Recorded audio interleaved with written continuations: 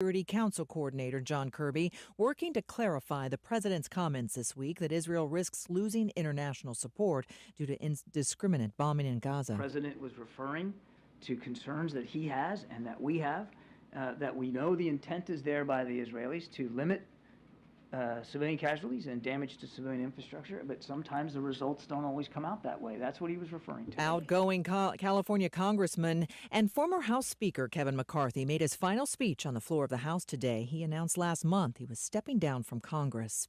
A jury is deliberating damages in the federal defamation lawsuit against Rudy Giuliani. A judge has already determined Giuliani defamed 2 Georgia election workers, falsely accusing them of voter fraud. This is ABC News. It's easy to think all money managers are pretty much the same, but at Fisher Investments, we're clearly different. Different? How? You sell high-commission investment products, right? No, Fisher Investments doesn't sell any commission-based investment products. Well, you must earn commissions on trades. Nope, never at Fisher. We're a fiduciary, obligated to act in our client's best interest. It's the highest standard of care for a financial advisor. How do you know what's in their best interest? We get to know our clients and then tailor a portfolio based on their goals and needs. But you probably sneak in some hidden and layered fees. No, we have one transparent management fee structured so we do better when our clients do better. Wow, you really do look out for your clients. That's because our top priority is helping them achieve a comfortable retirement. It might be why most of our clients come from other money managers. Visit FisherInvestments.com to find out why investors like you switch to us. Fisher Investments. Clearly different money management. Investments and securities involve the risk of loss. WNSR. As the weather gets colder, the NFL offers Stay Hot on FanDuel. Right now, new customers get $150 in bonus bets with any winning $5 moneyline bet. That's $150 if your team wins. If you've been thinking about joining FanDuel, there's no better time to get in on the action. The app is so easy to use. There's a wide range of betting options, spreads, player props, over-unders, and more. I like putting parlay bets together, hammering the overs, and anytime player touchdown bets always have me on the edge of my seat. So if you're ready to do the same, visit FanDuel.com/win and kick off the NFL season. That's FanDuel.com/win. FanDuel, official partner of the NFL. 21 plus and present in Kentucky. First online real money wager, only $5 pregame money line wager required. First online real money wager, only $10 first deposit required. Bonus issued as non-withdrawable bonus bets that expire 7 days after receipt. See terms at sportsbook.fanduel.com. Gambling problem? Call 1-800-GAMBLER. Listen. You can't handle the truth. It's about to go off. Live from the WNSR Strike and Spare Studios. Just a bit outside. It's the McFarland Show with Darren McFarland and Fox 17's Justin McFarland. Show me the money!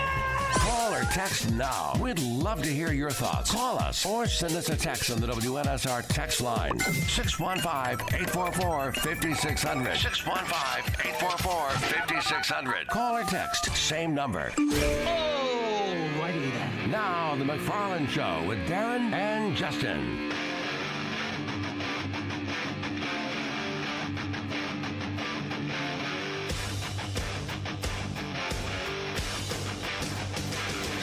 And a good Thursday afternoon to you, and yes, it is time for the McFarland Show here on Nashville Sports Radio. We are the McFarlands. It's a little bit redundant, but I just want to let you know, in case you didn't hear the open, in case you didn't hear me say it right out of the gates, I said it for a third time.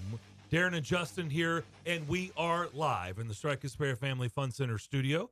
Damon Keene is alongside. We've got an action-packed show for you again on another gorgeous day. It's been a beautiful week this week here in Music City. Steve Lehman will join us in about 15 minutes from News Channel 5, and we'll talk all things Titans with him.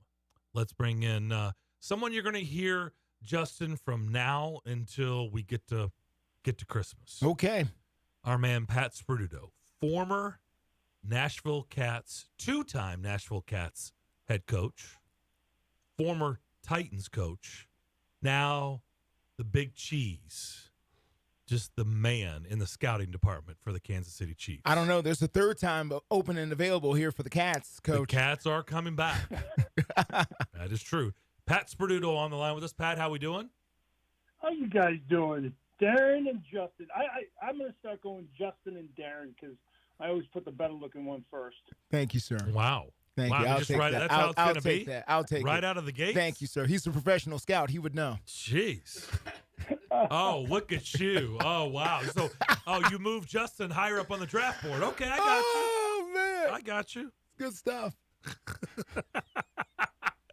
How you guys doing? What is going on? Well, that's why we're having you on. Let's tell everybody what is going on, because it is that time of year, and it's something that you have. I don't even know it's. Speaking of Cats, it's back when you were the head coach of the Cats. That's how long this has been going on. But that is called a scene setter, or setting the table.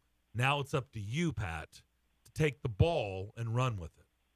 Okay, I'll take the ball. Well, actually this started way back when I was in college in Massachusetts. For one Christmas, I just said, you know what?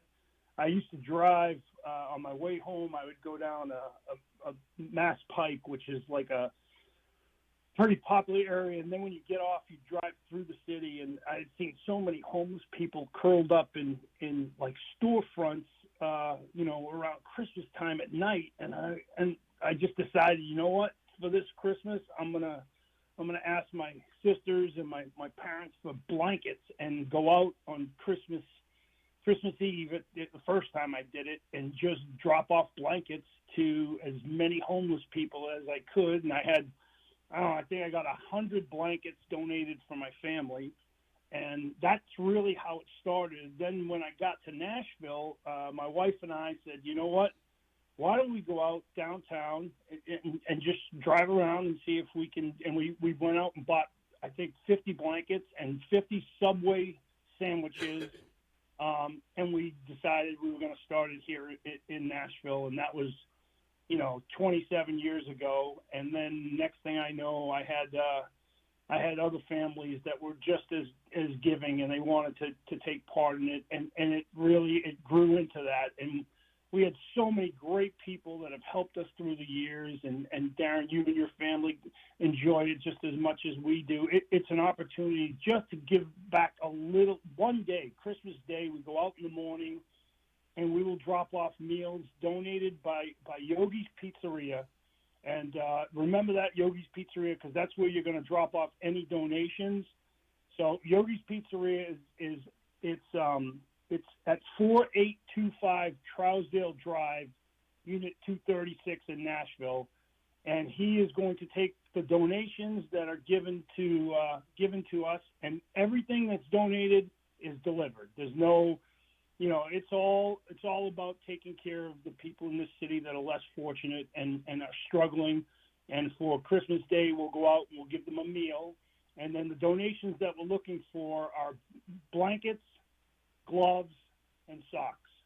And that's it. And if people can drop off new blankets, gloves, and socks to Yogi's Pizzeria on 4825 Trousdale Drive in Nashville, Unit 236. You can't miss it. It's right on the corner. So if you can drop them off, we're going to deliver them for you, so you now become part of a Christmas Day giving to other people. So, and that's really what it comes down to. We're going to, in the past we tried to do clothes, we tried to do bags, but the three most important necessities are going to be blankets, gloves, and socks, and that's why we do that. And we're going to have a whole bunch of stuff to give away, and we're going to make sure we take care of these people that need it.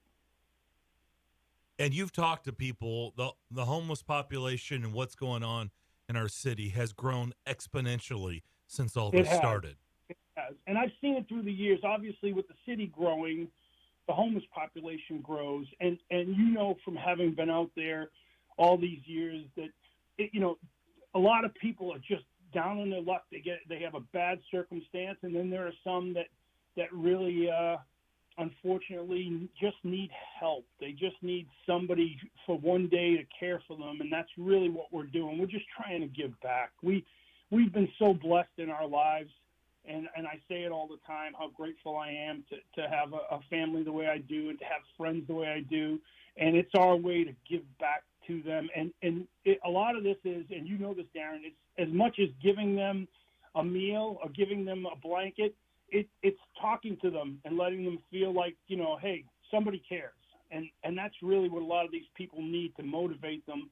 And I was downtown about 6 months ago, and it was pretty funny. I was meeting a friend, and sure enough, a guy comes up to me and he goes, "I know you," and I was like, "Okay," and he said, "Don't you come around at Christmas?" I said, "Yes, I do, actually." He goes, "Yeah, I remember you. I remember your daughter. She was so nice to me. I couldn't, and that feeling that, so believe me, and everybody that's a part of this knows it's selfish, because I get so much out of it knowing that I've done a little thing for somebody else. And that's my way to give myself a present for Christmas, is I'm helping somebody else, and it makes me feel a little bit better for that day. So don't think that we're not getting something out of it. We're getting that gratification for that moment that we did something, and that's really what it comes down to. And we're so lucky. And again, I just want to mention Yogi's Pizzeria. Yogi and his wife are awesome people. They've been making meals for us the last 10 years. He has a whole army come in that morning, and they put them together and bag them up with these beautiful bags that are donated from St. Edward's School. The kids, they decorate the bags in Christmas themes, and like I said, everything we do is for them. And then the other way you can get involved in this is my daughter actually has moved back to Nashville, which is awesome. And she has a Instagram and a Facebook page that if you look up Rosie, Rosie Sperduto, Sperduto, she has a little web page. I am IT illiterate, but she has a web page where you can also donate, and every single penny that is donated will be for purchasing new gloves, new socks, and new blankets. Every single penny. This is what we're going to do on our end. Another couple of opportunities for you to help out. On Tuesday, we will be down in Murfreesboro. People down in Rutherford County listening on 107.9. We will be at Single Tree Barbecue, which is 2805 Old Fort Parkway down in the borough. We're going to do our show down there on Tuesday. An opportunity for you to come in with new socks or new gloves or new blankets. And if you do so, Charlie, the owner, has been nice enough to give you a free pork sandwich. Their food is amazing. You're about to find that out on Tuesday. On Thursday of next week, so a week from today, we'll be up north of town. We'll be in Hendersonville at the new Birdie Bros, which just opened in Hendersonville, and that is 300 Indian Lake Boulevard, Suite 160, there in that shopping center. That's another amazing place that you can come in there, hang out, have fun. They've got great food and drinks, but and you can play golf. Hence the name Birdie Bros. You got the simulators. They're fantastic, but you can come in and donate as well. So a couple of opportunities for this show next week. If you're south of town and you can pop into Murfreesboro, we'll be at Single Tree Barbecue on Old Fort Parkway, 2805 on Tuesday. And on Thursday, we'll be north of town at the new Birdie Bros, which is 300 Indian Lake Boulevard, Suite 160 there in Hendersonville. So you have three places in this city to drop off stuff, and I can't thank you guys enough at WNSR and Darren and Justin. You guys have been so supportive and have been a part of this and a part of our family, and I can't thank you guys enough. You know how much you mean to me, and this city means to me, and that's really what it comes down to. I just want to give back to this city because it's given me so much, and you guys, I know, feel the same way. Well, for you, taking a shot at me and singing his praises at the beginning, he should say something on television about it, I mean, it's an honor, Coach. You're going to say all those nice things about him. We might be able to work something out. We can work something out there. I got you, Justin. Thank you, Coach. It's an honor to be associated with you and associated with this a great thing that you're trying to do for the community. We look forward to collecting a lot of items to help out a lot of people because it grows every single year. The population here in Nashville grows and the homeless population grows as well, and the need continues to be great as we've got so many homeless camps that are popping up around the city and people just looking for somewhere to go and some support. So thank you, sir, for all your efforts and everything you're doing. I'm the one that's blessed, and I can't thank you guys enough. And really, like, the people in this city are so giving. That's the first thing, 27 years ago when I got here, the first thing I noticed is, I grew up in the inner city, and your car breaks down, and you're more afraid of who's going to pull over and bother you. Here, your car breaks down, and 6 people pull over to help you fix it. It's Sure. what has made this city so special, and I couldn't have picked a better place in the world to raise my kids, and this community means that much to me. I owe it way more than it's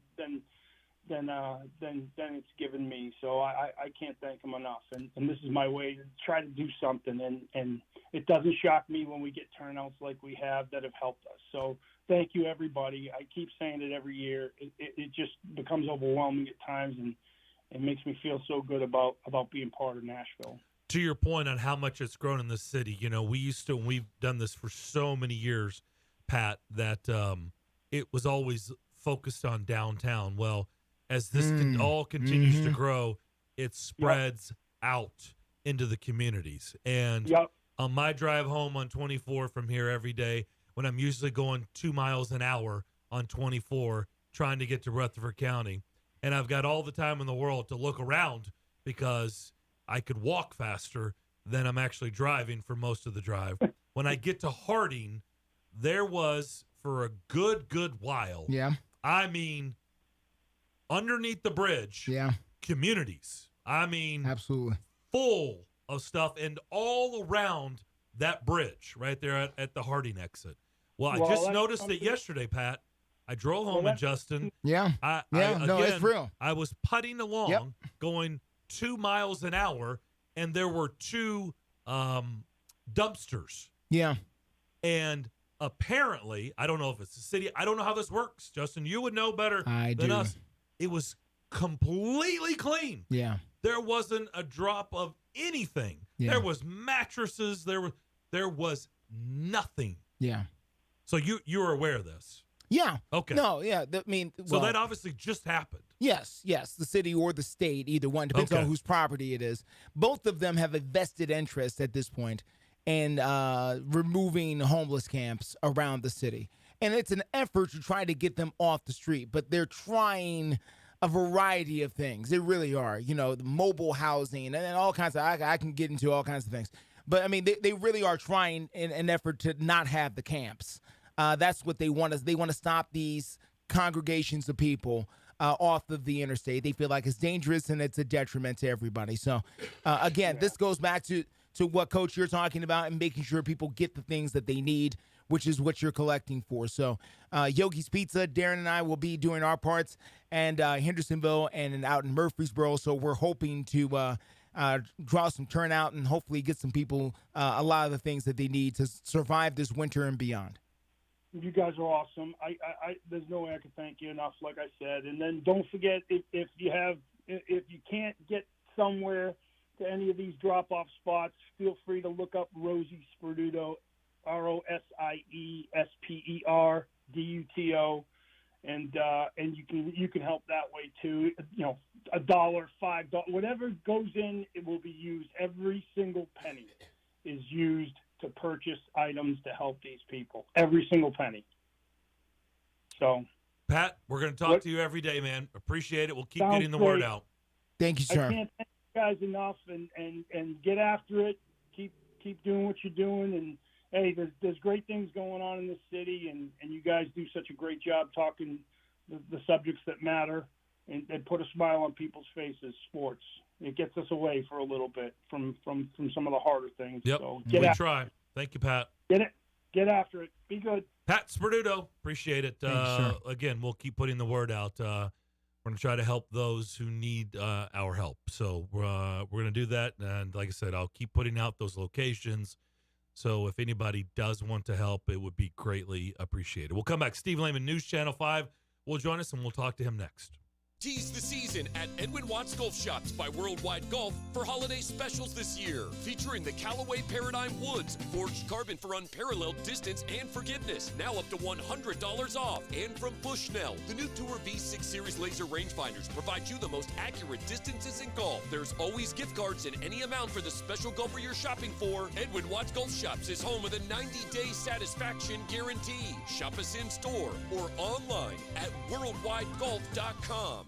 Grainger presents The Ones Who Get It Done. As the college football season progresses, the excitement continues to grow with packed stadiums and cheering crowds. Each team still dreams of winning the college football national championship, but come January 1st, only 4 teams will remain in contention. The question is, will Georgia be one of the 4, and can they pull off another championship for a three-peat? Only time will tell. The Ones Who Get It Done has been sponsored by Grainger. Call, click, Grainger.com, or just stop on by. Say, for the ones who get it done, Grainger is offering high-quality supplies and solutions for every single industry, as well as access to product specialists who have the knowledge and the experience to answer your toughest questions. Plus, their commitment to being your safety partner can help you keep your facility safe and your people even safer. So, call, click, Grainger.com, or just stop on by. Grainger.com. Located at 5410 Murfreesboro Road in the heart of Laverne, City Slickers is one-stop shopping for all your liquor, beer, and wine needs and has been a multiple winner annually in the Best of Rutherford County voting for Best Liquor Store and Top Wine Shop. Featuring the lowest prices, the best customer service with unsurpassed knowledge, City Slickers offers the largest craft beer selection in Rutherford and southeastern Davidson counties and has beer on tap at its Growler filling station. City Slickers also sells mixers, sodas, snacks, tobacco products, and the Tennessee Lottery, and can place special orders and assist with all your events and even wedding planning. Make sure you follow City Slickers on all their social media or just give them a call at 615-280-7469. That's 615-280-7469. Located in the heart of Laverne, City Slickers. It's just a few cocktails at happy hour. There aren't any cops around. After every game, we always have a few. It's no big deal. It was just a few drinks. I'm good. Hey, I can hold my liquor. I drink and drive all the time.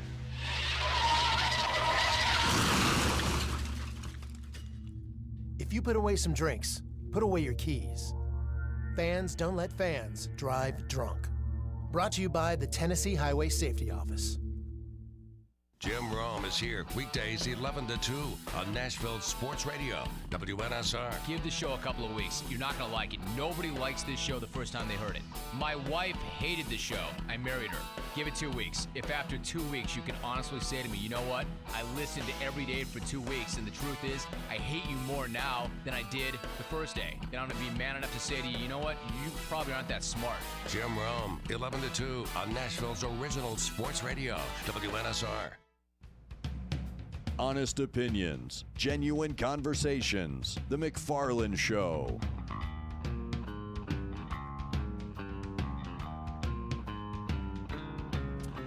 Rolling along on this Thursday afternoon, McFarland Show. Darren and Justin here in the Strikers Bear Family Fun Center studio. Let's bring in our man, Steve Lehman, News Channel 5. Steve, how we doing? Doing great, guys. How are you? Doing fantastic. Yes, sir. Did you got to go to Miami, didn't you? I was there for all of about 19 hours. So, I mean, it was good. I'm not complaining, but it wasn't exactly like a day at the beach. Did you even see the beach, Steve? Did you even see the shore? No, I did because we had to get a scenic shot for our pregame show. Okay. Yeah, so I we did did see go that. to the beach, get the shot for about 5 minutes, and there was actually a little lunch spot there, so I grabbed that. So it was a nice little lunch, but then it was straight off to the stadium and work for the rest of the day and night. What was I guess I don't want to steer you. What was your reaction to what took place on Monday night? astonishment. Okay. All right. I just didn't want to lead you down that road because I was Yeah, amazed. I'll just say this, and I made fun of myself on Tuesday on the news, and I just said, look, when they got down 27-13, my thoughts, and my thoughts will live forever on social media, was ball game. This game's over. They've scored 14 points in a minute off Titans turnovers.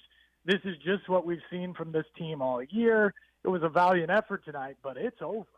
And the idea that they had that happen to them, had the catastrophic mistake that has derailed them so many times this year and even into last year, and then bounced back and came down the field twice, got a stop in between, and then got the stop at the end of the game. The final 4:34 was perfection from a Titans team that has been far from it throughout the course of the year. That in itself was mind-blowing, but then to think back that no one has ever been down by 14 points with under 3 minutes to go and won in regulation. The last time a team won down by 14 points in 3 minutes, period, going into overtime either, was 768 games ago. So you think about all that, it's just like, wow, that's an incredible game, and I just felt fortunate, frankly, to have been there to witness it.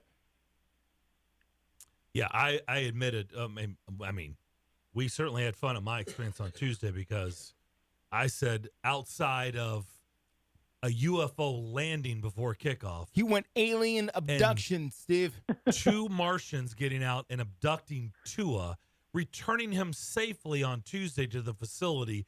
That was the only way the Titans had a chance of winning that game. Yeah. Well, they maybe came down and got his starting center to begin the game. Yeah, they did. Put them down 3 offensive linemen, and he was under duress throughout the course of that game. I don't care who you are, how good the offense is, how good your playmakers are. When you lose 3 of your starting offensive linemen in this NFL, it's going to be hard to be the same offense that you were before. And they weren't the same offense on Monday night. Now, give a ton of credit to the Titans. I thought they had a good game plan. I thought they tackled well. Even when the Dolphins had nice plays, they immediately got on top of them and didn't allow the yards after the catch that the Dolphins have had so many times throughout the course of the year. But the biggest thing, guys, is red zone defense. The Dolphins were the number 1 red zone offense in the league, scoring touchdowns on 75% of their possessions inside the 20. The Titans have been elite defensively in the red zone, but in that matchup going in, I think most people would have said, well, this is the day where the Titans' red zone defense probably breaks, and the Dolphins prove why they're the best offense and maybe one of the best teams in the league. And instead, the Titans' defense rose to the occasion. They got the turnover early. They forced 2 field goals in the red zone. It wasn't technically a red zone trip, but you throw in the blocked field goal. There was a whole lot of bend but don't break defense, which the Titans really excel at, and it gave them a chance late, and then obviously the stops coupled with the big drives allowed them to win the game. Treylon Burks, what are your thoughts to this point on Treylon Burks? Well, it's a huge disappointment. I also think it's totally unfair, Darren, how we're going to forever judge him in the fact that he's the guy that essentially they got in the trade for A.J. Brown.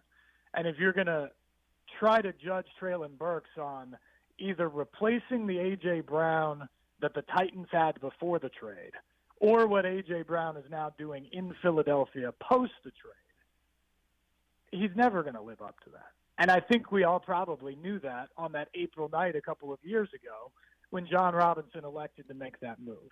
Now, that being said, his lack of availability over 2 years is frustrating even to him. And so at some point, he's got to just get on the field and be consistently out there. At this point, I'm not looking for a number 1 wide receiver out of him. I'm just looking for a guy that game in and game out can suit up for you and get targeted more than 3 times in the course of the game. Now, I'm not going to judge him too much over the last 2 weeks because I think 2 weeks ago it was really about let's get him out there, get him some plays, live game speed, and see how he reacts afterwards. Last week, I think it was about more, let's see if he can play a whole game. Let's truly get him at this speed, get him a few targets, see what happens.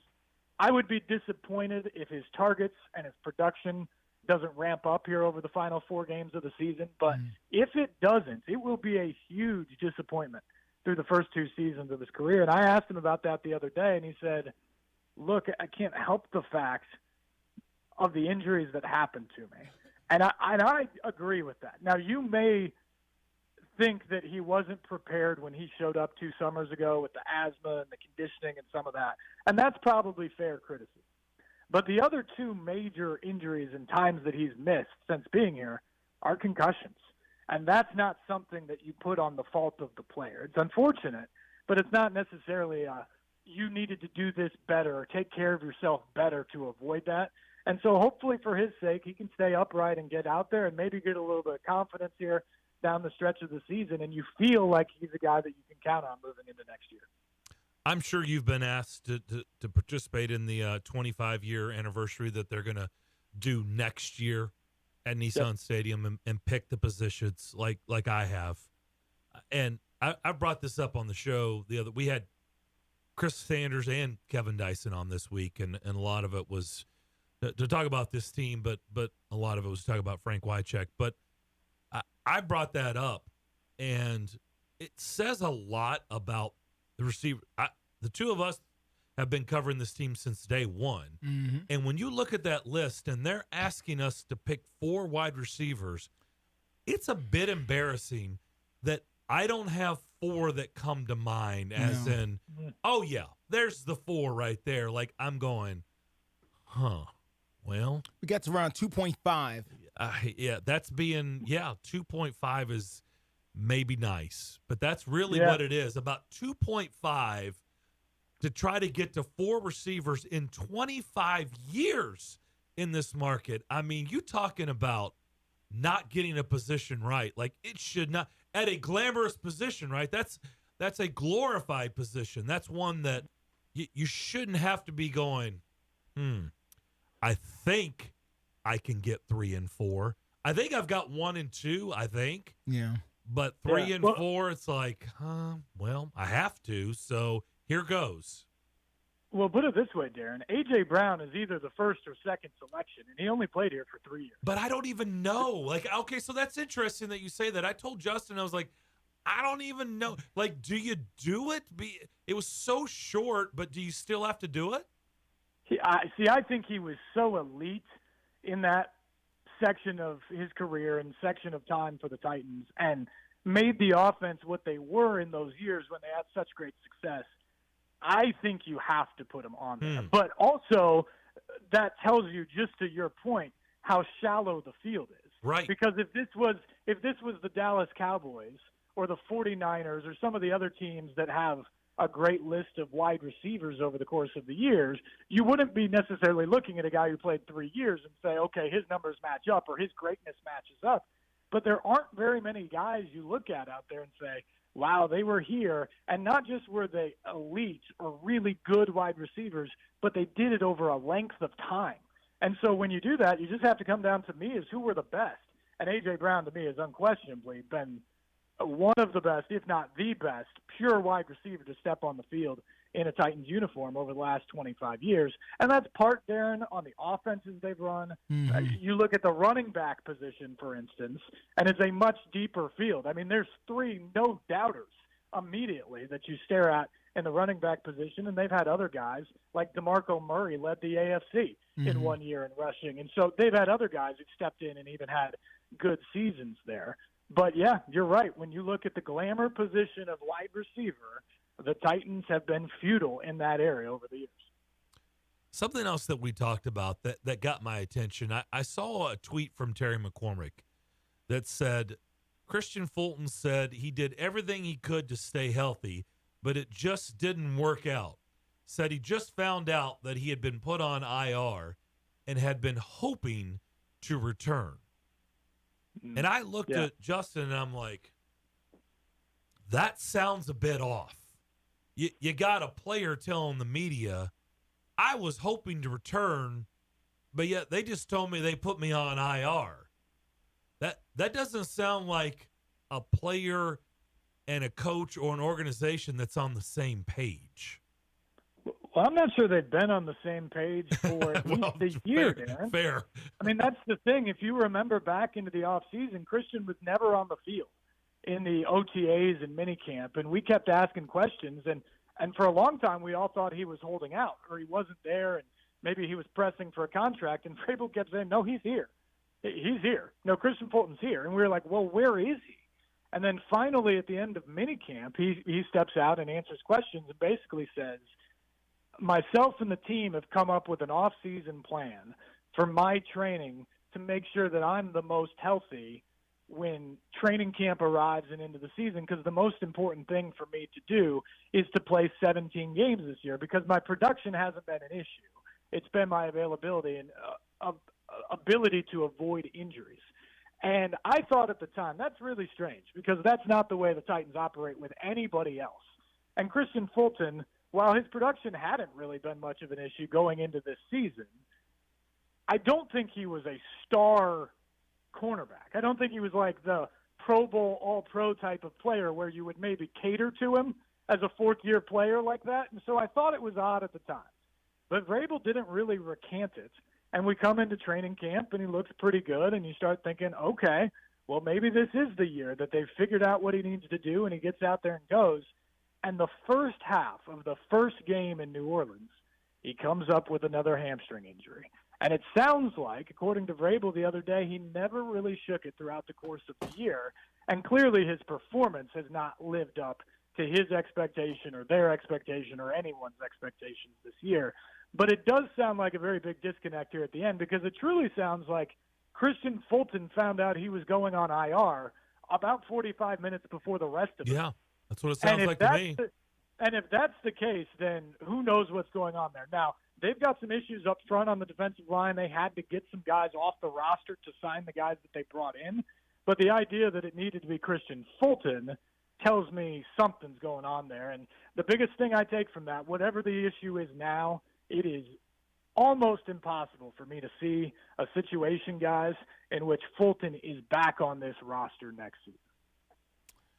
Steve, do you believe it was Mike Vrabel's choice alone to remove the special teams coach? I think so. I think ultimately he made the choice, Justin. Now, whether or not there might have been someone in his ear that said that was pathetic, something has to happen after this, and it kind of nudged him along, that very well could have happened. I don't know that for sure, but it isn't Mike Vrabel's MO. We saw it last year with Todd Downing. He certainly had an opportunity if he wanted to, or if that was the way he operates. He certainly had an opportunity last year to part ways with Todd Downing in the season and not even make it about his job performance. He could have made it about the DUI, obviously. And so if you look at this year's situation with Ackerman, to me that says that, one, how catastrophic that performance was, to have two punts blown up in the way that was and to lose your all-pro punter on the second one because it was so pathetic. And then on top of that, you miss an extra point that would have won the game in regulation. For all that to happen, that's the type of performance that gets someone fired in this league. And in this case, it was Craig Ackerman. But, yeah, I do wonder if perhaps there was a message from above that, look, things aren't going well here. You got to do something to shake it up. And yesterday was awful, and somebody's head needs to roll for the performance we saw in special teams. It seems like everyone had been waiting for the game that the Titans defense had on Monday night. They've been waiting. Jeffrey Simmons was out, and everybody was looking for someone to step up. And here comes Harold Landry putting on the cape and going for 3 sacks. This is what you pay him for. Is there a question like, man, where has this been? How can we unleash this every week? Or is this like, you know what, man, it's about time. Thank you so much, sir, for showing up and getting it done here for us. I mean, this was a big-time performance by him. Oh, he was incredible.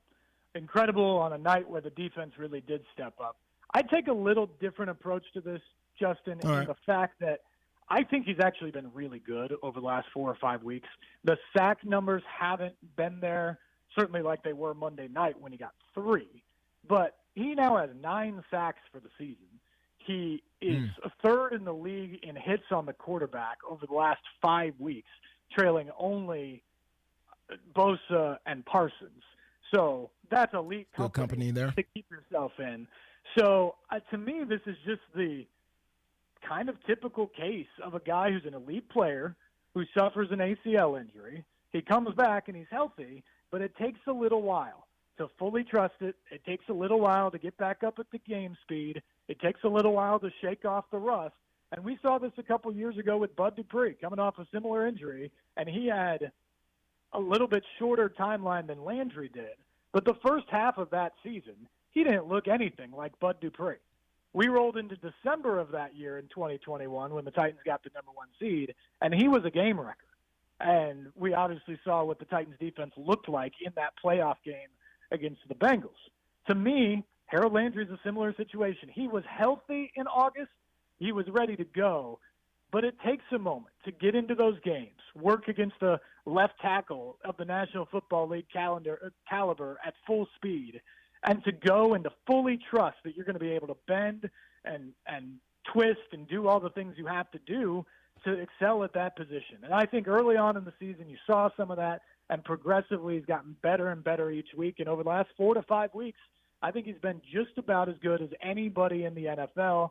It just took a little while to actually get home. Monday night he did, and those were huge plays for the Titans. Well, we'll see now what happens. I mean, the schedule is actually, I think, kind of favorable down the stretch. I don't know what that means, but, I mean, I suspect the Texans will be without Stroud. And, by the way, they're really, really banged up. They didn't have essentially any of their weapons in their blowout loss on Sunday. Any of their tight end, their receivers.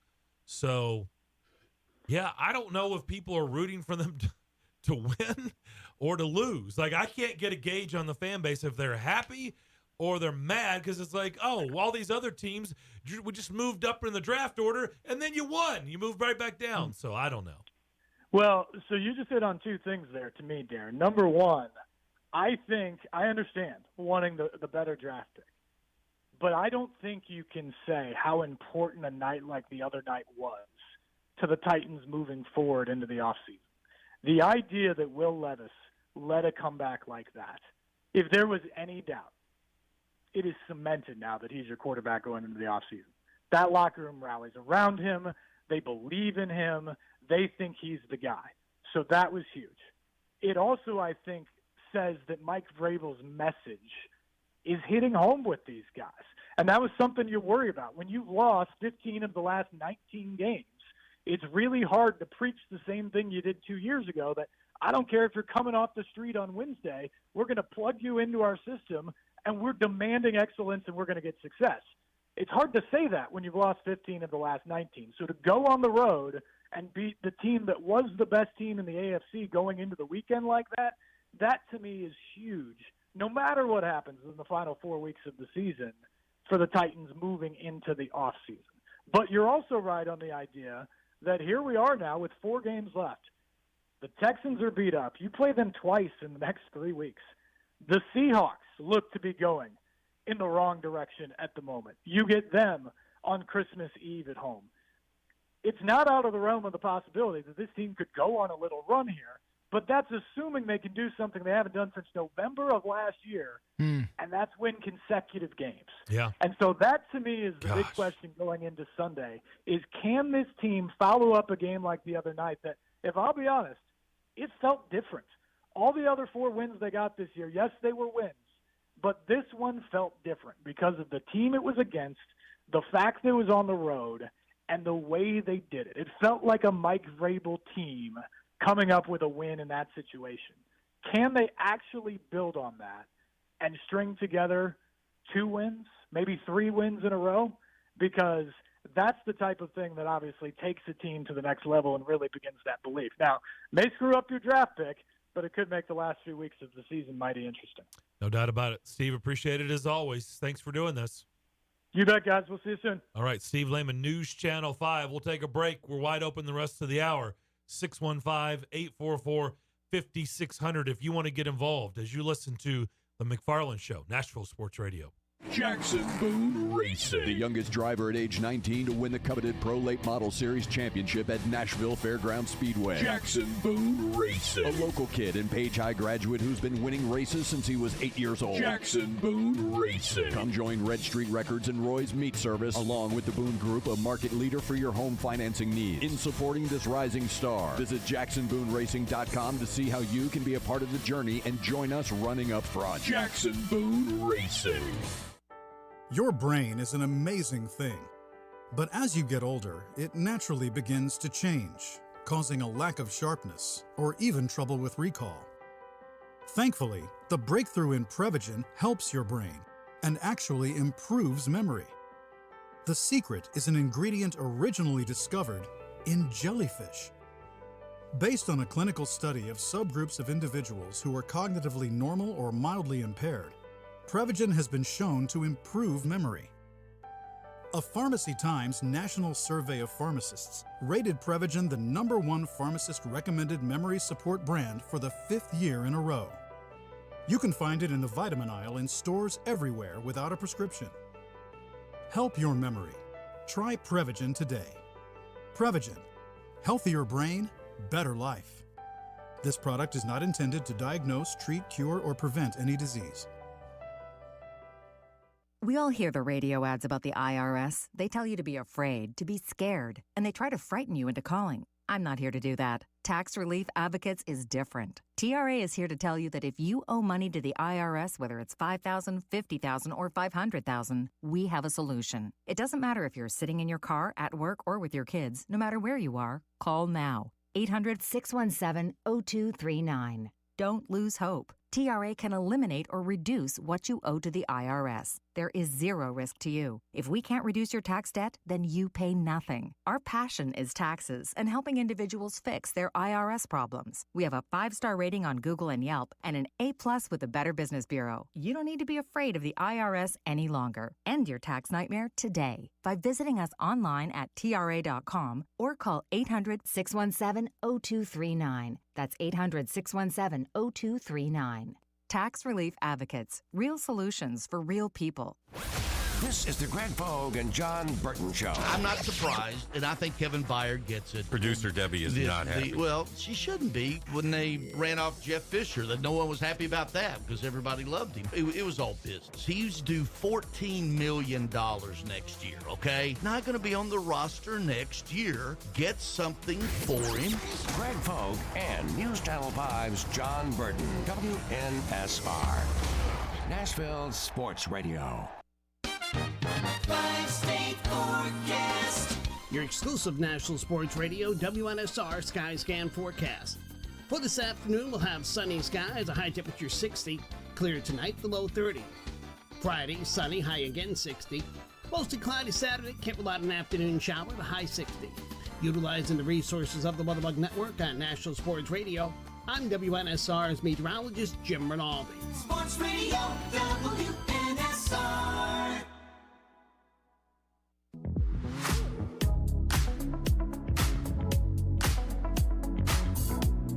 Text the Strike and Spare studio now at 615-844-5600. You're listening to The McFarland Show with Darren McFarland and Fox 17's Justin McFarland.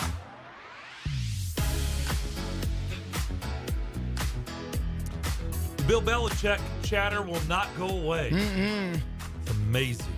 Really is. Well, look, the folks up in, I get it. They're in Boston. They're probably bored. The Red Sox weren't any good. Why are they bored? They've got 4 professional sports teams, 3 of which are in season right now. Why are they bored? Well, because their football team that they've been used to covering that's always successful and getting ready for a Super Bowl run is not. So the point is, this chatter is not them just being bored. And they're just, it's coming from somewhere. This is how this works. All right. They're not just out there just slinging stuff around. These people that are doing it. A couple of them are. Well, a couple of them are pretty well respected. Okay. Listen, I'm not knocking anybody. I'm just trying to say that, all of the chatter coming from Boston and none of the chatter is coming out of Nashville at all. Now, are you talking about the chatter that says Bill Belichick is going bye-bye, or the chatter that Mike Vrabel's going to replace him, or both? Well, I think it's both. Okay. I think it's both. All right, well, when does anything come out of here? I mean, the general manager hasn't spoken since the draft, has he? Not that I've seen. Right? I mean, Amy Adams-Strunk hasn't been seen since when? They hired Rand. Yeah, right. Right. I think that's right. I don't think she was even at that. Was she at that press? No. She spoke to Teresa. Yeah, afterwards. That's right. Yeah. So I'm not surprised on that front. I mean, when does anything come out of here? I mean, we don't even get the stories broken locally anymore. Everything's broken on a national level. Well, yeah. I mean, but that's the league right now. That's everywhere. Is it? Yeah. Everybody's gets their stuff broken by the national folks. Local folks don't break anything. Since when? Oh, I don't know. Lately, I didn't know that was the case. Yeah. Adam Schefter and Ian Rappaport, they break everything now. They do. It's sad, but it's true. They break everything from the league office mostly. And, the local beat writers, don't get much of anything. At least as far as I know. Anytime we hear about something, it's from the same 5 or 6 people. So, and unless I'm wrong, unless you know of another, source of information flowing from somewhere else, if I wanted to get the latest on the Los Angeles Chargers, it's probably coming from Ian Rappaport or Adam Schefter. If I want the latest on the Atlanta Falcons, I can go to the AJC. No, I can go to the Ian Rappaport and Adam Schefter. I mean, this is the way the media landscape has been now for the last little bit. Because we don't really have, the paper situation is obviously. That is a big one. Yeah, that's a big one. That has eaten away. The reality is most of the time, I don't want to say most of the time, it was paper folks, right? Well, yeah. I mean, they were on a beat, and they were always shaking trees. They had a very unique way of being able to work them because they're less flashy than us. We need people talking. And when I say we, I mean radio and TV folks. For us, it helps if people are on the record speaking into a microphone before we can kind of go with something. Not all the time, but it's certainly helpful. Newspaper folks don't need that. They need, hey, I talked to X, Y, and Z. They're good. They're solid. No voices have to be heard. We heard this. You can write it in. It's a much more stealth, as it were, to be able to get information that way than it is through broadcast. Yeah, they just and they're not traveling like they used to, right? Like oh no, there used to be a good throng of media. They would travel to everything. Like there's those days, right? Oh, the Titans at one point, and Darren, you know this, had 3 people. When we started covering the Titans in '98, the Titans literally had 3 people. Oh no, they had more than that. Yeah, well, the Tennessean is what I mean. The Tennessean, when I said the Titans, sorry. Don't forget, like Terry was with the City Paper, traveling. Just the Tennessean alone had 3 to 4 writers at every game. At least, yes. 3 to 4 writers at every game. Yep. And, now, I don't know what the situation is over there, but I doubt there's that many people. All the TV stations went. I mean, all the TV stations sent both of their folks, or 3. And now, my station had 3 guys at one point. Yep. But those days are obviously we're not doing that now. Yeah. So that probably contributes too, as well. Yeah. They're just not around. No. Like they used. I mean, I know I did it for one season in 2010. I traveled. I went to every single game, and I literally broke stories because I was on the road. Yeah. And I saw it, right? Because I was there. Yeah. So you also have, less people. People are not here as long as they used to be either, especially on the TV side and things. People are here 3 to 4 years and they're gone. Yeah. All right, we'll take our final break. Come back, wrap up the first hour of the McFarland Show next. Open that one. It's for me. Holiday instant games from the Tennessee Lottery. Best gift ever. Wait, these tickets are already scratched. Yeah, it was me. I was just so excited. But look, we won. 'Tis the season for epic cash prizes. This year, give the most winning gift of all. Holiday instant games from the Tennessee Lottery. Oh, what game-changing fun. Please play responsibly. In Tennessee, 967,430 people struggle with hunger, and 295,570 of them are children. That's 1 in 7 who struggle with hunger. and 1 in 5 are children. People who are hungry are not necessarily living on the streets. They may be in your child's classroom, in your neighborhood, or just down the street. In addition, many of these people live in food deserts, which are areas more than 10 miles from the nearest grocery store. Often there are limited resources to get food, and the only option is fast food or convenience markets. While processed food may help with hunger pangs, it provides little to no nutrition. What began in 2008 as a dream to buy land, grow food, and give it away has recently developed into a way to serve and impact more individuals in the community. God has blessed our mission to be a healthy food source to those in need so much, By Faith Farm had to create a nonprofit to continue meeting the need in the community on a larger scale. Visit ByFaithFarm.com to get involved. That's ByFaithFarm.com. Wesley Financial Group is not a law firm. This story is called The Ugly Truth About Timeshare. If you think you've done your family a favor by buying a timeshare, you need my help. Hello, I'm Chuck McDowell, CEO and founder of Wesley Financial Group. 10 years ago, I started helping folks cancel their timeshare. And in the process, started what's now called the timeshare cancellation industry. Timeshare is the only thing that you can buy that you can't tell me how much it's going to cost or when it's going to end. When you buy a timeshare, you give them a blank check to fill out any amount they want for annual maintenance and assessment fees. The crazy thing is, this never ends. Even when you die, your family's now going to be stuck with this burden. Stop the insanity today. Call my office now. If we take you as a client, I guarantee we'll cancel your timeshare or you'll pay nothing. Call for your free information kit. 800-462-3333. That's 800-462-3333. 800-462-3333.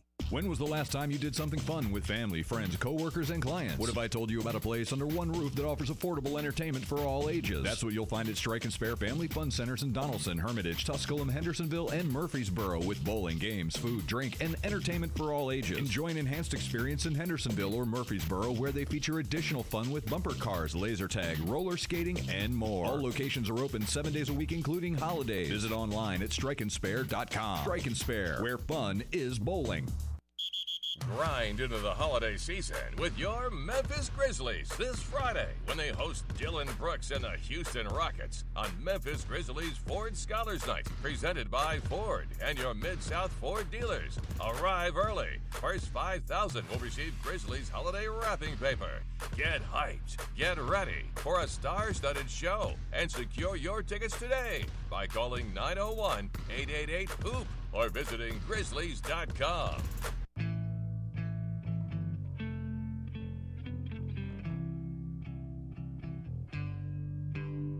Welcome back to the Strike and Spare Studios. You're listening to The McFarland Show with Darren McFarland and Fox 17's Justin McFarland. Bill Keane will join us to begin the second hour of the program. Bill is king. He's got a big day tomorrow at the Downtown Omni, the beautiful Downtown Omni. Mm-hmm. What? Commitments. Yes. 5 hours. Yes. Tomorrow. Absolutely. His annual tradition. He's rolling through right into Greg and John's show. Yeah. Right to 11 o'clock. Yeah. I mean, it's a great thing that he does every year for you, the listeners, especially those of you faithful to the one and only Bill King. The 2024 schedules were revealed last night. We're going to get into that and a lot more with Bill. Yes, we are. Because some of the schedules, wow. I mean, listen. Some of them, wow, as in some got easy schedules or easier. Yeah. And some got some brutal schedule next year. The fact that Vince broke it to me yesterday that Tennessee was going to end up with Alabama and Florida in back-to-back weeks is rough stuff. Yeah. I mean. Yeah, I saw his. Man. And that's not something they're used to at all up there in Rocky Top. So we'll see how that works out here, and then, of course Tennessee opening up the SEC schedule against Oklahoma. How's that for a color clash for you? Yeah, the orange against the red out there in the field. I saw Vince's post too, and it's like now that there's the SEC has 16 teams, and Oklahoma and Texas are the two new additions. Yeah, why would I don't blame, this is now where I understand why would you have NC State as an out-of-conference game, Yeah. right? No. Like Chattanooga, okay, cool. Yeah. Kent State, Bring in the Mocs. cool. Yeah. UTEP, cool. Absolutely. Even though UTEP is now, I literally, because I have Jeff Ferris. The Conference USA, No, right? the Austin P coach. No, Jeff Ferris was the last guy. That's the guy they just hired. No, they just hired Jeff It's Ferris. another guy. Anyway, I just draw a blank. But anyway, those teams, okay, I understand. I Yeah. get it. But NC State? Yeah, no need for that now. When you're going to Oklahoma? Jeez. And like you said, you got Florida and Alabama back to back? Yeah. All right, we'll come back. Bill Keene to begin the second hour. That's next. 560 AM, 95.9 FM, Brentwood, Nashville, 107.9 FM, Smyrna, Nashville's first 24-hour sports station. WNSR, Nashville Sports Radio.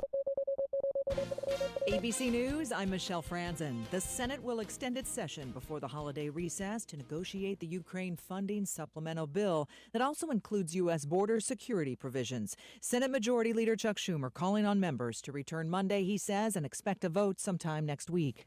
That will give negotiators from the White House, Senate Democrats, Senate Republicans, a time to work through the weekend in an effort to reach a framework agreement. House lawmakers have already left for the holiday break. No word yet if they'll be called back. National Security Advisor Jake Sullivan met with Israel's prime minister today, urging Israel to avoid civilian casualties in Gaza. The U.S. also pushing to free more hostages held by Hamas. During a reporter session today, Russia's leader Vladimir Putin confirming talks are ongoing with American partners on a possible prisoner swap involving Americans Paul Whelan and Evan Gerskovich. The U.S. says both are wrongly accused of spying. This is ABC News. Have you Googled yourself lately? Are there negative posts from an ex-employee or from a former client? Maybe an outdated news article or sensitive personal information about your family? Search engines don't always get it right. For right or wrong, it's your reputation on the line. That's where Reputation Defender by Norton comes in. One of the most trusted names in online reputation repair. Reputation Defender has been fixing people's search results for over 15 years. Their cutting-edge approaches help you to wipe away unwanted information in your search results. They also promote the good stuff so that it rises to the top, helping you put your best foot forward. Your good name is too valuable to leave to the whims of a Google algorithm. Take control with Reputation Defender. You can start by getting your free reputation report card at reputationdefender.com or call 800-401-6681 to speak to an expert. That's 800-401-6681. WNSR, Nashville Sports Radio.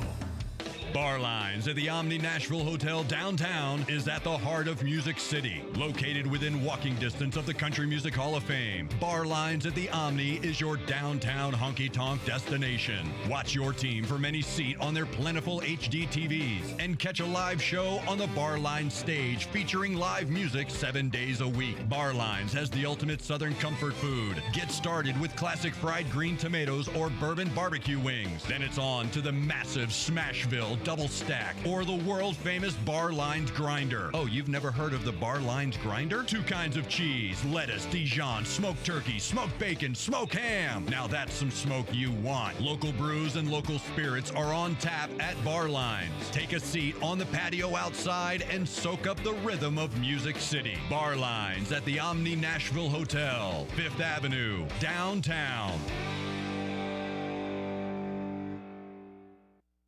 Listen, you can't handle the truth. It's about to go off. Live from the WNSR Strike and Spare Studios. Just a bit outside. Now back to the McFarland Show with Darren McFarland and Fox 17's Justin McFarland. Show me the money! Call or text now. We'd love to hear your thoughts. Call us or send us a text on the WNSR text line. 615-844-5600. 615-844-5600. Call or text. Same number. Alrighty then. Now, the McFarland Show with Darren and Justin. Second hour on this Thursday, live in the Strike and Spare Family Fun Center studio. 615-844-5600 is how you get in touch with us. Tomorrow is a big day. Well, tonight also, but tomorrow on these airwaves, starting at 6 in the morning all the way until 11 o'clock, 5 hours of Bill Keene. Man. Commitments at the beautiful downtown Omni. Bill, you do this every year. It's always a big hit. At what point are you going to go till 4 o'clock, and then we get the day off too, like Greg and John? You know what I'm doing this year? I'm going to last 2 hours. After the third hour, I'm going to hand it over to somebody in the audience. I don't care what they say. They can have all of it they want. I don't care what they say. It's all fired, man. I'm not doing the last 2 hours. Oh, man. So so it actually starts tonight, correct? Yeah, we'll get there. Like a gathering? Yeah, about 5:30, and then we have the suite. Well, there's a couple suites up top. We have one of them, and then people will start coming up, and we just gather there, have a few adult beverages, and let everybody mingle and come and go as they want. Thursday night's actually the most fun. That's so much fun. And then next morning we do the show for 5 hours, and we provide everybody a breakfast buffet and just do the same thing, man. Sit around and mingle. Well, that's a killer breakfast buffet, let me tell you. For somebody who's experienced it is awesome. Well, you got lots to talk about, so let's get into it. I mean, lots. So the schedule reveal last night, let's just start there. What did you think of Tennessee's schedule next year? Very reasonable. They have to go to Oklahoma. That's a beatable Oklahoma team. Oklahoma is losing a lot of players, their entire offensive line in the portal. And Dylan Gabriel transferred. Now they have a redshirt freshman next year who's a five-star quarterback they're going to unleash, who's really good. But that's a winnable game. That's Josh Heupel going back home. They have Alabama at home. They have Georgia on the road. That's tough wherever, as we know. But, no, it's a very, very reasonable, doable schedule, I think. Why would you – look, the new landscape of the SEC, why wouldn't you figure out a way to get out of NC State and schedule Cuyahoga Community College instead? Yeah, I think that's a legitimate point. But if Tennessee plays solidly, they would win that ball game. This Tennessee team should be a lot better offensively. You can't be any worse than they were in the secondary. Of course, their entire secondary is transferred, I believe. But I don't think that's going to be a problem. Now, NC State with Dave Doran, that's a very well-coached football team and a very stable football program. But I think that should be a solid win. In what court? They just got Grayson McCall, right? Didn't he transfer to them? Correct, out of Coastal Carolina, out of Myrtle Beach. He had a much better 22 than 23. He's a good quarterback. No, that's a good addition for them. Yeah, I wasn't even thinking about that. But, yeah, that's who Tennessee will see. The one that jumped out to me the most, I'll be honest, I was watching it on SEC Network last night. And when I saw that schedule, I went, oh, my gosh. Well, Billy Napier survived to this point. He's not surviving year 3. Bill, what in the world? Did you see Florida's schedule next year? Are they going to win a game? Well, let's say you got 3 losses and we get to November. Here's November for them. They have the cocktail party, Georgia. Then in some order they get Ole Miss, LSU, I think they go to Texas, I believe, and there's another one in there. Oh, Florida State. Yeah. That's November. Oh, by the that's way. Brutal. Oh, by the way. Yeah, let's just No, here we go. This is after their bye week. Okay, this starts the month of November, to your point. Georgia, the traditional game in Jacksonville. At Texas, LSU, Ole Miss, at Florida State. That's their final 5 games of the season. Oh, by the way, they still play Tennessee and Texas A&M and Miami of Florida and at Mississippi State and Kentucky and UCF is one of their non-conference games. Going back to November, LSU is a legit playoff contender with 12 teams. Ole Miss is a legit playoff contender. Obviously, Florida State. Texas may win the national championship here this year. Guys, Ole Miss is going to be loaded. If Jackson Dart, now it's 50-50 on him, but if he comes back, they have a tremendous running back in Quinshon Junkins. Their receivers are back. They're adding a stud receiver. Lane Kiffin is having a field day in the portal. Ole Miss is going to be wicked next year. Anybody else stand out to you on their schedule for next year, good or bad? Not really. I mean, I think they open up with Miami. They're going to be an underdog in that game. I know. I think they could have 3 losses going into November, and if that's the case, he's wiped out. I think they're a 3-win team next year. He won't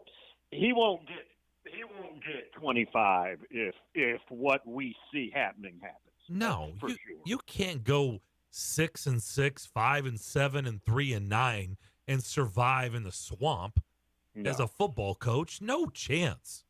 No chance. No, but I will say, when you add, you eliminate the divisions, Bill, and you add Oklahoma and Texas, and now it's just the wild, wild west in your scheduling.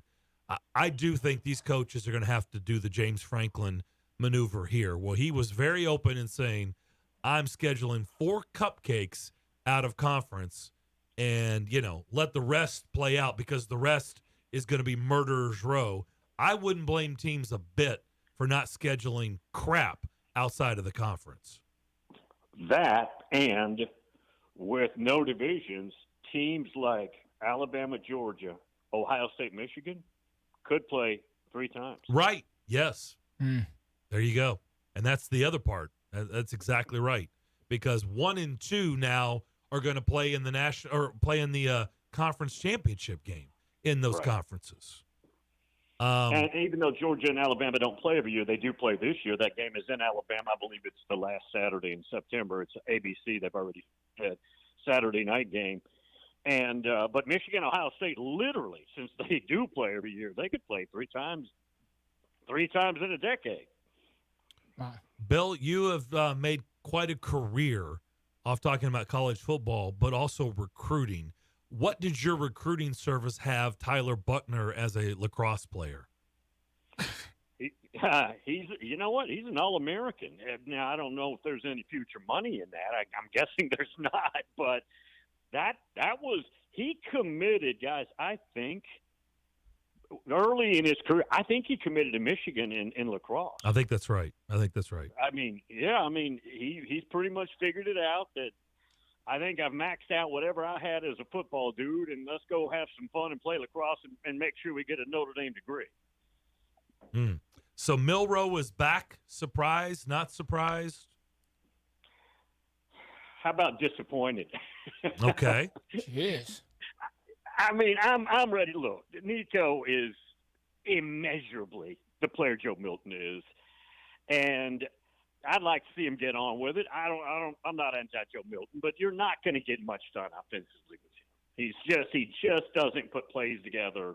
We know what he's about, and apparently I'm going to have to watch a really boring Iowa-Tennessee game with Joe Milton quarterbacking. That is not my favorite moment of the postseason. So what did you make of the transfer rules that were put out there yesterday?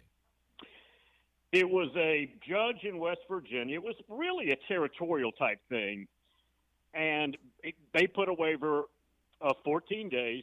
If you are a player who yet has been not clear to get your second transfer, meaning they've already used their freebie, but they're trying to get cleared again, which is not a rule yet. There's a 14-day waiver that says if you haven't been cleared and you play basketball, football, what have you, and then they reverse it in 2 weeks, we're not going to dock you. The NCAA said, okay, since you're doing this, we're going to adopt this for 14 days across the board, across America, and we will guarantee you, even though the rule in place right now says you have to sit out of you on your second transfer, we're not going to dock you there. This is a 2-week thing. We don't know if it's going to last or not. Bill, what did you make of Derek Mason taking the job at MTSU?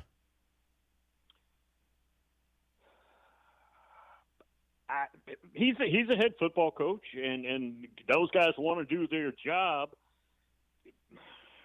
It's going to come down to recruiting, and that's a good place to go play ball. You got to be a real good player to go play ball, and we know they can produce guys that move on some on Sundays as well. But that's a tough gig, man. I mean, resources-wise. Well, he's had tough gigs before, Bill, and that's kind of his thing. Very true. And it's like at Vanderbilt, not many people are coming there to watch you play either, right? They're going home on the weekend at MTSU. It's a tough gig, man, but he's a head football coach. He's a prideful guy, and I'm sure he thinks he can give it a good go. I'm skeptical, but I would be skeptical with almost any hire, not just Derek Mason. Okay, fair enough. Marvin Harrison has been rumored. Marvin Harrison Jr. I should make clear has been rumored to get $20 to $25 million to come back to Ohio State next year. Bill King, who knows more about college football than anybody I know, certainly personally, why would anyone pay one college football player $20 to $25 million to come back to play one single season in college football, Bill, where Ohio State plays 3 games a year, 3 legitimate, games a year? I don't understand who's got that kind of money and why it's that. What's the value to the person giving the money? I understand why he would take it, but the money's got to come from somewhere. So who's the corporation? Who's the person paying this money, and what's their value that they're getting in return for it? Let me give you an analogy. Yes, sir. I'm doing a event coming up tonight and tomorrow called Commitments at the Omni. And the likelihood of Marvin Harrison getting $20 to $25 million as an offer to stay or go, transfer, or what have you, would be about as likely as the Hyatt calling me this afternoon and say, Bill, I'll give you $25 million to not do that event. That's how real that story is. So, if we don't hear you tomorrow, we know. Then, yeah. It happens. So you're saying there's a chance. That's what you're saying. Right. Good grief. Well, that shoots that to pieces then. Okay. Well, that's not going to happen. Jalen Milrose going back to Alabama for another season there, down there in Tuscaloosa. Was that a foregone conclusion, or was there a thought that he may be moving on? Oh, this spring, and then along about the USF game, it was all about. Well, I didn't think he'd come back after the spring. It was not a good spring. It wasn't a good spring for the entire quarterback room at Alabama, and I didn't think he'd make it to August camp. I really didn't. He stuck around, and I had a lot of doubters. I've been a doubter, frankly, until 2 months ago. Oh, I think he's established himself. Now, they have a quarterback, a freshman who's redshirting this year out of Georgia. They absolutely love, and they've got a 5-star kid coming in out of California. I don't think Ty Simpson, who's from here, from Jackson, he can't stay. He's got no future there. Buckner's gone.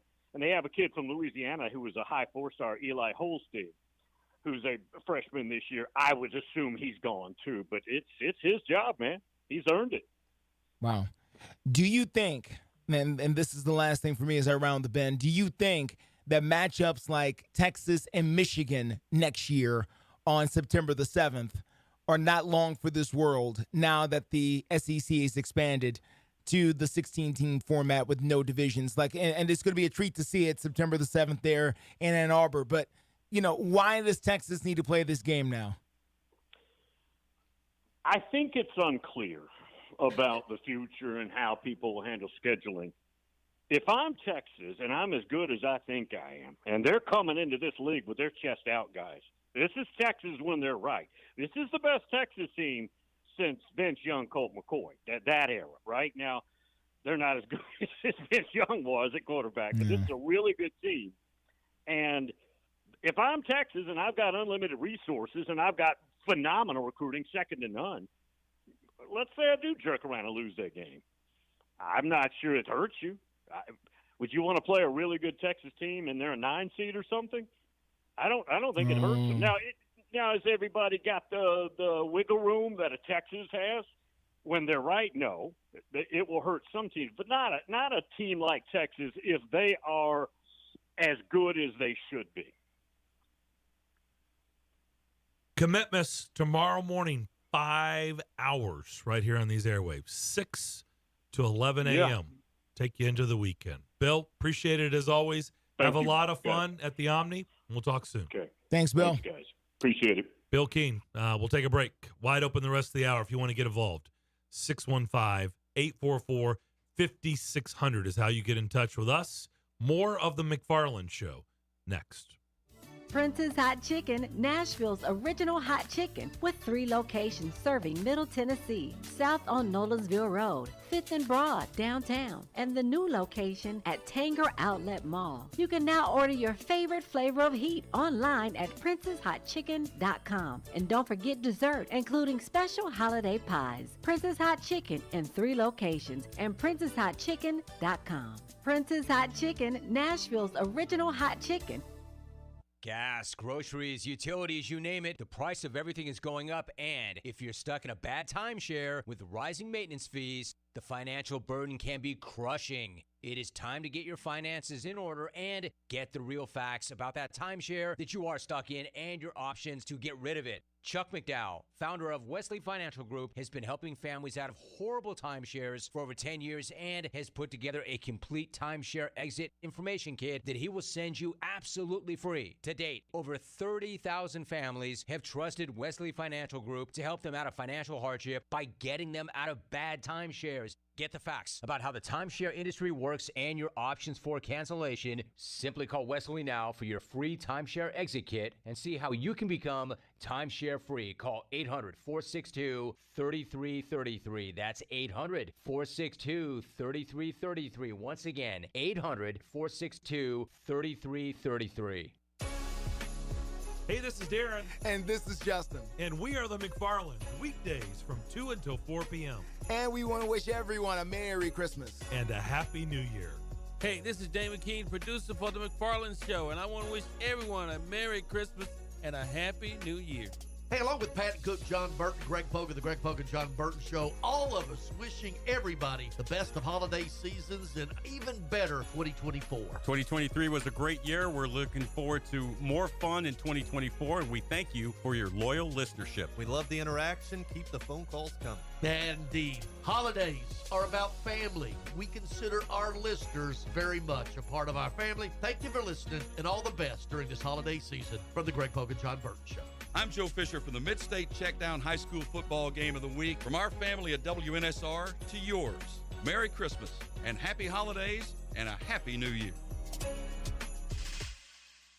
Brian Dennis Roofing and Construction is asking listeners to please donate a toy to Toys for Tots this holiday season. You can make a difference in the life of a child. This message is brought to you by Brian Dennis Roofing and Construction, serving up to 45 miles from Nashville with quality and pride since 1994. Specializing in residential and light commercial, storm damage repairs, roofing, gutters, insurance claims, and much more. Call 615-484-1425. 615-484-1425. That's Brian Dennis Roofing and Construction. They're professionals who care. It's a Bill Keene Show. We are college football centric. That is the sun that warms our planet that we live on. Our planet actually isn't flat or round. It's an oblong spheroid. And we are here to proselytize about it, edify it every day on this here radio show. Weekday mornings beginning at 6 on Sports Radio 560 on 95.9 FM. Give us a call, 615-844-5600. The McFarland Show with Darren and Justin. Thank you, big voice guys. 615-844-5600 is how you get in touch with us. Darren and Justin here in the Strike and Spare Family Fun Center studio. Good stuff there from Bill Keene. It is. Good stuff from Steve Lehman. Tomorrow, the one and only John McClain will join us from Houston to tell us about this Texans team. I just said Texas. Yeah. So we just talked about them. Yes. The Texans coming to town on Sunday. And wearing the Oilers jerseys here. I bet he's got some interesting thoughts about that, even though he's already explained in the past he likes keeping that old Oiler spirit alive there by wearing those uniforms and seeing them run around. But will be cool to talk to him. So we didn't have a ton of time to delve into the Belichick thing that just doesn't seem to go away. And the reason we're talking about it, not because it's really the Patriots, it's really about, is there anything to this, and could that affect, the coaching situation here? And that's just a matter of what you believe and what you don't believe. It doesn't sound like you're too invested into that story. I wouldn't say I'm invested. I think I'm more invested than you are. That's my early vibe. Because I do think it does feel like this Bill Belichick thing is kind of run its course. Like I don't think they're going to be good anytime soon. Like I think this is going to take a while. Yeah. Like the run. And look, it's been an unbelievable run, right? 2 decades. Like who gets that in the NFL? Basically no one. No one. Okay? So boo-hoo if it takes you 5 more years to get good again. I don't care when you get good again. But I'm just saying. And Bill's getting up there, and he's in his 70s. So he's been doing this a long time. I don't believe, even though I know the Northeast and how they operate, and are there shock jocks up there? Sure. Right? Are there people? It's a big market, and they got a passionate fan base. Okay? And so I know you gotta feed them, right? Constantly. Because they're looking, they want to talk. They're passionate about their sports teams. It's coming from somewhere. So I don't know. I guess I don't believe this is some fake story. Because I will tell you right now, we weren't doing a show together, but I kept talking about, because people were calling in or the text line, well, just stop talking about Tom Brady. He's not going to leave the Patriots. And I'm like, really? Well, why do they keep talking? I don't believe that. They keep talking about it. Like, there is something to this. People were like, would you stop talking about Tom Brady? He's never going to leave New England. That happened. That was real. That went on for months and months and months. People would get angry every time I would bring up Tom Brady leaving, and I'm like, you can believe what you want to believe, but I believe that I think this is actually happening, that he is going to leave. He's going to bounce. I don't know if I feel the same way about Bill, but I think I'm starting to talk myself into it, that maybe this is it for him. It is very in New England. It is very possible that Robert Kraft fires Bill Belichick. I can believe that. I can believe that, they've had a nice run and there's an opportunity in the draft to start over again. And maybe you don't want Bill Belichick to draft your next quarterback because it looks very likely that the Patriots will be one of the top 2 teams at the bottom of the draft who will get an opportunity to get either the kid from USC or the kid from North Carolina or whatever direction you decide to go, whoever jumps up to the top of Mel Kiper's board that we haven't heard of yet. Could be Jaden Daniels who by the plays time we at get Boise there. State, who's been working out with some quarterback guru who was, you know how it goes. Who attended the Manning camp. He was at the Manning camp, and David Cutcliffe liked him a lot and passed him a letter, and okay. So, you never know how that goes. But, so can I believe that Robert Kraft may be thinking, you know what? He had the opportunity to draft the last quarterback, and that didn't go so well. I'm not going to give him an opportunity to draft the next one. Screw it. It's been fun, but not that fun. Goodbye. Yes, I can believe that. Now, do I believe that Mike Vrabel, who's in the middle of a contract here, is going to leave this job and go to that one? No, I'm not. Why? For what? To do what? I mean, you have to.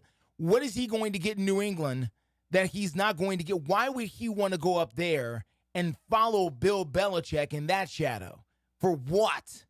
Well, just obviously because of the history. But I hear what because I say it all the time. Don't be the person who follows the man. Like you don't want to be that person. No. But the reason is part of this reporting is that, supposedly Robert Kraft said to someone that it would be a home run hire if they could get Mike Vrabel. So whether that's true or not, again, whether you believe that or you don't, I don't know. I don't know what's going on in Mike Vrabel's head. I don't know what he's looking for. Is he looking for full autonomy? Is he looking and are the Patriots willing to give that to him? Right, after... And based on what? Why would the Patriots give that to him? What has he done that the Patriots would give him full autonomy? I totally agree. I completely agree with that. Other than, again, they value him differently than other people because of his history. And by the way, they're going to draft a quarterback, we would assume, right? with one of the Yes. first 2 picks in the draft? Yes. Mike Vrabel, does he have a deep history with the quarterback position other than the fact that he likes to hug Tom Brady? He's not an offensive guy. He's a defensive guy. So, again, why would you hire a defensive coach to draft your next franchise offensive, prime position? I understand. I get what everybody's saying. Oh, this would be so great because, we could show the clips of him catching the touchdown passes and doing the bird dance. And yeah, okay. But, and there's a romance to that. And I understand that. I really do get it. But at the same time, though, there's got to be some realism to the whole thing, too. If Mike Vrabel was not in the middle of a contract, if he was not already a head coach, if he was a defensive coordinator for the Tennessee Titans, then I would buy this story a little bit more. But he's already a head coach. He's been a head coach. He's already gotten a raise.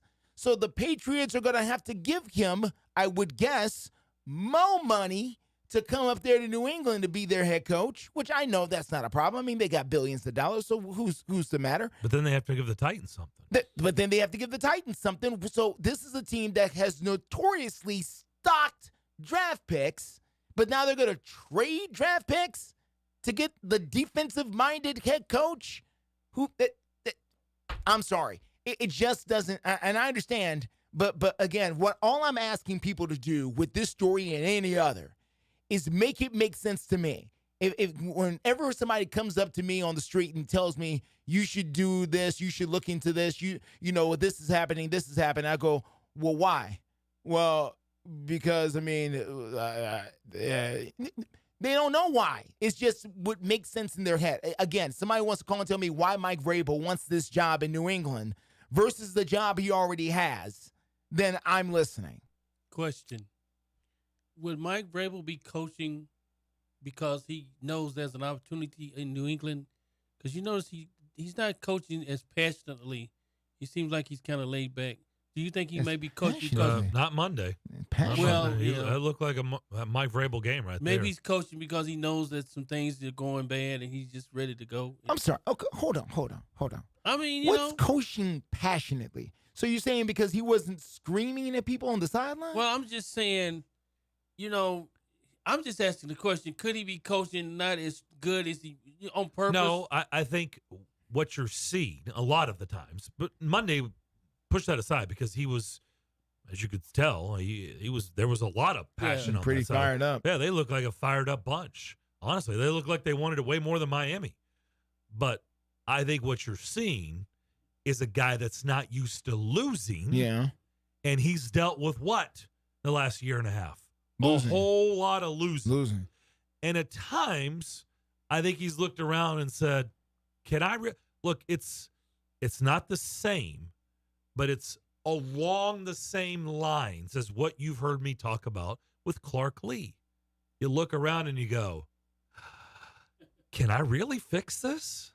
Like I thought I could. I knew I could. Now I'm starting to go, can I really fix this? He's got a gray cloud over him a little bit. So but, he may be looking around going like, is this fixable anytime soon? Yeah. Like everything is fixable in the NFL if you can get it right. Oh, yeah. But he's going, we got a lot of things to get right. Yeah. And how long is that going to take? So that look may be, I ain't used to this. I'm not used to this much losing, man. And it doesn't sit well with me. But not only that, Darren, I thought I had it right going into the season. And now that I've gotten into the season, I figured out I don't have it right. Right. This is not right. Andre Taylor ain't right. Right. This is not. Keep going. It doesn't stop at him. Yeah, this is not, Traylon Burks ain't been right. Right. Christian Fulton. Yeah, I was going to say that. Traylon Burks, Christian Fulton, all that stuff is kind of, and you look at his facial expression, his answers in the Monty Rice, who they just cut. Right. I mean, maybe he's thinking that, he's not thinking about that, but you could just tell he's like frustrated. Oh, no, he's thinking about that. Listen, the best player on the team nearly had his leg broken a couple of weeks ago off of a coverage issue. So yeah, that'll stress you out a little bit. So is he looking a little stressed these days? Yeah. But again, I don't think his passion to coach the game or even coach this football team has gone anywhere. No, I just think it's dude doesn't like to lose, and I love that. I mean, I don't like to lose either. I mean, I hate it. But it's all part of it. But it doesn't make it easy. Yeah. Especially when you lose in bulk, right? When you're losing like in, BJ's or Sam's Club or Costco. Yeah. When you're losing in bulk, that's not fun. No, it's not. You lose, go what? What's 4 losses now? 13-4? 13-4. You lost 4 times, but you can stomach it when you won 13. Yeah. Right? But how about when you lost 7 in a row in last season, and this year you were 4-8 before these last 2 wins? Yeah. You put in all the work and you were expecting better. Yeah. And that's what I think we're seeing disappointment. But again, I want somebody to explain why Mike Vrabel would leave this job and go to that one. Okay, I will tell you where this is coming from. Okay. I talked to a couple of people. Okay.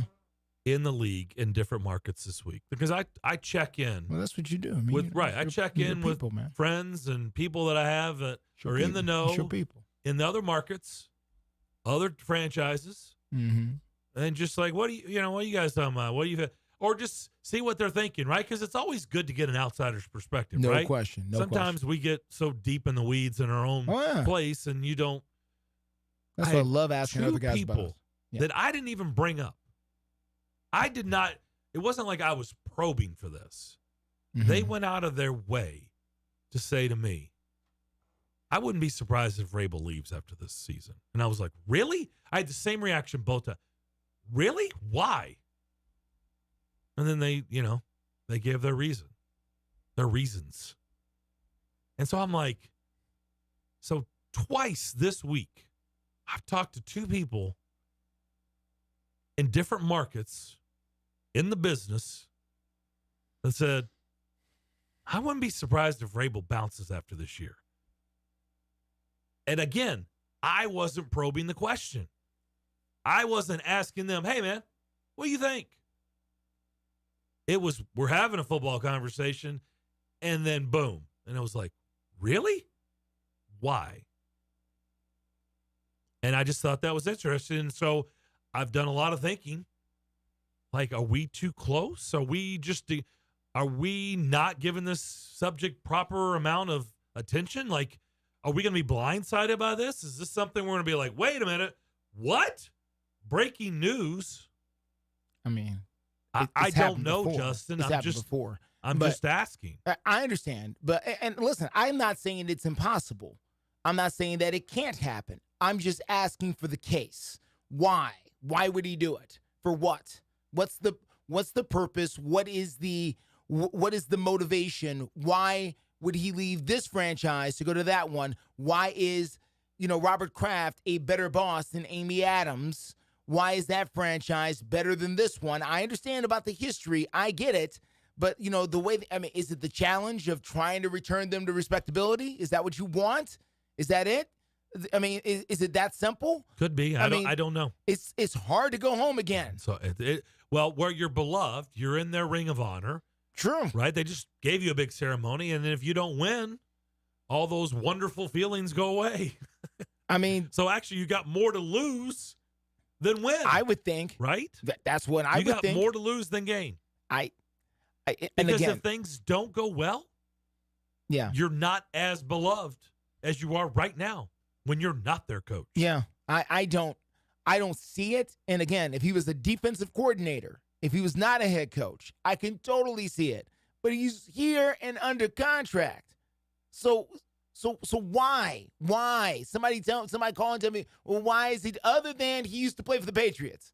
Is there any other reason? And again, laying out all the other things that they are facing. Who's going to be his offensive coordinator? Is he going to bring Josh McDaniels with him? Like, what's going on with that?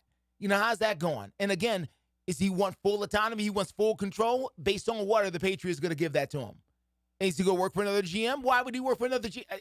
There's a whole lot of things that would need to move to me that maybe can be moved rather easily that I'm not considering. And, maybe this is, listen, we didn't think, why would Tony Dungy leave the Buccaneers and end up in Indianapolis? I mean, that happened. And, it's not impossible. I understand that it's not impossible. I'm just saying that there's a lot of moving pieces here, more moving pieces than I think people give this story credit for in order for certain things to happen. It's not that things don't make sense, but really ask yourself the question about all these things I've laid out and ask yourself, does that really make sense for any of that to happen? And then think about it again. That's all I'm saying. I want you to know I'm more in your camp than whatever I'm thinking about, right? I'm more in what you just laid out there. But I'm just trying to present of why people are talking about this. We haven't really spent a bunch of time on it. No. People are talking about it. It has been a story in Boston. It's been a national story, and people here have talked about it. We haven't really talked a bunch about it. We've got other things to talk about. But it's been out there, it's been out there, it's been out there. And then I have 2 phone calls this week that say that unsolicited. And I'm like, should we? Like, why? Are we I understand why you might think, like, what are we missing this one here? Because do we have like the wrong pulse? Because why would you, so I'm just telling you that happened, and it made me think, should we be looking at this differently? Because the reality is I feel a lot more towards what you laid out than thinking about, maybe this will happen. I think it just feels good. And here's the other thing about it, and I know this is not a tipping point. I know this is not a factor, but I'm just going to throw this out there anyway. Do you really think Mike Vrabel wants to go to New England so he can be compared to Bill Belichick for the next 2 years, 4 days a week at a press conference? Because that's exactly what's going to happen. And, and people asking him about Bill Belichick every day from fans, people on the street, all that stuff. Why would you want to live if you're him, if you're Mike Vrabel, why would you want to go live in that shadow? It doesn't make sense to me. Can I answer that question? Because all coaches have egos. And that ego, and I don't think Belichick's going to get fired. I think he's going to probably retire. They're going to make him retire. Same thing. Yeah, well, it don't look the same, though. Well, it is the same thing. You're probably right, but it's semantics. Yeah, but his ego's going to get him up there, and because most coaches think they can win. Well, no, they all do. They all do. Yeah. So what makes Mike Vrabel different? I mean, you don't think Clark Lee didn't believe what he said 3 years ago? No, he 100% believed it. Does he believe it now? No, he doesn't. He's looking around going, ruh-roh, right? But they all believe it. They're not telling a lie. Yeah. To your point, Damon, they do believe it. Now, whether they can actually make it happen is a different story. All right, we'll take another break. Come back, more of the McFarland Show next. Attention high school sports fans, are you an armchair official? You know, the parent or fan who constantly yells at the referees and loves to let everyone know just how bad you think they are. Well, if you think you could do better, then get in the game and prove it. It's time for you to suit up and make the calls where they actually count. Every sport in Tennessee needs more officials. Sign up today at highschoolofficials.com.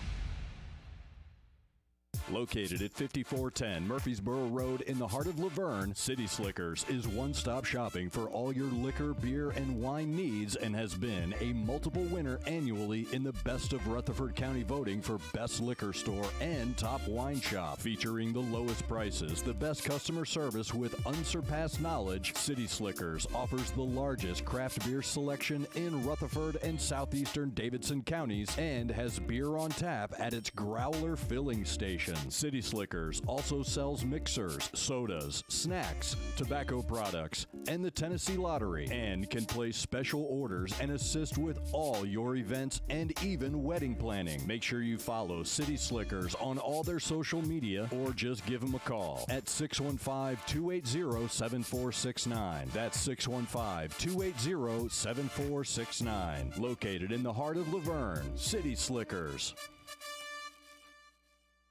Cashback is not available on gas in New Jersey and Wisconsin. Susan, it's so great to finally be able to get together again. Oh, it sure is. And I really appreciate you picking up the bill. I'm happy to. I've got the extra cash. Since we've all been driving so much more again, I've been using Upside, the free app that pays you cash back for every gallon of gas you buy. Wait a minute. Are you saying you actually get paid cash when you buy gas with the Upside app? Yes, I get real cash back just for buying the gas I was going to buy anyway. But is it a hassle to use? No, it's super super fast and easy, and I can cash out whenever I want. That's a total no-brainer. I'm downloading the free Upside app now. Download the free Upside app now to earn real cash back every time you buy gas. Use promo code LIFT for an extra 25 cents a gallon bonus on your first tank. That's promo code LIFT. You can cash out anytime right to your bank account, to PayPal, or an e-gift card for Amazon and other brands. Just download the free Upside app and use promo code LIFT for a 25 cents a gallon bonus on your first tank. That's code LIFT. With 13 locations nationally, including Smyrna, Star Leasing Company is a semi-trailer one-stop shop and the perfect place to build a career as a semi-trailer mechanic. Seeking candidates with all levels of experience, Star Leasing Company has a semi-trailer technician trainee program with sign-on and quarterly bonuses and other opportunities such as $1,000 for having a yearly physical. Package also includes 401k with company match, health, dental, and vision insurance, competitive pay with weekly paychecks, and paid holidays and time off. Star Leasing Company, not your typical semi-trailer leasing company. It's starleasing.com to learn more. It's the McFarland Show with Darren McFarland and Fox 17's Justin McFarland. Yeah, I lose to Alabama, I'm depressed. Boom. Well, I just didn't expect to collapse when you get excited in the first half. Yeah, halftime, you were probably dancing. Oh, man. right? Yeah, it was kind of depressing. I don't think it's because Vols fans were like, we lost in Tuscaloosa? Like, so disappointing. It's really about what happened, right? It was like two different games. The McFarland Show with Darren and Justin on Nashville Sports Radio WNSR.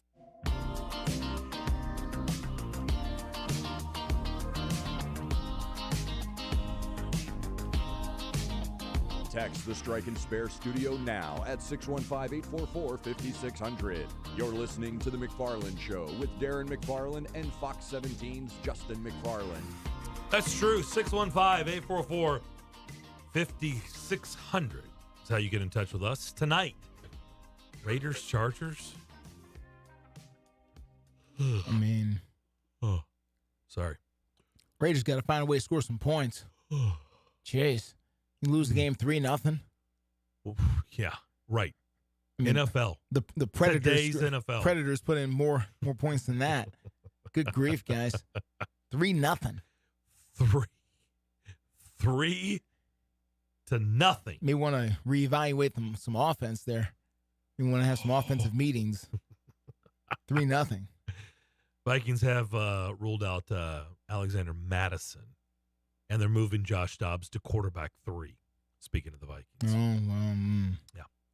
You brought up the Predators. Tomorrow night, they'll be in Raleigh, North Carolina to take on the Hurricanes. So tomorrow night, 6:30 puck drop. Hurricanes and Preds. Almost identical records. Carolina's 15-12-1. Nashville 16-13. 16-13-0 to be exact. And then they turn right back around. So a little back-to-back. They're home Saturday night hosting the Capitals. Very cool opportunity here for the Preds to continue to string together some wins and get on the plus side of 500 and gather some points here. There's starting to be a little separation there in the Western Conference I've seen by points here because typically, everybody's gets in packs or groups where they're 1-2 points apart, and then there's a break, and the next team is, 4 or 5 points back. And right now the Preds are kind of in that group. They're in a group where they're pretty tight with a few other teams. Then the team behind them is like 4 or 5 points back. So you want to give yourself as much room as possible here as the season goes on, because every game counts here when it gets towards the end of the season and playoffs. This team missed the game by one game last year or something like that, or 2 games. It was really close down the stretch for this team to get into the playoffs. So they got a real chance here to stay hot. And Philip Forsberg, he has been in Flago as of late.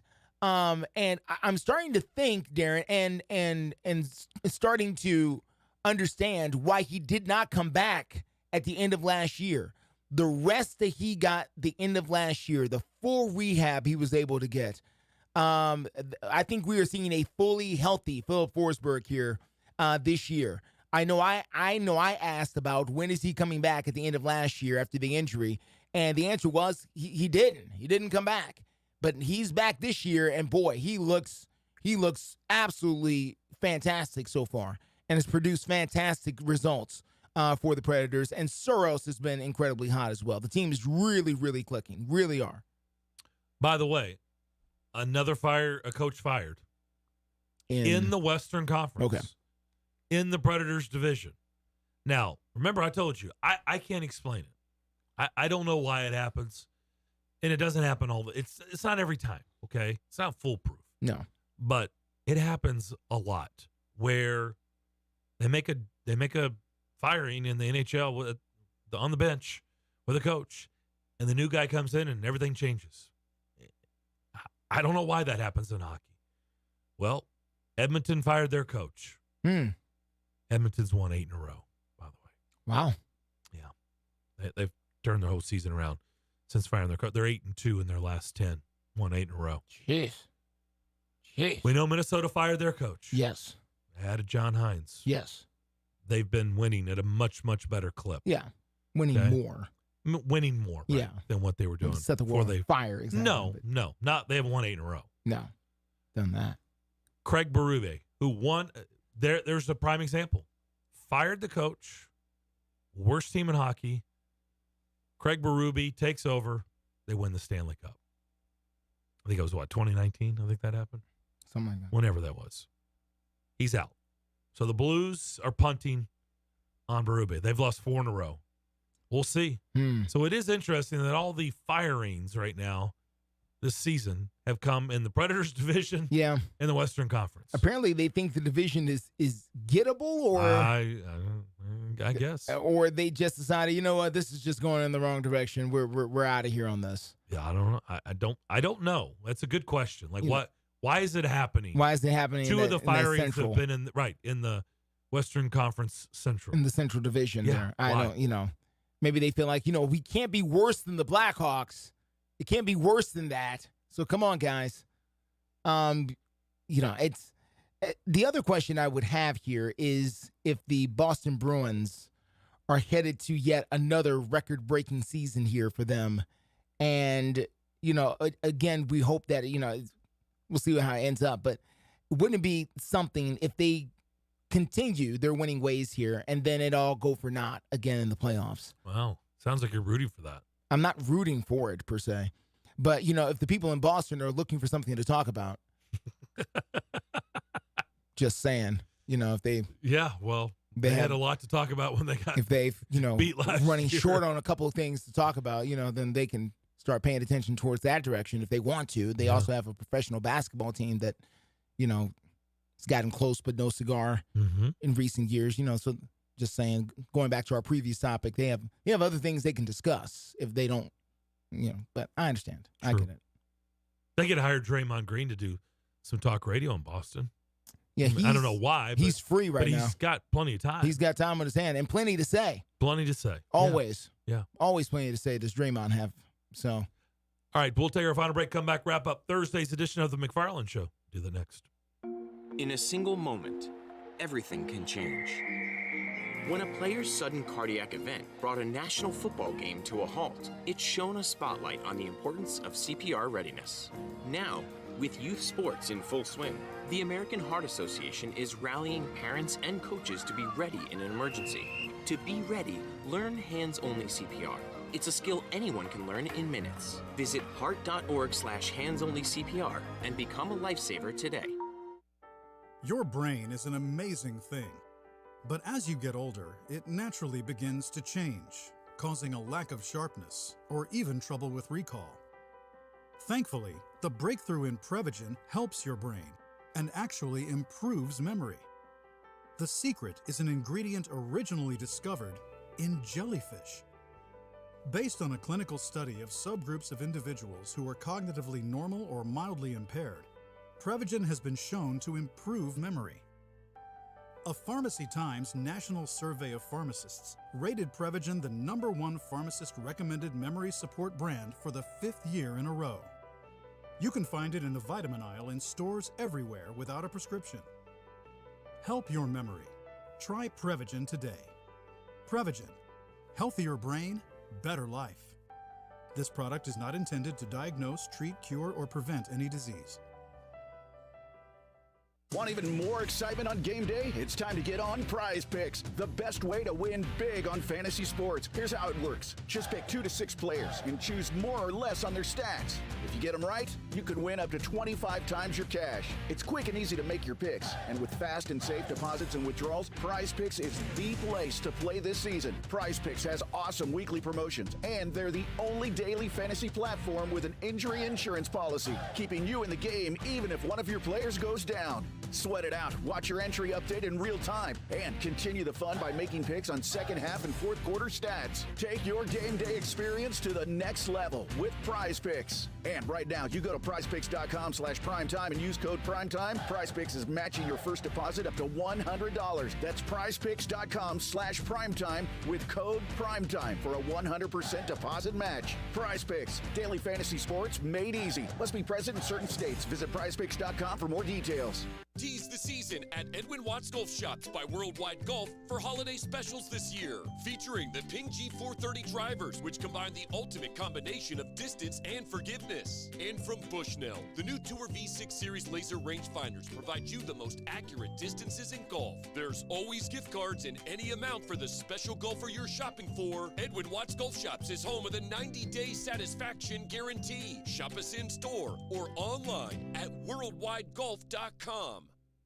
The TSU Tigers men's basketball team with fifth-year coach Penny Collins are coming off a top 3 OVC finish last season and looking for much more this season. Led by preseason all-conference guards Marcus Fitzgerald and Kenyon Hodges, the Tigers face an impressive non-conference schedule that includes Oregon, Lipscomb, Austin Peay, Indiana State, and Liberty, and tip-off league play on December 28th at Gentry Center versus UT Martin. Hello, this is Greg Pogue inviting you to join longtime TSU broadcaster Albert Dawson on all of the games this season right here on Nashville Sports Radio WNSR.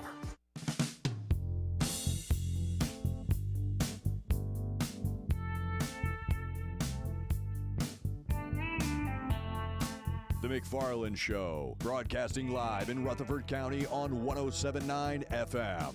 Maybe tomorrow we'll get a little Christmas music, a little Christmas flavor, get you in the mood on the show. 615-844-5600. Let's go to Nate down in Columbia. Nate, what's up? What's up, guys? Darren brought this up, so I thought I'd call in, kind of, I guess, ask why it's an indefinite suspension and not like a 10 or 20 game suspension for Draymond Green. Because I'm not even gonna say not a big. I'm not even an NBA fan, but I've heard the spinning back or the what happened with Draymond Green the other day was almost like a Nate Diaz spinning backhand in the octagon. Mm-hmm. Why is it indefinite and it's not a suspension that is kind of set in stone? Do you remember a guy named Rasheed Wallace? Is that NBA? Him? Yeah, NBA. Mm-hmm. I'm sorry, I don't, because like I said, I'm not an NBA guy. But do you remember taking a class in school called history? I guess so. Well, you have a degree at MTSU. Yeah. So at some point in your school, you sat in history class. You sat in a history class. I promise. Yeah, I did. That is the term. It's the word history. His history. That's why he's got an indefinite suspension. The league is saying, "Hey, bro, we're tired of suspending you. We haven't even thought about how long this one's going to be. So for now, it's indefinite. Just go to your room go away. And stay there, and we'll let you know when you can come back down. How much longer I gotta be there till I say you can come down? Not yet. Okay, we're not ready to talk about it yet. How about now? Not ready to talk about it yet. Nate, you making all my Columbia people look bad right now. No, it's fine. Well, my thing is an indefinite suspension. By the term out of the dictionary, it can really mean almost anything. It means he's in timeout. He's in NBA timeout. And they're like, we'll get to you when we get to you. Mm-hmm. That's what it means. We're tired of your nonsense.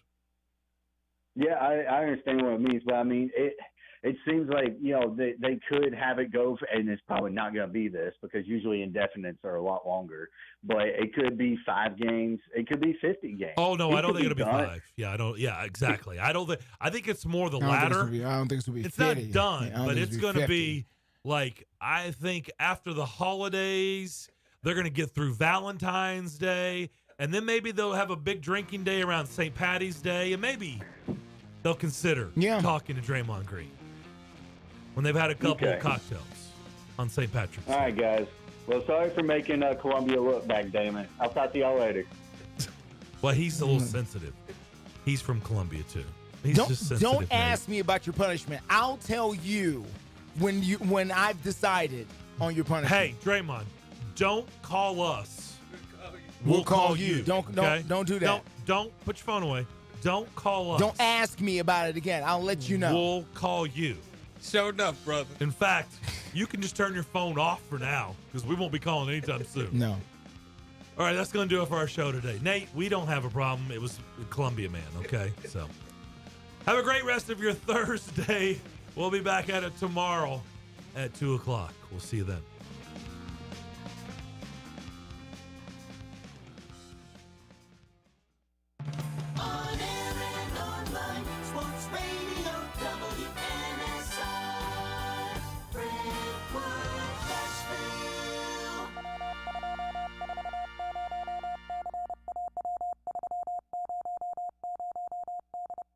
CBS Sports Radio.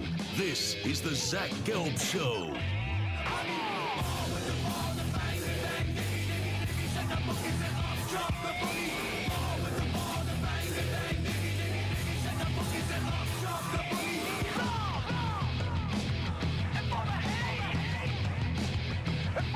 Here's your host, Zach Gelb.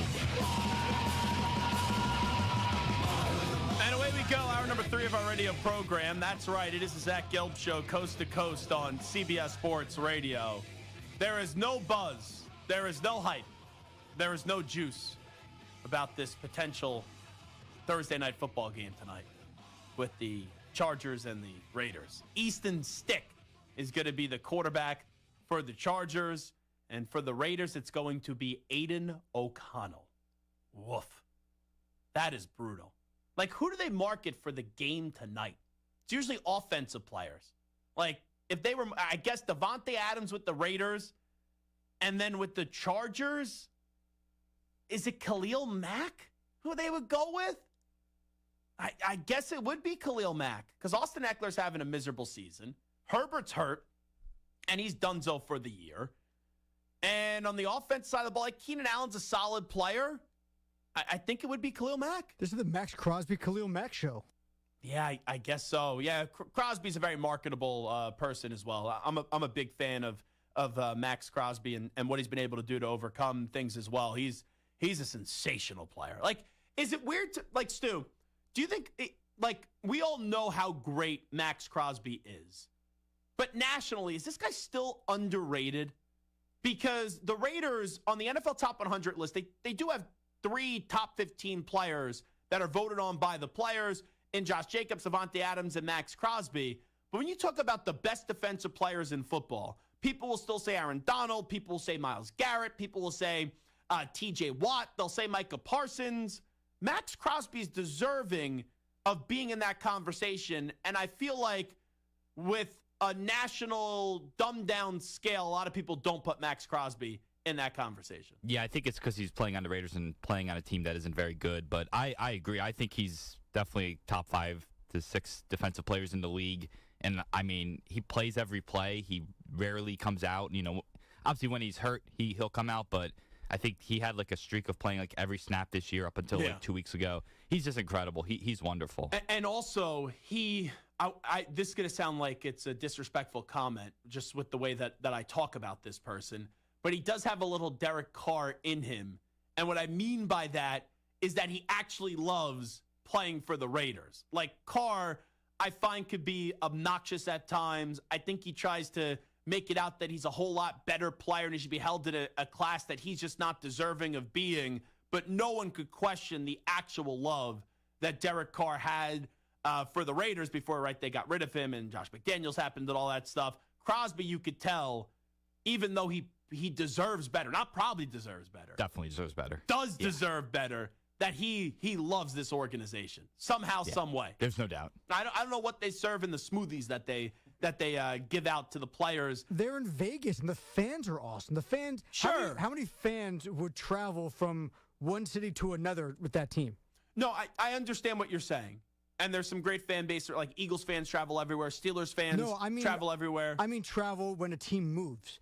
Right? Oh, like gotcha. How many fans, did Houston Not Rams Oilers fans. Did Houston Oilers fans follow the Tennessee Titans? Mm-mm. Did Cleveland Browns fans follow the Baltimore Ravens? No, a little complicated there, especially with the way that ended. No way. Did the Baltimore Colts go to Indianapolis? No. Most teams don't switch cities. No. Raiders fans have followed them to Vegas.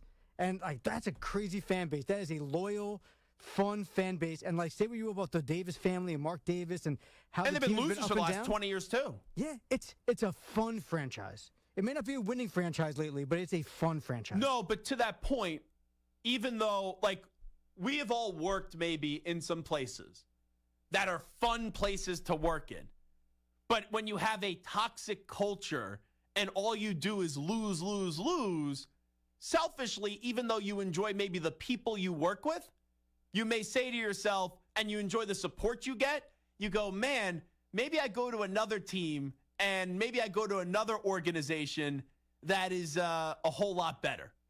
I do like that song. All we do is lose, no matter what. That's all they do. All they do is lose. It's crazy. You had a bunch of losers on this side. I'm a former loser here. I mean, now that my team is going to win the Super Bowl this year, but quite frankly, Jets and Raiders, I mean, a bunch of losers. The Chiefs have become a loser ever since you joined the bandwagon. Just wait. Mike wait. the Mush. We're the Golden State Warriors of the regular season. We kind of lollygag through it, and then once we get to the playoffs, we turn it on. Super Bowl, championship, back-to-back. Tom Brady, watch out. Patrick Mahomes is coming after you. I actually think it's one of the more gutless things I've ever seen someone do. Abandon the Jets. And I get it. The Jets, you'll hear more about them coming up later on my Zach Gelb Show PSA since it's a Thursday. Because I am very annoyed at the Jets for one particular reason, and I'll get to that in a little bit. But you have been a Jet fan your entire life, and you've been through so much crap.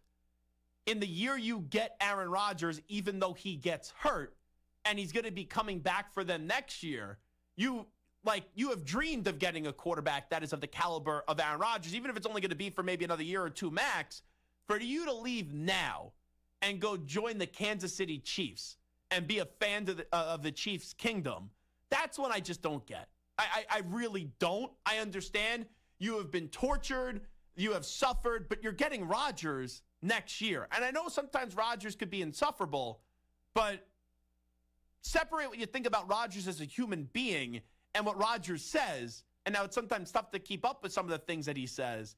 The football player, Aaron Rodgers, is like a god in the football world. And that's why I don't get why you jump ship now. I didn't jump ship when we got Aaron Rodgers. I jumped ship 4 plays into the season when he got hurt, and I realized that the football gods will never allow me to find joy as a Jets fan. Again, they're punishing us for what Joe Namath said before Super Bowl III and guaranteeing that win.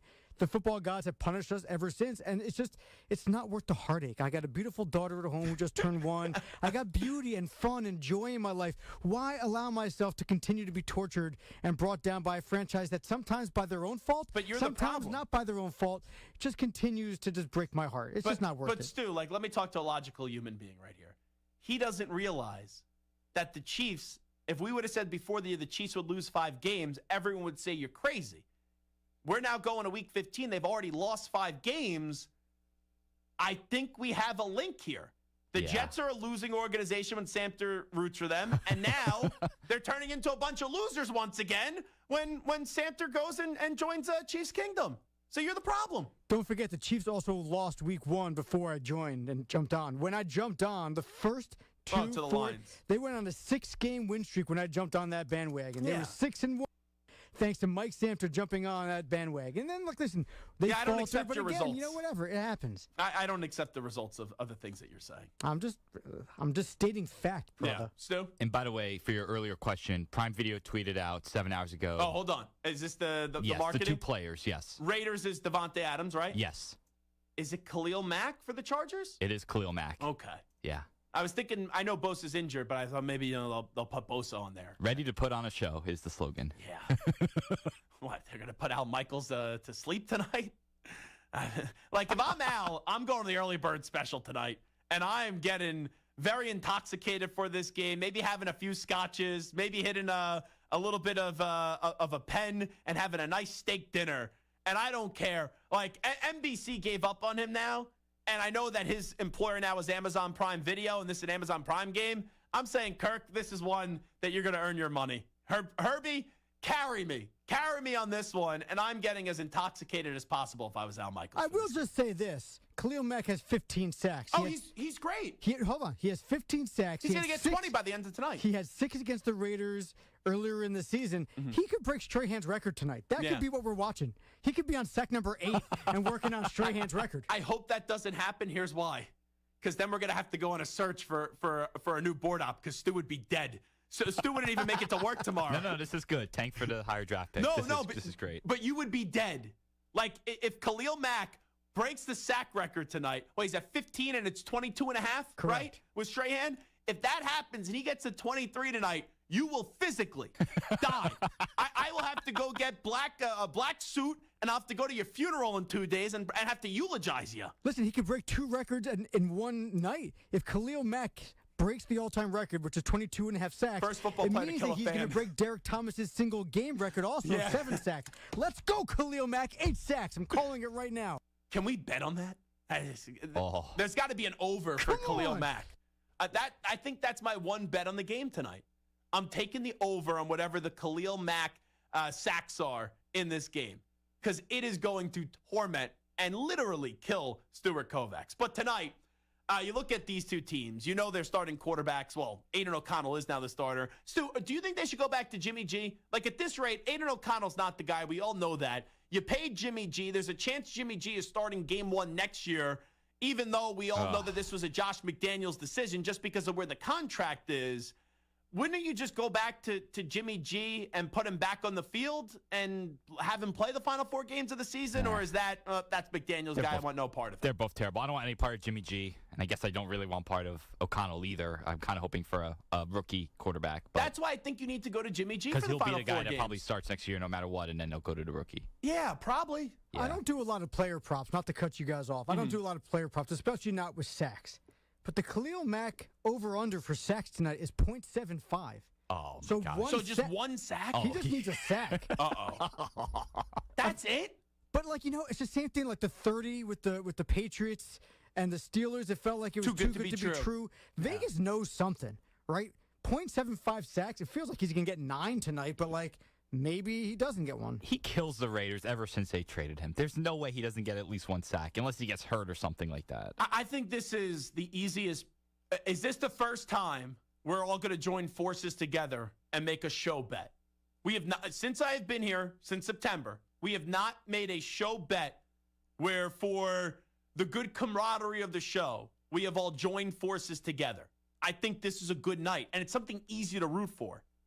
It's just one time Khalil Mack has to get through that Raiders offensive line and sack the quarterback.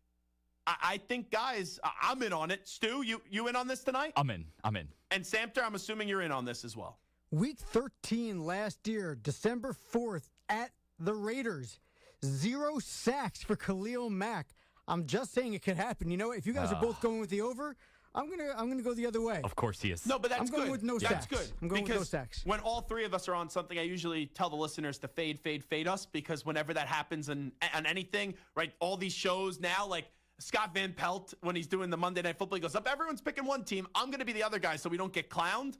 That's good. You're playing the SVP role. Yeah, so, I mean, it's either A, if we all pick one thing, fade the other way, or whatever Samter picks, just fade the opposite. So, pretty much. Yeah. You know, I say that you have this negative kind of juju with you. Mush. Well, yeah, a mush. Whenever you go from one football team to the next, they end up losing. I think also I have some negative buzz around me, too, because whatever producer I get paired with here at CBS Sports Radio, the producer just makes the worst picks in the world, and they always end up being wrong. I will say this. If you were ever to listen to someone making picks and use those to fade them, use those picks to it's hickey to make to make your own picks. Like, if you're going to listen to anyone about picks, I'm the last person ever. I do not care at all about betting. I don't ever gamble. I've played fantasy sports a few times, but I've never actually gambled on a line with points, spreads, over-unders. Never. Don't care. Don't pay attention to it. So never listen to anything I say about that Well, what stuff. I'm saying is that's why people should listen to Hot Take Hickey. And you just fade everything he says. I've never seen someone be so adamant about his predictions. And this is going to happen. This team's going to crush this team. And it always goes the other way. You know, he looked at me last week, and he during the break, he said to me, "Are you crazy?" I go, first off, you're telling me I'm crazy about a prediction when I said the Bills would beat the Chiefs. He goes, if that happens, I'll shake your hand. I never got the handshake on Monday, by the way. But that's how confident he was that Kansas City was not only going to beat the Bills, was going to smother the Bills. The moment he said that, I go, I'm placing even more money down on the Buffalo Bills on the money line. And it ended up panning out well. It was a good weekend for yours truly. Yeah, the top 5 Take 5 Wednesday Bills. You're going to regret that one.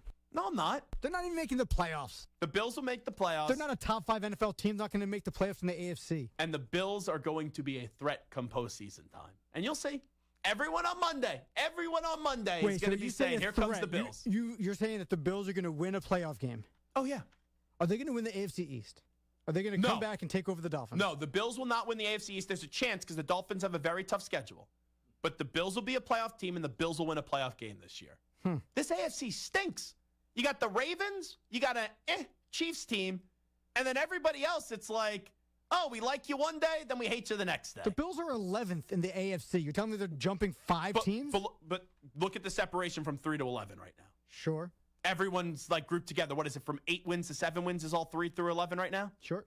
So I'm telling you, this is a down year in the AFC. Here's what's going to happen. They got the Cowboys, Chargers, Patriots, and Dolphins left. You know the Pats are absolutely winning that game. No. Here's why. The Patriots tried to beat them once this year. They're not beating them twice. There's 0% chance they beat them twice. So that's a possibility. 3 out of 4. All right. Bare minimum, they're winning out of these when final 4 games. When they lose by 30 to the Cowboys and Dak Prescott. Yeah, then I'll be wrong. Yeah. Then I'll get on the air and I'll say I was wrong about the Buffalo Bills. We'll see. But I'm latching on to the Bills, and I sprinkled some money on a plus 1,000 on them. Didn't bet $1,000, but I sprinkled some money at plus 1,000, and they're my dark horse to get to the Super Bowl out of the AFC. The NFC, it's going to be what?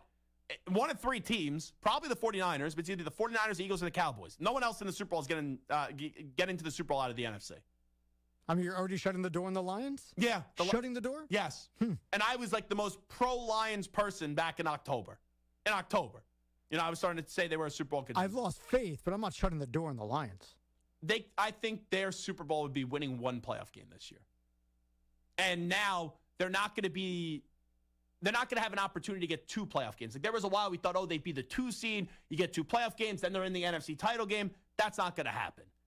And once they get out of their own building, big problem when they get out of their own building. So it is Zach Gelb Show on CBS Sports Radio. Get ready for Aiden O'Connell tonight up against Easton Stick.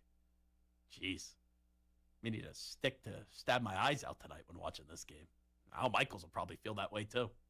Antonio Daniels going to join us on the other side. Was the NBA right to indefinitely suspend Draymond Green? And also, what's going on with Zion Williamson? We'll talk to Antonio Daniels next. Clones, listen up. Not all beef jerky is the same. In fact, there are major differences in quality from one brand to the next. Old Trapper is a better way to snack, chock full of good protein to satisfy your manliest hunger cravings. Every bite is better for you and higher in essential protein than chips, sugar-filled energy bars, and candy. Old Trapper in the Clearview bag is the world's finest jerky, made with only the best ingredients. So ask for Old Trapper by name because no other jerky compares. Old Trapper, what's your beef? Let's head out. The theater's about to close. Wait, what does that sign say? Warning, watch your step? No, next to it. If you are 60 or older, you may be at increased risk of serious consequences from RSV, respiratory syncytial virus, compared to adults younger than 60. I didn't know that. Not all dangers come with warning labels. Talk to your pharmacist or doctor about getting vaccinated against RSV today. RSV vaccines, including Pfizer's, are available. Learn more at bewareofrsv.com. Brought to you by Pfizer. Your brain is an amazing thing, but as you get older, it naturally begins to change, causing a lack of sharpness or even trouble with recall. Thankfully, the breakthrough in Prevagen helps your brain and actually improves memory. The secret is an ingredient originally discovered in jellyfish. Based on a clinical study of subgroups of individuals who are cognitively normal or mildly impaired, Prevagen has been shown to improve memory. A Pharmacy Times national survey of pharmacists rated Prevagen the #1 pharmacist-recommended memory support brand for the 5th year in a row. You can find it in the vitamin aisle in stores everywhere without a prescription. Help your memory. Try Prevagen today. Prevagen. Healthier brain, better life. This product is not intended to diagnose, treat, cure, or prevent any disease. And now Paramount Roofing and Exteriors is reminding motorists to slow down on our roadways, keep an eye out for kids at play, and never text and drive. This message is brought to you by Paramount Roofing and Exteriors, serving Middle Tennessee. For all your roofing and exterior needs, give the pros a call today at 615-635-1790. 615-635-1790. That's Paramount Roofing and Exteriors, LLC. Going the extra mile for safety. They're professionals who care. In Tennessee, 967,430 people struggle with hunger, and 295,570 of them are children. That's 1 in 7 who struggle with hunger, and 1 in 5 are children. People who are hungry are not necessarily living on the streets. They may be in your child's classroom, in your neighborhood, or just down the street. In addition, many of these people live in food deserts, which are areas more than 10 miles from the nearest grocery store. Often there are limited resources to get food, and the only option is fast food or convenience markets. While processed food may help with hunger pangs, it provides little to no nutrition. What began in 2008 as a dream to buy land, grow food, and give it away has recently developed into a way to serve and impact more individuals in the community. God has blessed our mission to be a healthy food source to those in need so much, By Faith Farm had to create a nonprofit to continue meeting the need in the community on a larger scale. Visit byfaithfarm.com to get involved. That's byfaithfarm.com. Michael Fabiano here, and if you want even more excitement on game day, it's time to get on Prize Picks, the best way to win big on fantasy sports. Here's how it works. Just pick 2 to 6 players and choose more or less on their stats.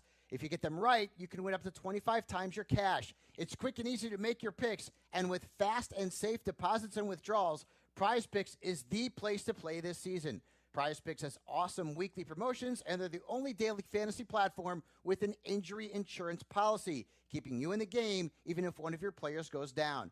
Watch your entry update in real time and continue the fun by making picks on second half and fourth quarter stats. And right now, when you go to prizepicks.com/primetime and use code primetime, Prize Picks is matching your first deposit up to $100. That's prizepicks.com/primetime with code primetime for a 100% deposit match. Prize Picks, daily fantasy sports made easy. Must be present in certain states. Visit prizepicks.com for details. The Jim Rome Show. There are still things that are Triple U, including people who take pictures and then crop them and use them as their biopics. There's got to be another picture of you. You cannot take a picture with somebody else and then X that person out of the picture, crop them out, and leave yourself in, and then have it all off-centered, or maybe have somebody's claw still on your shoulder, or part of their ear still in the picture. The Jim Rome Show, weekdays from 11 to 2 on Nashville Sports Radio. Hey, Nashville, join me, Darren McFarland, weekdays from 2 to 4 p.m. live here on WNSR, Nashville Sports Radio.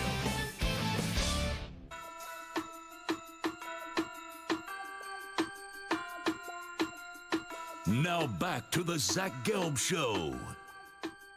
All righty, we continue. It is the Zach Gelb Show, coast to coast on CBS Sports Radio. We'll talk some hoops right now. We'll do so with one of my favorite basketball analyst, does a great job, Sirius XM, and also as a TV analyst for the Pelicans, and that is a NBA world champion with the San Antonio Spurs back in 1999, and that is Antonio Daniels here with us.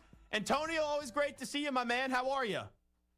I am awesome, Zach. How you doing, brother? Well, I'm doing fantastic. So I think this is one of the funniest controversies ever, but we saw it last night on who should get the game ball with the Milwaukee Bucks and the Indiana Pacers. Who was in the right? Who was in the wrong here? Who should get the game ball?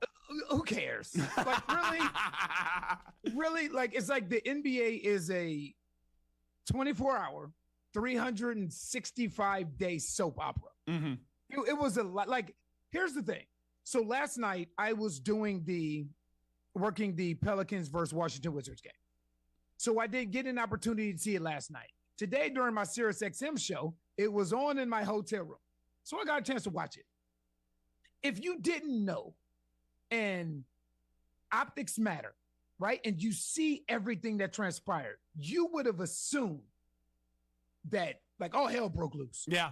Oh my gosh, what just happened? Like, the game is over and guys are in each other's faces and Giannis takes off running to the back. Like, oh my gosh, what's going on? Are they beating up the Thanasis? Like, what is the deal here?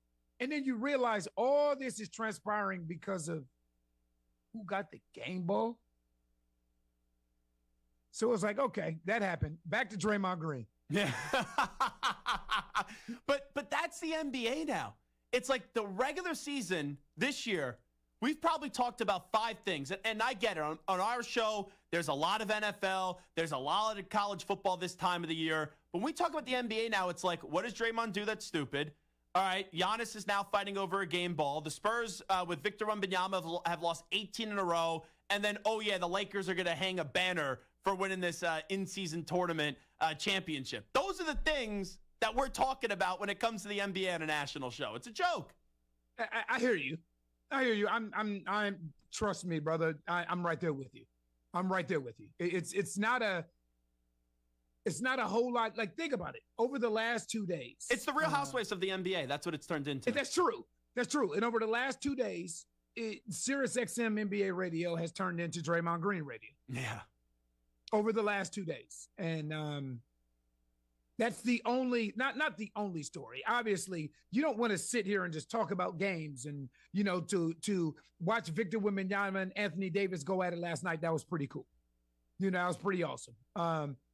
Watch some of these younger teams that are really surprising. Watch Minnesota tie for the best record in the league. Watching Oklahoma City continue to climb the ladder. Watching the biggest or second biggest surprise in the league to me in Orlando, and the job that Jamal Mosley's doing down there. Like, those are some of the things that we should kind of focus on more. But as we know, in the culture that we live in, a lot of times it's the negativity that gets the headlines.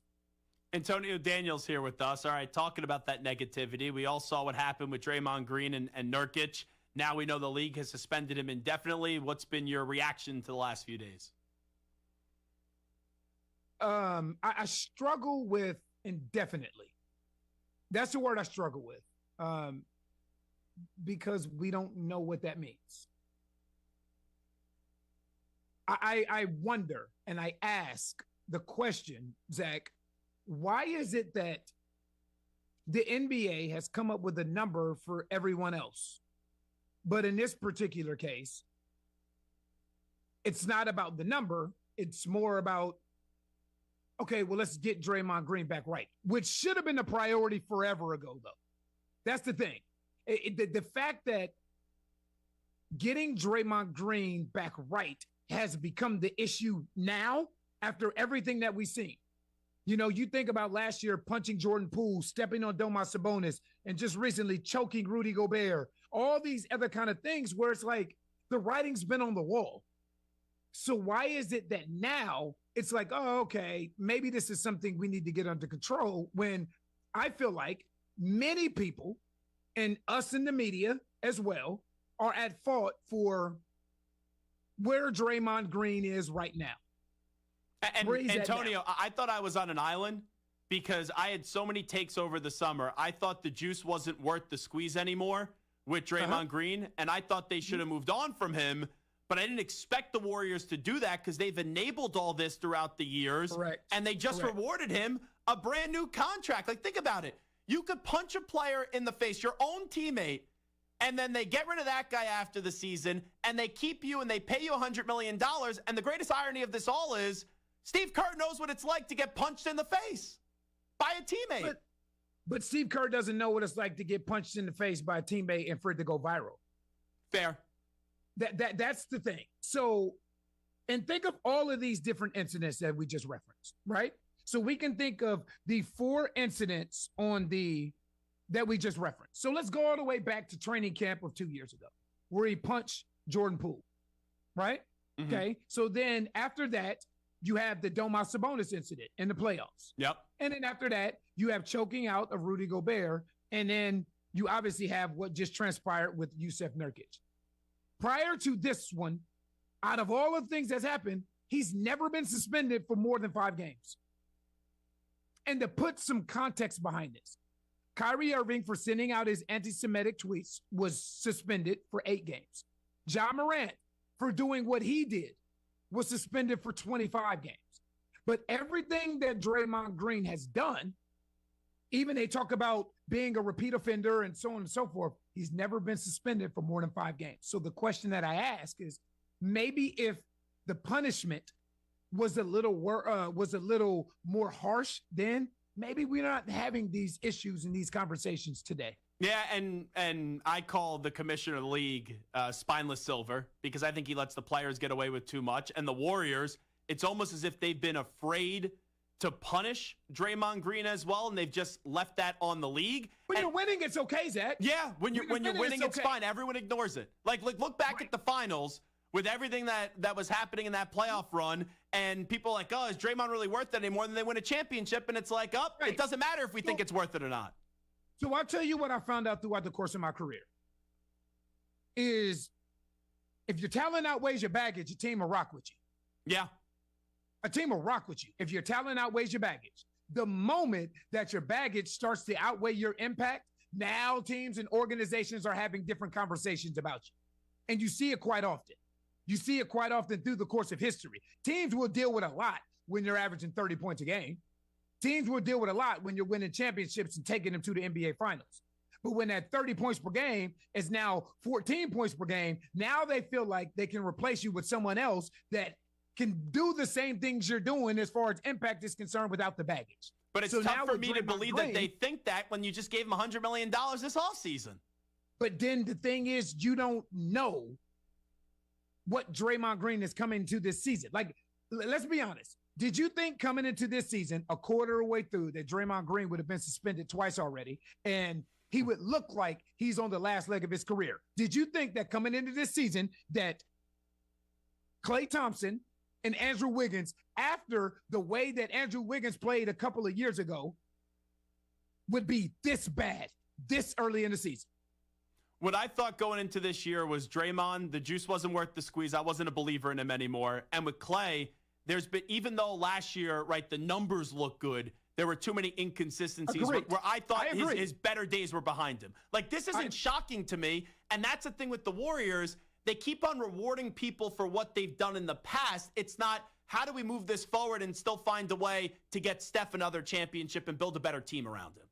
But see, I feel like if that was the thought, that thought would have taken place years ago when you had James Wiseman and you had Jonathan Kuminga and Moses Moody. It was amazing to me watching the way that the Golden State Warriors have moved, because you had lottery picks and you were playing guys like Anthony Lamb, who's not in the NBA anymore, Ty Jerome, who's not a role player anymore, playing ahead of Jonathan Kuminga, Moses Moody, and guys like James Wiseman. That was always different for me. I tell you what I think one of the most difficult things has to be. Anytime you lose a player with ERA after his name, it's an issue. Watching a dynasty come apart is never pretty. It's never pretty. Like, what dynasty have you known that actually fell apart? And it's like, oh my gosh, this is a think about it. The San Antonio Spurs for 20 straight seasons did their thing. Yeah. Right now, they can't win a they're game. sitting on 18 losses in a row. Look at the Patriots right now, too. Exactly. Bill Belichick was the best coach in the league when Tom Brady was there. Then Tom Brady left, and now he's on his way out. So we see it all the time. When you have dynasties and those dynasties have to come apart, it's never a pretty sight. And what we're seeing right now, what I feel like this Draymond Green situation has done, Zach, is it's expedited some conversations. So now it's brought some things to the forefront that maybe if Draymond Green doesn't do the things that he's done, maybe we don't have to discuss. Will Klay Thompson be a Golden State Warrior moving forward? You know, what are they going to do with Andrew Wiggins? Because this is Steve Kerr's last year under contract. This is Chris Paul's last year under contract. This is Klay Thompson's last year under contract. But now what Draymond Green has forced us to do is have some uncomfortable conversations about this dynasty moving forward, in my opinion. So let me ask you this. You are Steph Curry. How do you handle this? What do you say to management? What do you say to Draymond Green right now? I have a hard time believing that Steph Curry hasn't already had these conversations. You know, these guys have gone through wars together. These guys have gone through hell together. I don't know what else I can say. My thing is, I want Steph Curry to ride this out. I want him to ride this out. I don't want him to be like everyone else. And the moment that things start heading south, you know what? Get me out of here. Trade me somewhere else. But here's the thing. You just spoke to it, Zach. You reward Draymond Green with a 4-year, $100 million contract. You trade him. That means somebody has to take that contract on. And the question that you asked, like you said, is the juice worth the squeeze at this particular time in his career? If this is 8 years ago, yes. Absolutely. But today, right. But today, in 2023, a 33-year-old Draymond Green that struggles to shoot the ball from the outside and was drafted into a perfect situation for his skill set. Is he having this same impact on any other team in this league is the question. And you're talking about Draymond? Yes. And the answer is no. Like if Draymond's not on the Warriors, he's like, he's going to be a Hall of Famer, have his number retired, but he would be playing himself out of the league right now if he was on any other team. So how do you move him? So if Steph Curry says, the unfortunate answer is you got to attach some picks with him, and then that derails your future as well if you have a bad season. Correct. There's like no win here. Right. So what is the plan now moving forward for Golden State? Because like Steve Kerr said, if they still view themselves as a championship team, which I'm sure they do because they still got Steph Curry, any way you look at it. But in the words of Steve Kerr, if we don't have Draymond Green, we're not a championship team. Yeah, that's where they go out and they sign him for $100 million. I felt like the first domino to drop with the Golden State Warriors starting to splinter and come apart at the seams was Bob Myers leaving. Yeah. I felt like that was the first domino to drop. And now you're starting to see a couple other dominoes fall. It's almost like they're afraid to know what life is without Draymond Green.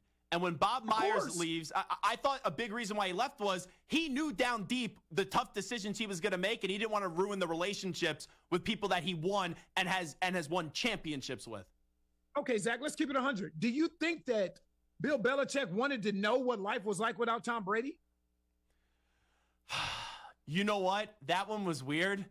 I actually do, because their egos got in such a way with Brady and Belichick that they both thought they could win on their own. Do you think Greg Popovich wanted to know what life was like without Tim Duncan? Absolutely not. Absolutely not. You can go down the list of different guys. Do you think that Phil Jackson wanted to know what life was like without Michael Jordan, Scottie Pippen, and Dennis Rodman? No. Not a chance. No way. Not a chance. So I can understand Steve Kerr trying to ride this thing out. And Steve Kerr, to me, is the band on the Titanic. Like, he's going to play until this thing goes down.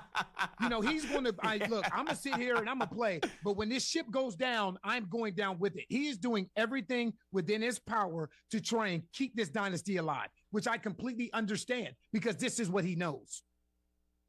Wrapping up with Antonio Daniels, what do you make about the conversation regarding Zion Williamson and the shape that he's in right now?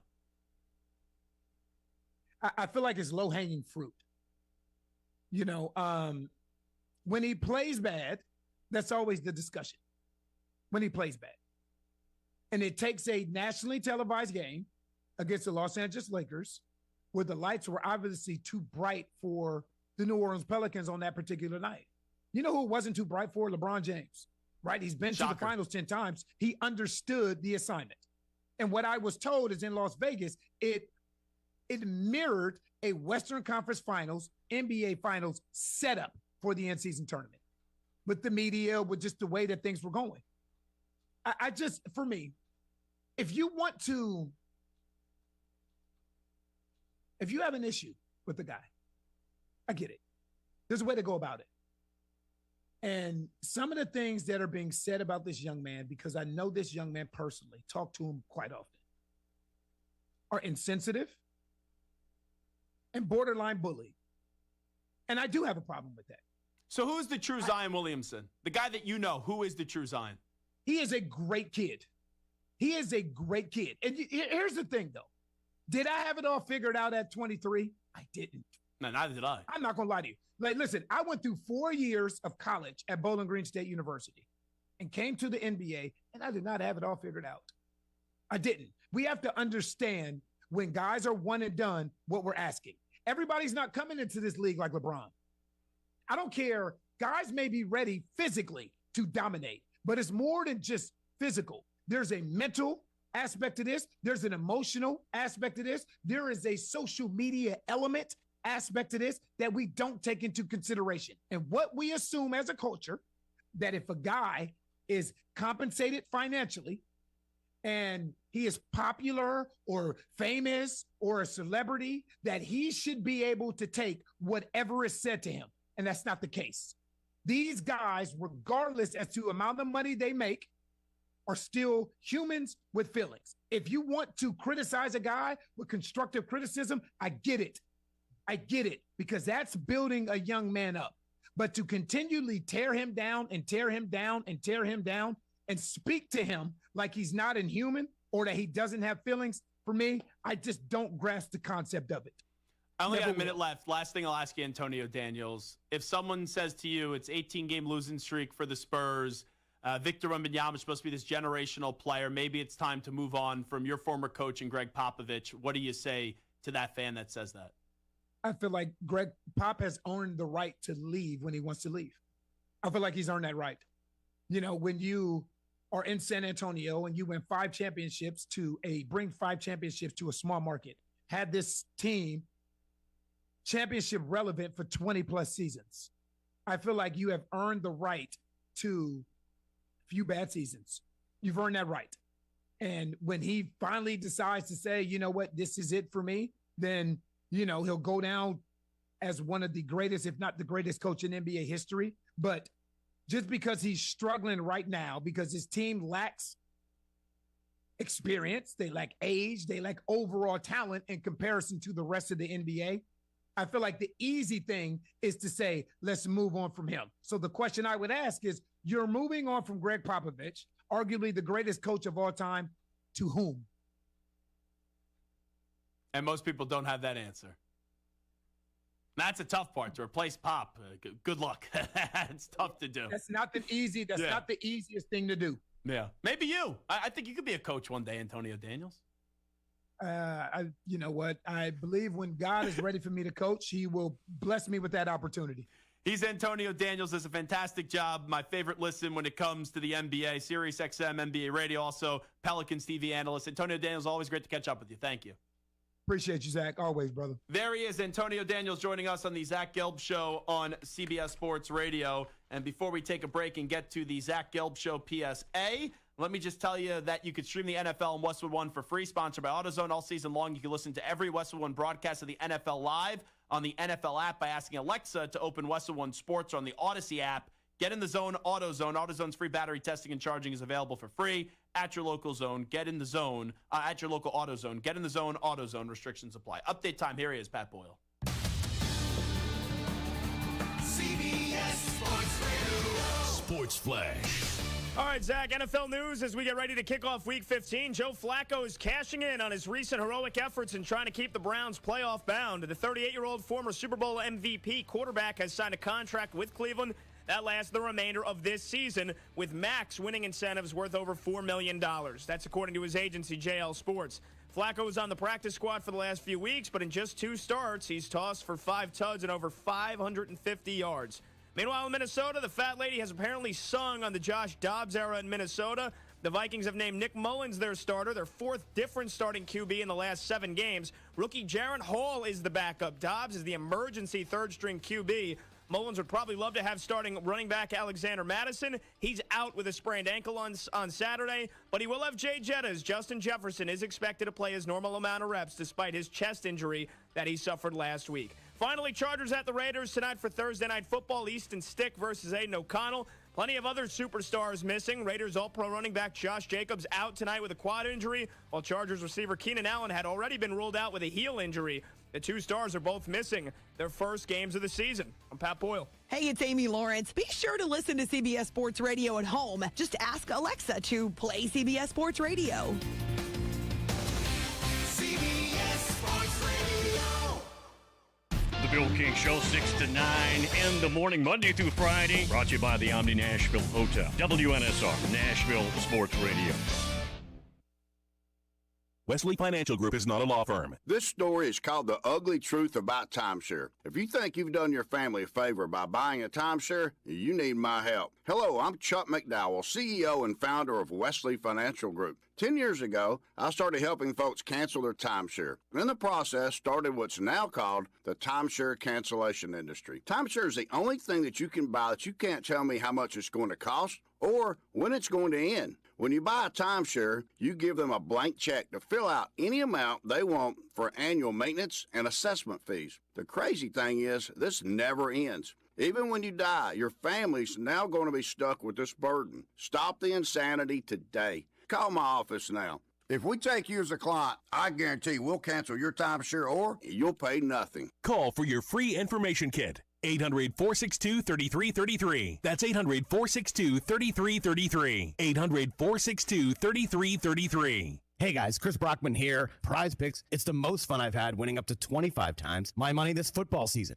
And now I can play during basketball season too. I can take combo projections across both sports. Just select 2 or more players, pick more or less their projection, and place your entry. You could turn $10 into $250 with just a few taps. Easy gameplay, quick withdrawals, and an enormous selection of players and stat options are what makes Prize Picks the #1 daily fantasy sports app. And Prize Picks is the only DFS platform with an injury insurance policy, keeping you in the game if one of your players goes down. Join the Prize Picks community of more than 7 million football fans who have already signed up. Right now, Prize Picks will match your first deposit up to $100. Just visit prizepicks.com/primetime and use the code PRIMETIME. That's code PRIMETIME at prizepicks.com/primetime for a first deposit match of up to $100. Prize Picks, daily fantasy sports made easy. Must be present in certain states. Visit prizepicks.com for restrictions and details.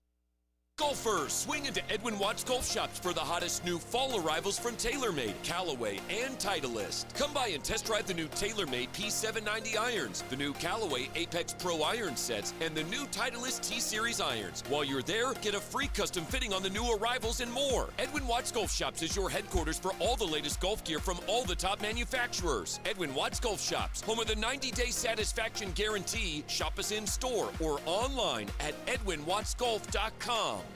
Bob's Steak and Chop House, located in the Omni Nashville Hotel, is a nationally renowned steakhouse specializing in the finest corn-fed Midwestern prime beef. The menu formula is simple: incredible meat, gigantic shrimp, fabulous salads, and decadent desserts. Start your experience at Bob's with the fried calamari or fresh scallops seared in Texas burnt honey. All the beef at Bob's Steak and Chop House are USDA prime cuts, from the traditional filet of tenderloin and ribeye to the adventurous Kansas City bone-in strip. They even have 2 different surf and turf options. And if you're looking for the other white meat, Bob's Steak and Chop House serves a dry-aged pork tomahawk with homemade applesauce. Fresh seafood is on the menu, from salmon to scampi, and even fresh lobster tail. For reservations, give them a call or log on to the Omni Nashville Hotel website. Bob's Steak and Chop House at the Omni Nashville Hotel. Have you ever met a single person in your life that enjoys paying taxes? No, no one does. If you can't sleep at night because you have a huge problem with the IRS, I've got some free advice for you. This service is strictly limited to individuals that owe the IRS $10,000 or more in back taxes. And if you qualify, we can guarantee that you won't be writing a big fat check to the IRS, or our services cost you nothing. The first 100 people that call today will get a free tax consultation worth $500. Stop worrying about your IRS problem. We can help you, we promise. Call the tax doctor right now. I mean right now, to learn more. 800-649-0142. 800-649-0142. 800-649-0142. That's 800-649-0142. This is the Greg Vogue and John Burton Show. Derrick Henry's next. Yeah, I think this is the first of several moves. I do. I think the Titans realize where they are. I think it's a reality check, and I think there could be more moves. I really do. You wake up one morning, you realize it's time to do some different things here. I think that's what it is, so I don't think they're done dealing. Greg Vogue and News Channel 5's John Burton, WNSR, Nashville Sports Radio. Join me, Greg Vogue, from 9 to 11, Monday through Friday morning on the Greg Vogue and John Burton Show, live on WNSR, Nashville Sports Radio.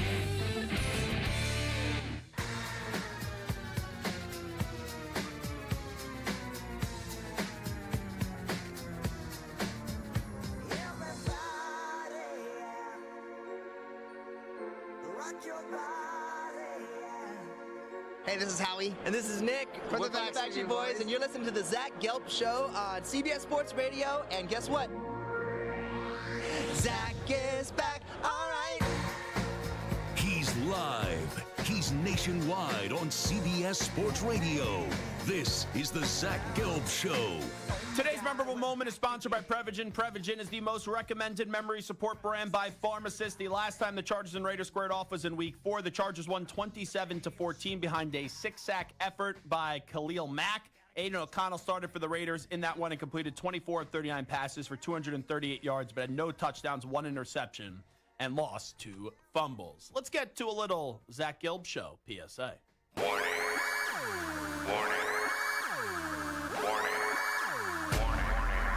It's a Thursday. What do you have to say? It's the weekly Zach Gelb Show PSA. Who's with me? Let's go! Come on! So I'm in a survivor pool here at CBS Sports Radio and WFAN. Going into last week, I was down to the 3 final contestants. On Thursday, someone picked the Steelers to beat the Patriots. They go out. So it's yours truly, and then a very nice salesperson by the name of Kelly. Very nice girl. And we get to Sunday. Now, all throughout the week, I share this survivor pool with my best friend. We have 2 entries, and Kelly shares it with her husband. So I don't know what their pick's going to be. They picked the Ravens to beat the Rams. So all throughout the week, my friend and I are debating who should we pick. Considering the Jets to lose to the Texans, so we're considering taking the Texans. We're also considering potentially going with the Packers to beat the Giants, and then also a minor consideration for the Saints to beat the Panthers. My best friend goes, we're taking the Packers.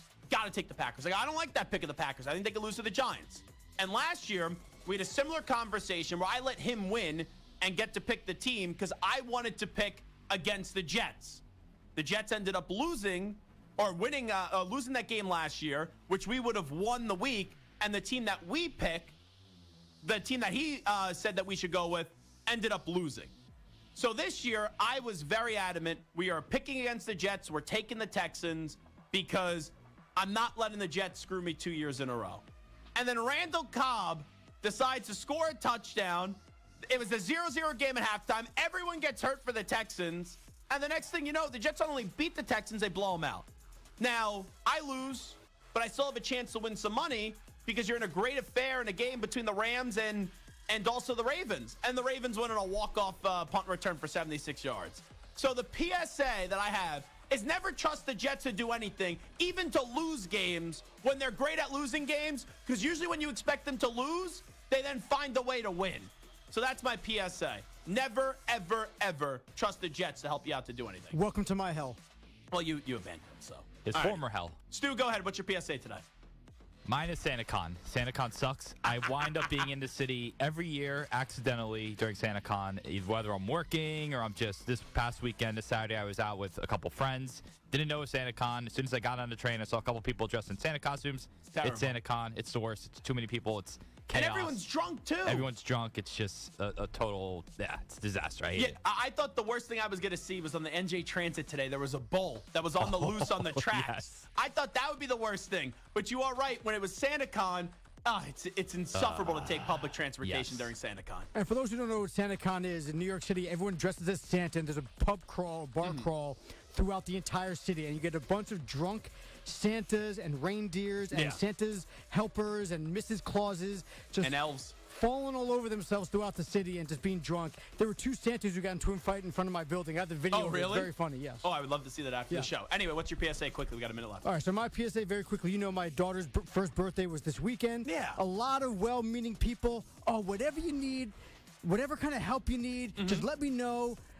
And then when you ask them for actually to help, they're not there. Crap. Right? Don't ask. Don't offer to help. Don't offer to do something. Don't offer to be there for somebody. And then when they actually take you up on the offer, you're like, oh, sorry, I can't do that. You know what? Then don't put the damn offer out there in the first place. It drove me crazy. Well, all I will say is for your daughter's second birthday, I will offer to help you if you need any help. Yeah. I can see what's going to happen 364 days from now. Hey, Zach, you want to help me I'm busy load that up weekend. some gifts in the car? No, sorry, I'm busy. That's too much weight to try to pick up things, you know. I don't want to be strenuous on my We shoulder. did get a lot of gifts. It was very hard to lift everything. I mean, carrying things up and down the stairs and out of the car. If you need help with that, seriously, help me out. Right. You know, hit me up. I'll come over. I got some onesies for you if you want to try those on. Yeah, I'm not a onesie type of guy. That is not me. It is the Zach Gelb Show on CBS Sports Radio. Fun show today. Big thanks to Stuart Kovacs. Big thanks to Michael Samter, each and every one of you, for listening and participating with the extravaganza. Also, big thanks to Phil Sims for stopping by and Antonio Daniels as well. We'll be back tomorrow at 3 p.m. Eastern, noon Pacific for a big Football Friday show. Hall of Famer. Here we go, Brownies. Here we go. Hoo, hoo. Joe Thomas will join us. Enjoy your Thursday, everybody. We out. Bye-bye. Peace. Hey, sports fans, if you're not calling John Anthony, you're simply missing out. To prove it, I'm releasing your Thursday Night Report absolutely free on recorded message line. Call 1-800-244-5506. I love tonight's matchup. Los Angeles, Las Vegas is monster side and total. Los Angeles and Las Vegas, both potent offensive weapons, potentially creating an exciting matchup for fans on both sides. Los Angeles, Las Vegas, plus hoops action. That's 5 big plays. John Anthony has you covered. Recorded message, 1-800-244-5506. Information wins. John Anthony Sports, #1 against the spread. 1-800-244-5506. You want information? I've got it. I love to go 5-0 the season free. Los Angeles, Las Vegas, plus hoops action. Recorded message, call 1-800-244-5506 or go to johnanthonysports.com. Sponsored by JFSR Group. WNSR. Are you ready for a touchdown of flavor and excitement? Look no further than Sam's Place and Sam's Sports Grill. The ultimate destination for great food, fantastic drinks, and game time atmosphere that will have you cheering for more. Sam's is the place for every sports fan and food lover with over 40 TVs at every location. Sam's has a family-friendly atmosphere where everyone can have a blast. From their friendly staff to awesome kids menu, they've got something for everyone. Online at samsplace.net or samsportsgrill.com. Or call and find the nearest location to you. At Sam's, the game is always on and the fun never stops. Prescriptions require an online consultation with a healthcare provider who will determine if appropriate. Restrictions apply. See website for details and important safety information. Subscription required. Price varies based on product and subscription plan. Hey guys, did you know there's a generic form of Viagra that works just the same, but is 95% cheaper? And you can get it online? Just go to hims.com/joy. Through Hims, you'll get a free medical consultation, discreet shipping if prescribed, a 100% online process, and trusted generic alternatives to the name brands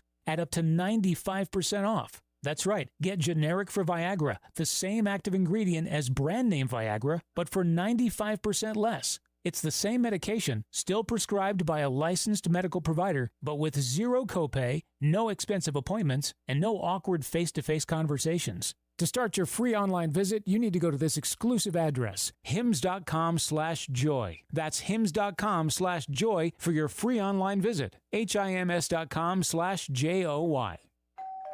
Fill the halls with shouts of winning, fa la la la la la la la la. 'Tis the season to be giving, fa la la la la la la la la.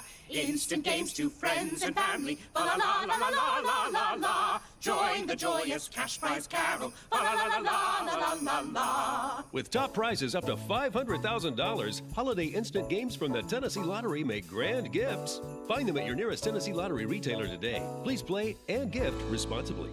560 AM, 95.9 FM, Brentwood, Nashville, 107.9 FM, Smyrna, Nashville's first 24-hour sports station. WNSR, Nashville Sports Radio.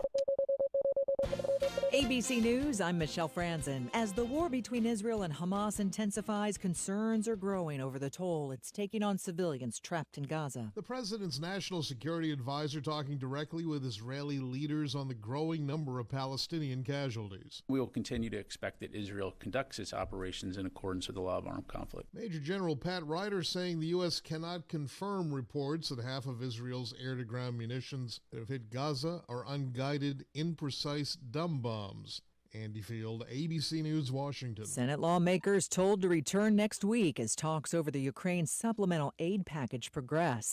A vote could take place next week, according to Senate Leader Chuck Schumer, and would include U.S. border provisions. In Washington, D.C., jurors have left after a day one of deliberations in the defamation trial against Rudy Giuliani. The jury is deciding damages after a judge ruled Giuliani falsely accused 2 election workers of voter fraud. This is ABC News. It's easy to think all money managers are pretty much the same, but at Fisher Investments, we're clearly different. Different? How? You sell high-commission investment products, right? No, Fisher Investments doesn't sell any commission-based investment products. Well, you must earn commissions on trades. Nope, never at Fisher. We're a fiduciary, obligated to act in our client's best interest. It's the highest standard of care for a financial advisor. How do you know what's in their best interest? We get to know our clients and then tailor a portfolio based on their goals and needs. But you probably sneak in some hidden and layered fees. No, we have one transparent management fee, structured so we do better when our clients do better. Wow, you really do look out for your clients. That's because our top priority is helping them achieve a comfortable retirement. It might be why most of our clients come from other money managers. Visit FisherInvestments.com to find out why investors like you switch to us. Fisher Investments. Clearly different money management. Investments and securities involve the risk of loss. WNSR, Nashville Sports Radio. You're listening to CBS Sports Radio.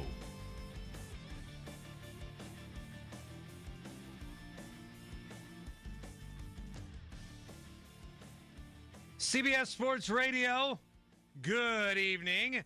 My name is Bart Winkler. Ryan Hickey alongside. We've got a fun night in store for you today. Let this be your 2.5-hour pregame for Easton Stick against Aiden O'Connell in the NFL Thursday Night Football. And while we can say that jokingly, my level of excitement for tonight's game compared to a regular Thursday night game is not any different. I just love all NFL. I love every game that they present to us. I love that we're getting 3 on Saturday. The Saturday slate's very interesting because even though there's been a lot of weeks where there haven't been teams with winning records that face each other, and even though there's been a lot of weeks where like the games have been bad or the teams look bad, on Saturday at least, 3 games, all between teams with winning records.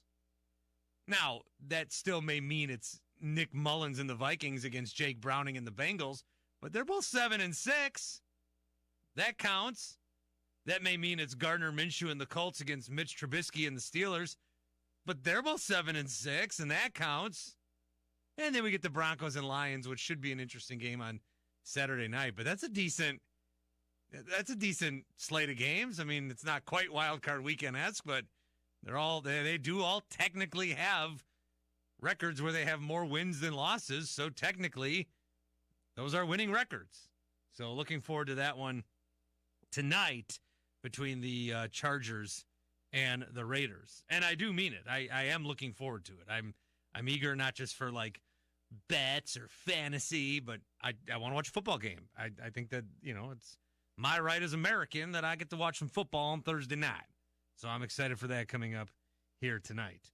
There's some basketball on tonight, of course, and the NBA, ever since this in-season tournament ended, the whole reason for the in-season tournament was to juice up these games at this point of the regular season because they didn't mean anything.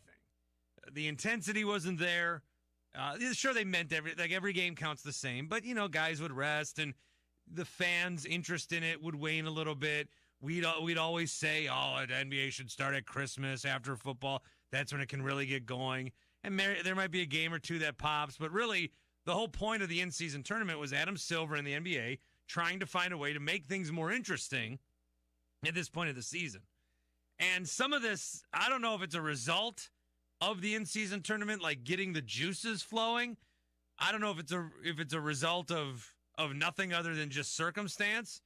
But this week has been bonkers. This week in the NBA has been flat out crazy.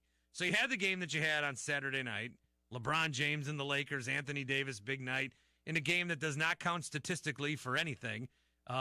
They win the first ever NBA Cup. They will put a banner up.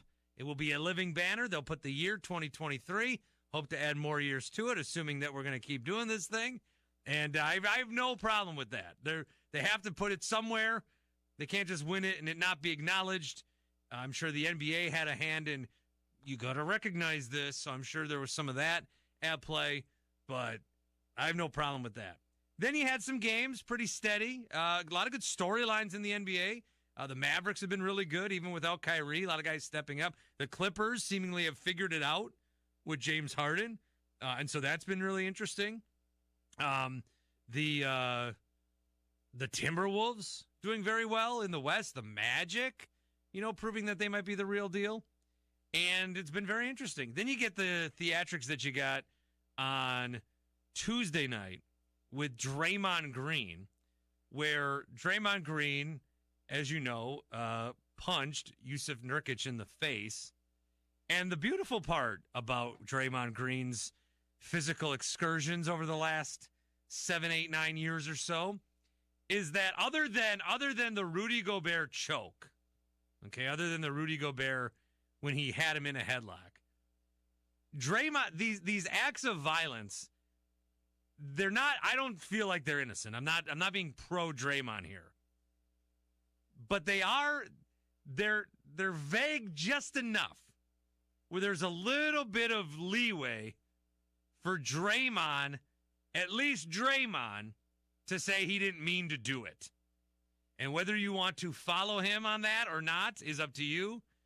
But there's always a little bit when he stepped on Domantas Sabonis last year, there was a little bit of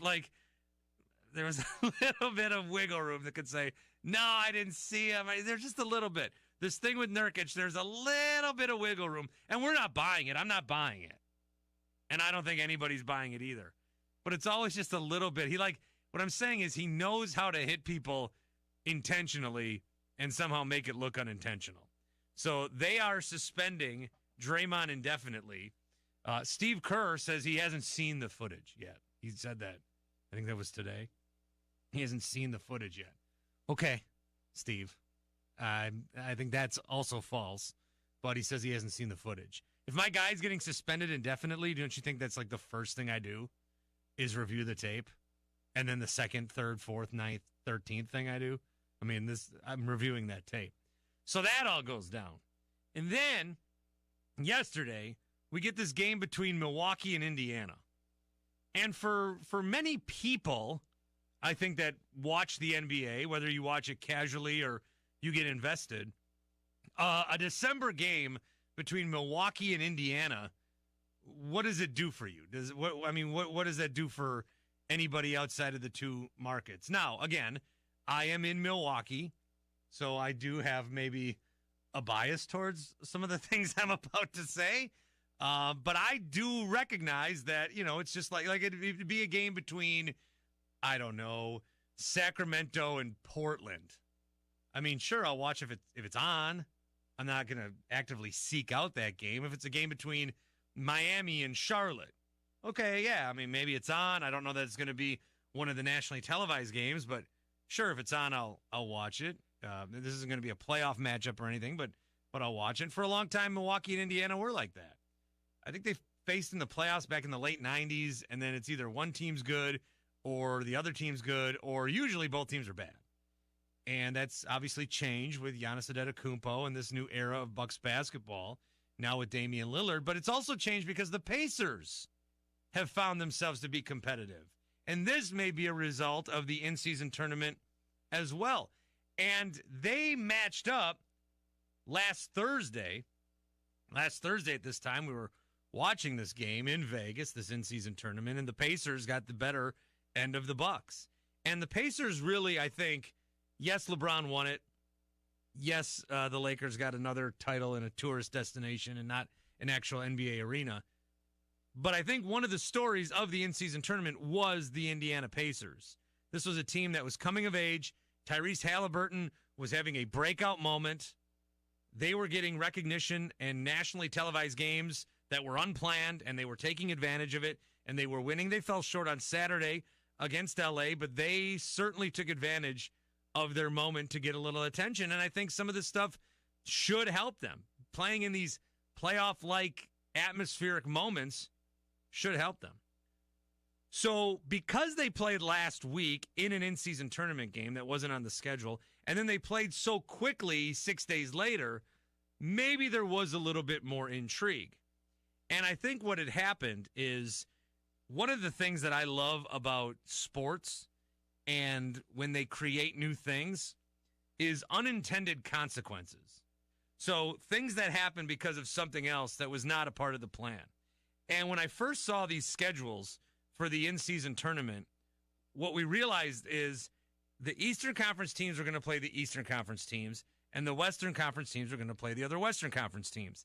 Not necessarily their division, but they were going to stay within their conference. West stays West, East stays East.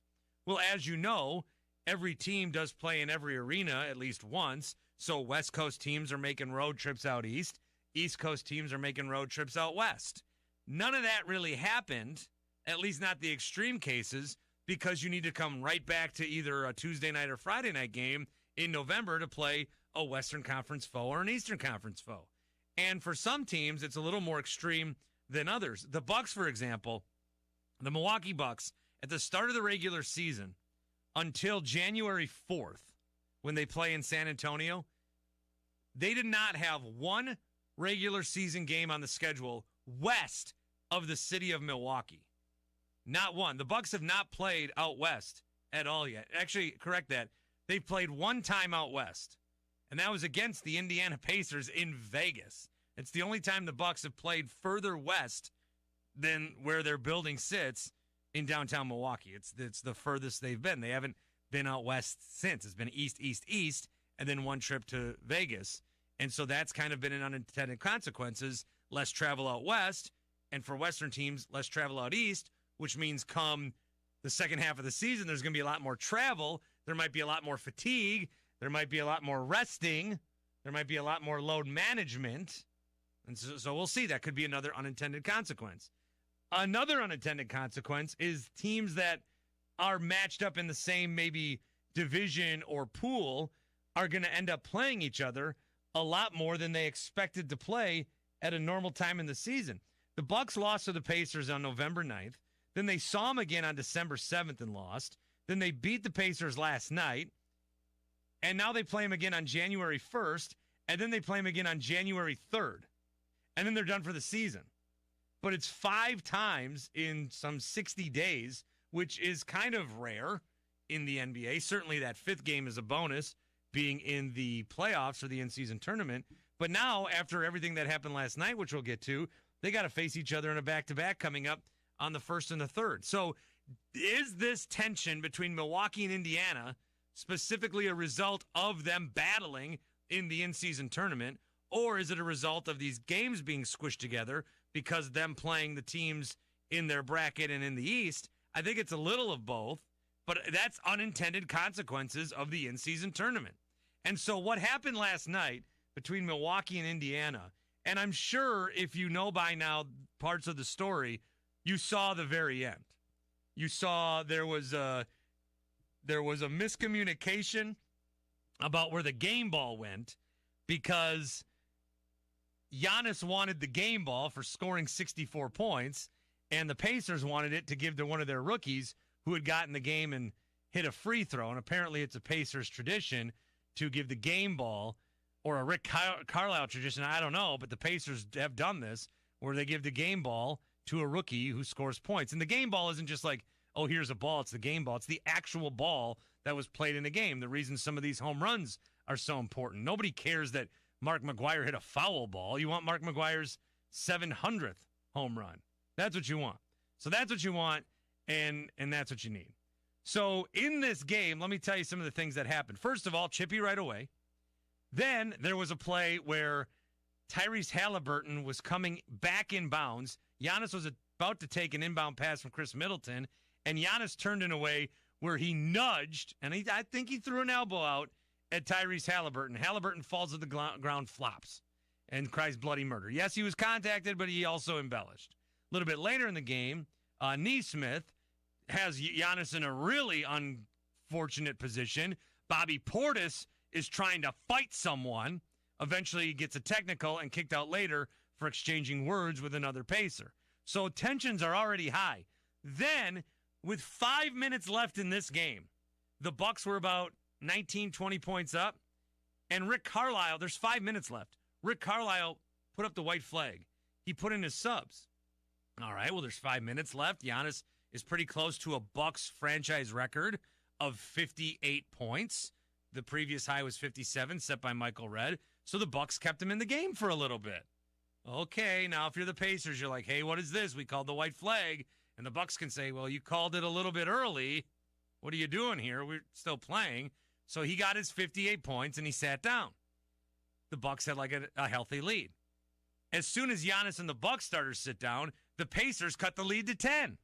So then Giannis is like, I guess we got to go back out there. So he scores 6 more points, and that's how he ended up with the 64. He was done for the night. But the Pacers then came back, made it a game. Bucks put their starters in, and then he got 64 points. So at the end of the game, there's a little bit of a skirmish because we score 64 points. You want the game ball. This was also a game where Damian Lillard passed Kyle Korver to be 5th all time in terms of 3 points made. Giannis in his press conference said he wanted to give the ball to Dame. I'm not sure I believe that. Or that's one of the things where you like ask somebody something knowing they're going to get no. But Giannis did not get the game ball, and he said afterwards that he wants the game ball, but this isn't even the first time he didn't get the game ball.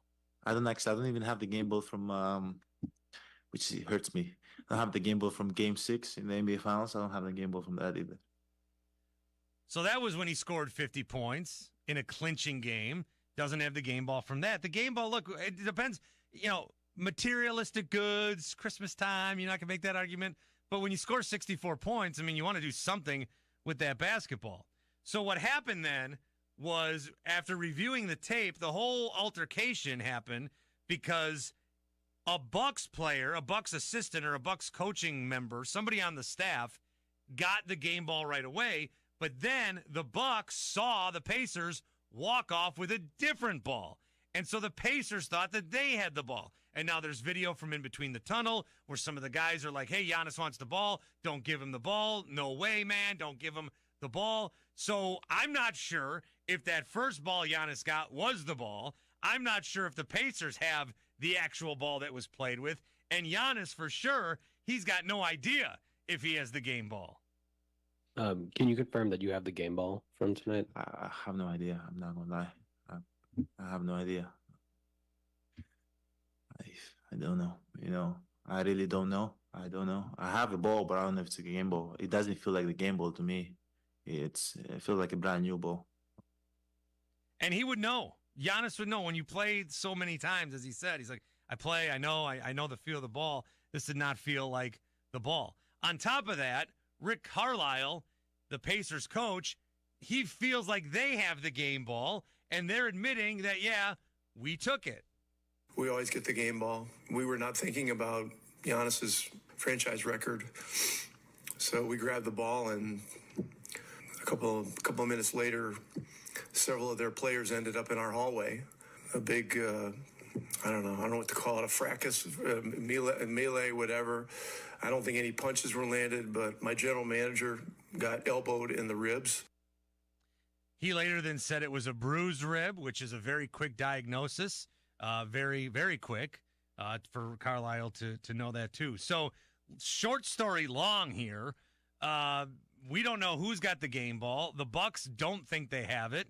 even though they maybe do, and the Pacers think they have it, even though they maybe don't. But what happened here was an opposing team had a rookie score 1 point, and they thought they were entitled to a game ball in a situation where the Bucks at home, a superstar, was less entitled to the game ball as this rookie because of their tradition. I think it shows a lack of respect towards the Bucks, but on a bigger picture and something that I do want to ask people about, and I'm really like, I want opinions on this more than maybe I've wanted opinions on anything, because this is kind of similar to what happened on Sunday with the Chiefs. Different circumstances. Chiefs lost that game, Bucks won, but you had a pretty, in terms of public perception, mild-mannered superstar, and I know they're competitors, and Giannis got ejected one game for having a mean mug. So, he's mild-mannered like off the court, but he is very intense on it. But you had a Patrick Mahomes outburst that maybe changed the way that people think about him, and you had a Giannis outburst that maybe changed the way people think about Giannis. However, the more and more that I see about reaction towards this, it's that me and everybody else here in Wisconsin might be in a little Giannis bubble, because we think this guy's the greatest thing that ever happened to us. He's very humble. He's down to earth. We see him out in public. I saw him 2 months ago at my kids' swimming. He was super nice. I mean, he's just there as a dad. Okay, he's like, you see him around town. People saw him he was at a Target last week. He's a superstar that just lives normally. And here we all love him. But it sounds like outside people don't like Giannis or respect Giannis, and certainly the Pacers don't, if they think that some rookie who scored his first point technically in the in-season tournament, he had a point, but they think that he's got every right to this ball over Giannis. And then there's the other part of this is it's just a ball, but I don't know. I guess I don't know. I guess in baseball, like, is it just a ball? And in football, I don't know.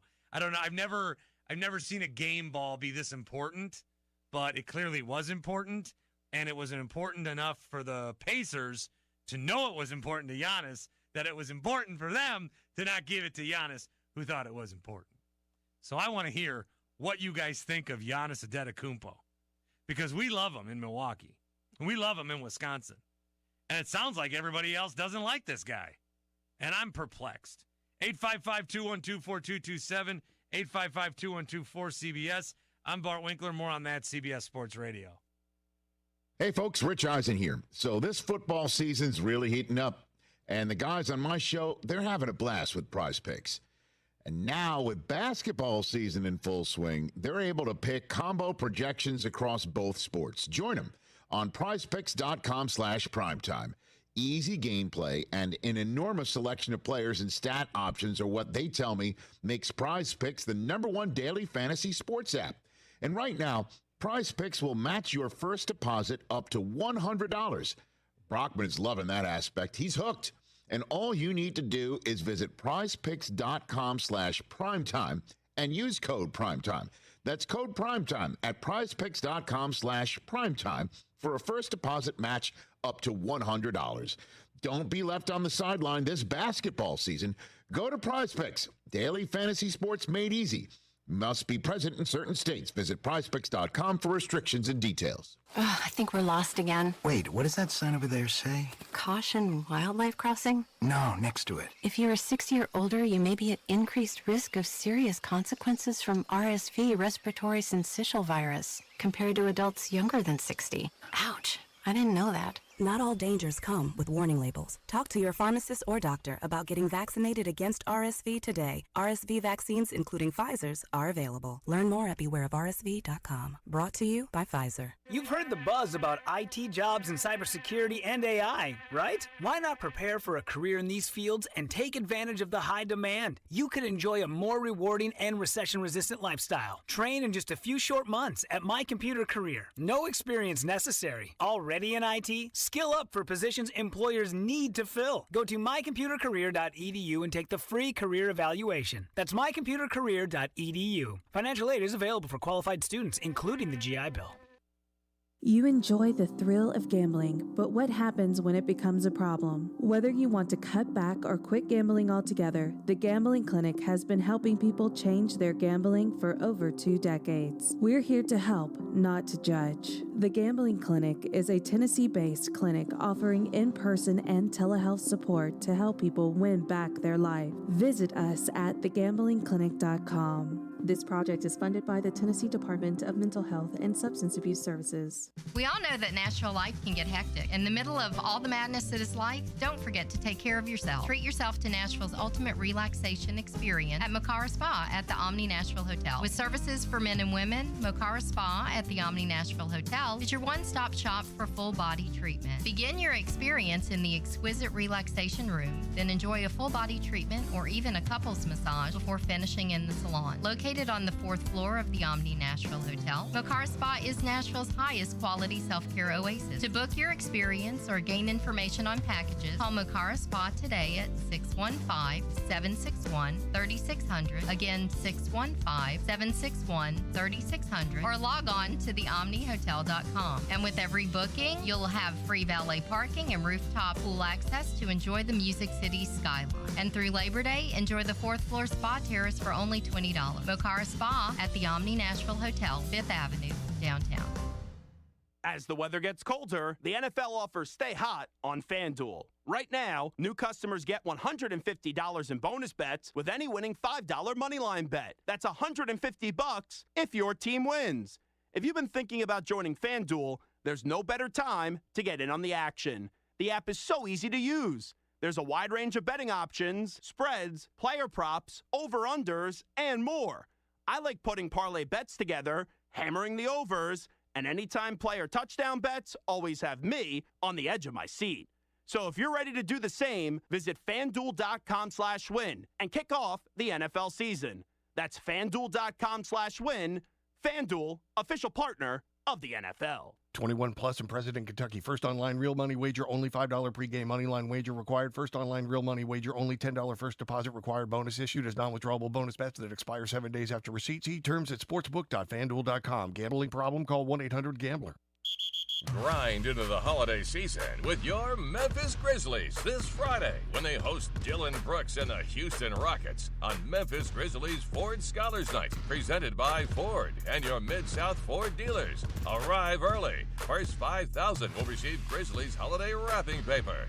Get hyped, get ready for a star-studded show, and secure your tickets today by calling 901-888-HOOP or visiting Grizzlies.com.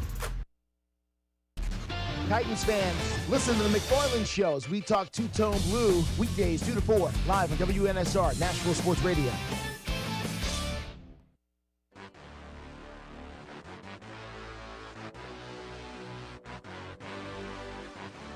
Need a place to talk sports? You've come to the right place. CBS Sports Radio. CBS Sports Radio, 855-212-4227, 855-212-4CBS. My name is Bart Winkler. Ryan Hickey alongside as we're taking you through this Thursday evening. Again, I've mentioned it. I think it's, I like to know. I'm in Milwaukee. And, from time to time, I'll mention something about the Packers or Brewers or, the Bucks. And I'm not like... I want to make sure that I'm not like, I'm doing a Milwaukee show for the whole world. No. But right now I am, because right now I need to know what people think about Giannis outside of Milwaukee. So that's what I need to know, because I don't think people like him. I'm telling you, in Milwaukee, this guy is like the greatest thing that's ever happened. He's got a mural downtown. He saved the franchise. This franchise, did you ever think about Milwaukee from like 1990 to 2017? Did you ever think about the Milwaukee Bucks? No. Unless it was someone in Seattle thinking, who can we get to move here? Maybe the Milwaukee Bucks. And then Giannis comes along. Great story. Everything he went through in Greece. Got a movie called Rise. I still haven't seen it, but I heard it's good. And he comes over here and wins a championship, and it's incredible. And when he first was here, it was really great to see him like, oh, what is this? I love smoothies. I love candy. You know, he's a real humble guy. One of the phrases that I've seen get really popularized is fake humble. In fact, if you search fake humble online on any of the social media platforms, it'll be people saying Giannis is fake humble.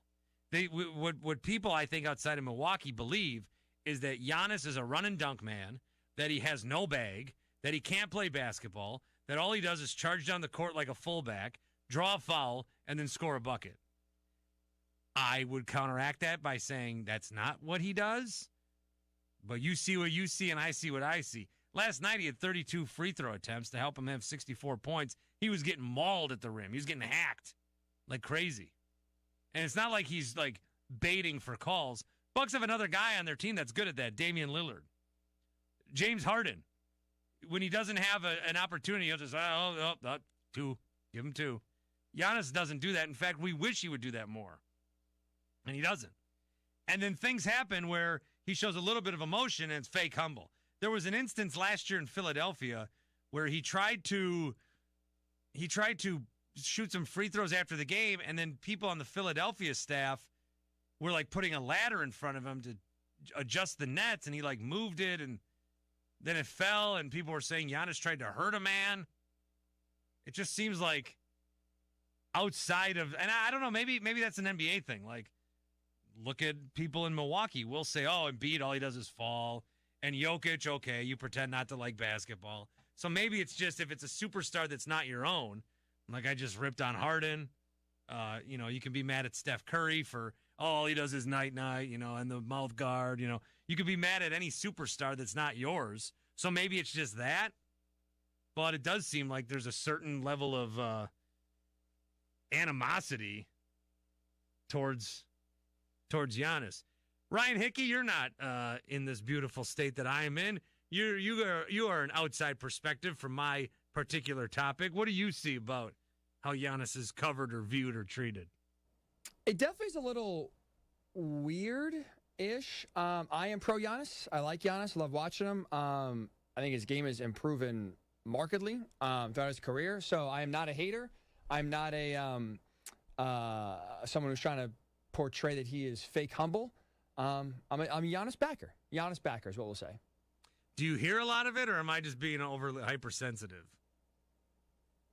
Maybe slight hypersensitive, and maybe you pay attention more than I do just because he's your guy.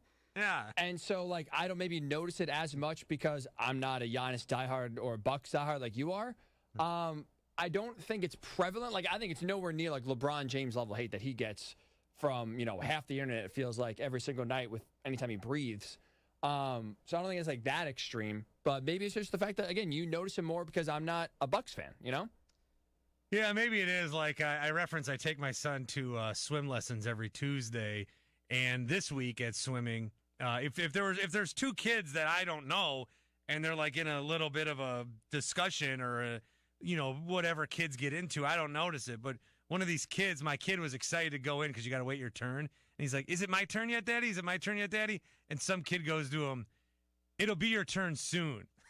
He's like, and I looked at the kid, and I'm like, dude, I can handle it.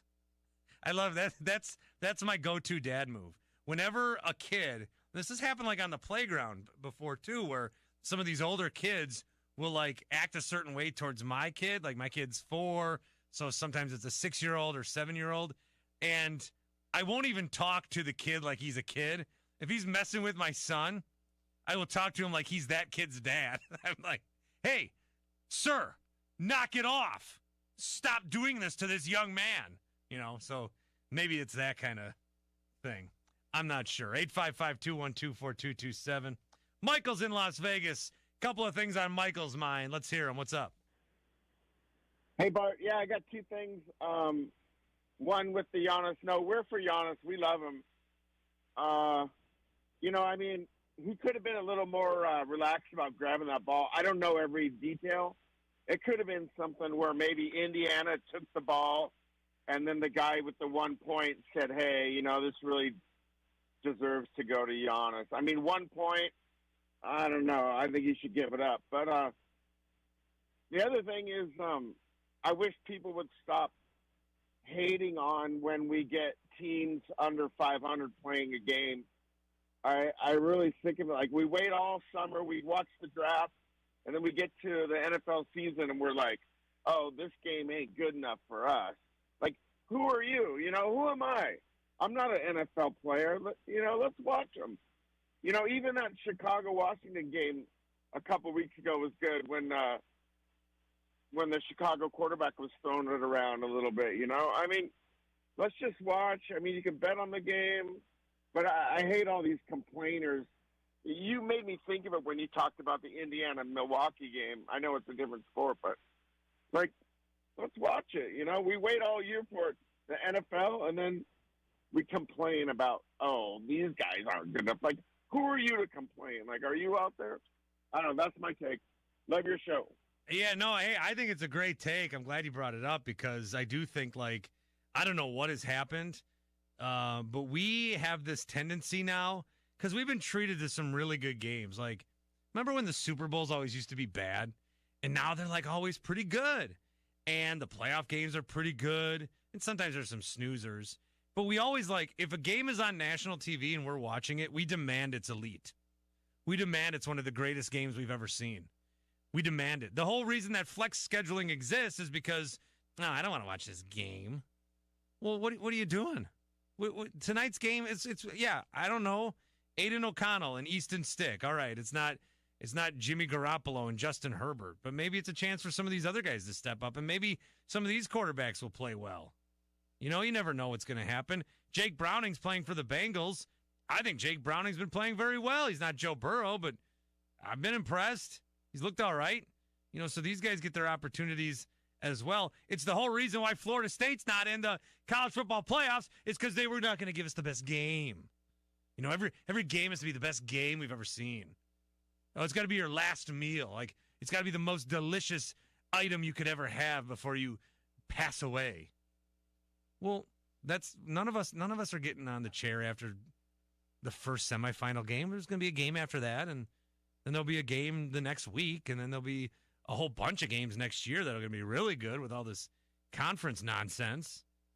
Like a team like Michigan. Michigan next year plays Texas, Washington, Ohio State, and Oregon. And then that's their schedule. And now everybody else they play. I mean, that's impossibly hard. So there's going to be great games that come. We don't need every game to be good. But I am eager to watch this game tonight. I'm excited for it. I love football. You're right. We only get about 3 months of this that we can really dive in, and the other 9 months are waiting. And then when we try to get other football, like the USFL, XFL, whatever they're merging to, we scoff our noses at it. Or these spring games, we're like, no, not for me, sir. We must have the most elite football of all time. And it doesn't help, I will say this doesn't help, that the guy calling the game on Thursday, if they're not a perfect game, he starts to get mad about it. Al Michaels. He got kicked off the NBC playoff coverage. He ain't happy about that. And you know who else is unhappy is Kirk Herbstreit. And I got to read this tweet of his. And I'm going to read it verbatim. Because I think he's lying. I think ESPN and the SEC, I think they did pull shenanigans. I think they did have ulterior motives. I don't want to think it. You left an undefeated Power 5 team out of the playoff. For, of all teams, Alabama. There was an SEC on ESPN commercial leading right up to the announcement that Alabama was in. Is that coincidence? I do not believe so. Kirk Herbstreit, as you are prepping for your game tonight, I do hope that my audio finds you somehow because I am upset at you, and the only way that I'm not going to be upset at you is if you just admit that you're lying. And so I would like to negotiate, have a one-sided negotiation with Kirk Herbstreit, and I would like to do that coming up. What I'd like to do more than anything in the entire world right now is hear the latest news, notes, and scores. Yeah, baby. From Pat Boyle. Take it away, Pat. Love you, Bart. CBS Sports Radio. Sports Flash. All right, NBA news. After Draymond Green received an indefinite suspension from the NBA following his latest on-court altercation where he struck Phoenix's Yusuf Nurkic in the face, the Golden State Warriors put forth a message of support, sort of, for the four-time NBA champion. Warriors GM Mike Dunleavy Jr. said today that part of the decision on Green's suspension was to ensure there would be time for Draymond to get himself in a place where he can be around the team long-term rather than a punishment. Meanwhile, the Warriors once again find themselves in an early season slump. They're 10-13 and on the road tonight against the 13-10 Clippers, who have started to find their groove since acquiring James Harden. Paul George, by the way, questionable for L.A. with a groin, but he did participate in shoot-around. Thursday Night Football tonight, what a doozy of a game with Justin Herbert out for the season. It's Easton Stick and the 5-8 Chargers visiting Aiden O'Connell and the 5-8 Raiders. The Rose came off the bloom a bit for interim head coach Antonio Pierce after a must-win game against the Vikings resulted in a 3-0 loss. 3 straight defeats for the Raiders heading into tonight, but Pierce says spirits remain high. We lost 3 games, right? But the locker room, the building doesn't feel that way. Purpose is still there. The energy is still there. The concentration, the 1-2 is still there. The guys are believing. We had 2 good walkthroughs. Best we can do with that. Very important injury report for tonight. Jeremy Fowler reporting All-Pro defensive end Max Crosby and Devonta Adams are both expected to play for Vegas. Can't say the same about running back Josh Jacobs. He's ruled out for the first time this year with a quad injury. On the Chargers side, 5-time Pro Bowl receiver Keenan Allen is out with a heel injury. Have fun betting the total. It's 35.5. I'm Pat Boyle. He always has a rant. He always has a take. He's Jim Rome, and he's only on CBS Sports Radio. CBS Sports Radio. Bill King of the Bill King Show, 6 to 9 in the morning, Monday through Friday. Check it out every day. College football centric. Brought to you by the Omni Nashville Hotel.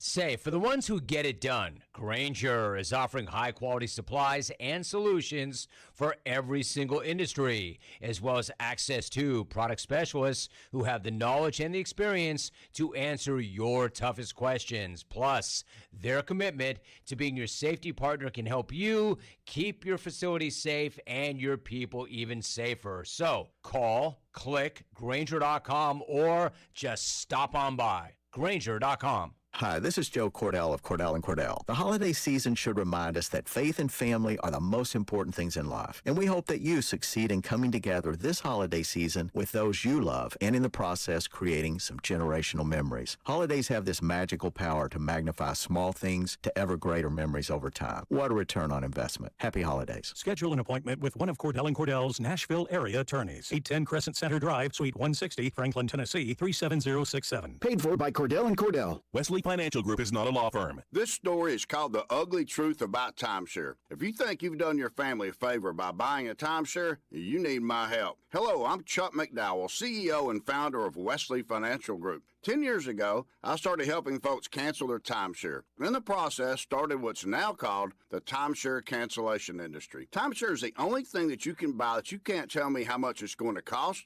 or when it's going to end. When you buy a timeshare, you give them a blank check to fill out any amount they want for annual maintenance and assessment fees. The crazy thing is, this never ends. Even when you die, your family's now going to be stuck with this burden. Stop the insanity today. Call my office now. If we take you as a client, I guarantee we'll cancel your timeshare or you'll pay nothing. Call for your free information kit. 800-462-3333. That's 800-462-3333. 800-462-3333. The Locksmith Company, our full-service locksmithing expert, is asking listeners to please donate a toy to Toys for Tots this holiday season. You could make a difference in the life of a child. This message is brought to you by the Locksmith Company, a proud veteran employer. For all your residential, commercial, or automotive locksmithing needs, call today for a free estimate or 24/7 emergency service at 931-801-5427.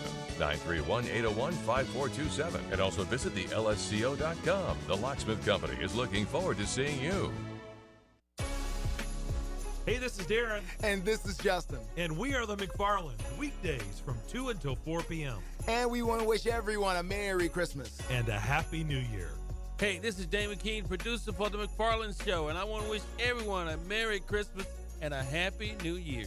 Hey, along with Pat Cook, John Burton, Greg Pogue, the Greg Pogue and John Burton Show, all of us wishing everybody the best of holiday seasons and even better 2024. 2023 was a great year. We're looking forward to more fun in 2024, and we thank you for your loyal listenership. We love the interaction. Keep the phone calls coming. Indeed. Holidays are about family. We consider our listeners very much a part of our family. Thank you for listening, and all the best during this holiday season from the Greg Pogue and John Burton Show. I'm Joe Fisher from the Mid-State Checkdown High School Football Game of the Week. From our family at WNSR to yours, Merry Christmas and Happy Holidays and a Happy New Year. Granger presents The Ones Who Get It Done. As the college football season progresses, the excitement continues to grow with packed stadiums and cheering crowds. Each team still dreams of winning the college football national championship, but come January 1st, only 4 teams will remain in contention. The question is, will Georgia be one of the 4, and can they pull off another championship for a three-peat? Only time will tell. The Ones Who Get It Done has been sponsored by Granger. Call, click, Granger.com, or just stop on by. Say, for the ones who get it done, Granger is offering high-quality supplies and solutions for every single industry, as well as access to product specialists who have the knowledge and the experience to answer your toughest questions. Plus, their commitment to being your safety partner can help you keep your facility safe and your people even safer. So, call, click, Granger.com, or just stop on by. Granger.com. It's a Bill King Show. We created a rule decades ago on the show. Weddings, things of that nature, during the playing portion, do not get consideration. No. Don't do that. Weddings are meant for the spring. They do not get consideration during the playing portion of the season. That's just the way we work it around here. That's the way we play it around here. Weekday mornings beginning at 6 on Sports Radio 560 on 95.9 FM. Join me, Super Bowl champion Corey Harris, Coach Greg Tundras, every Sunday morning starting at 8 for 2 great hours of the Sunday Morning Scramble.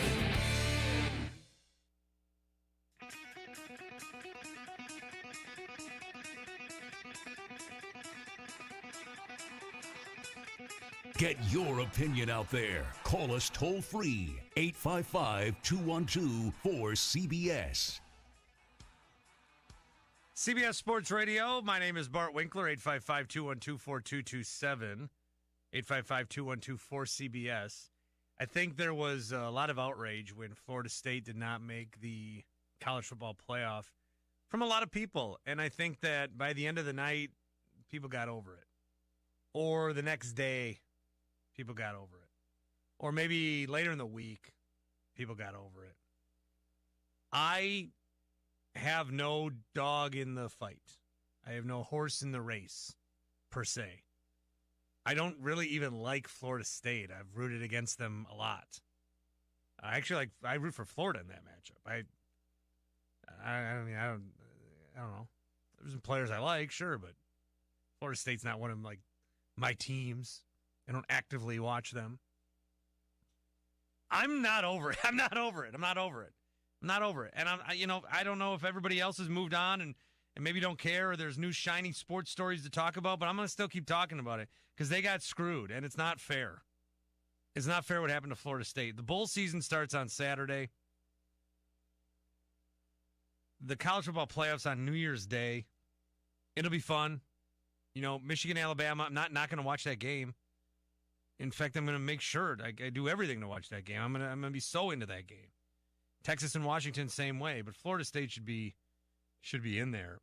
And one of the big issues that I've had is I think this 4-team playoff was the worst idea ever. I think it was. I think they were better off being at 2. Or just even the old bowl system, better than this 4-team playoff. Because a 4-team playoff never made sense from the jump. You had 5 power conferences agree to a 4-team playoff? In what sense does that make?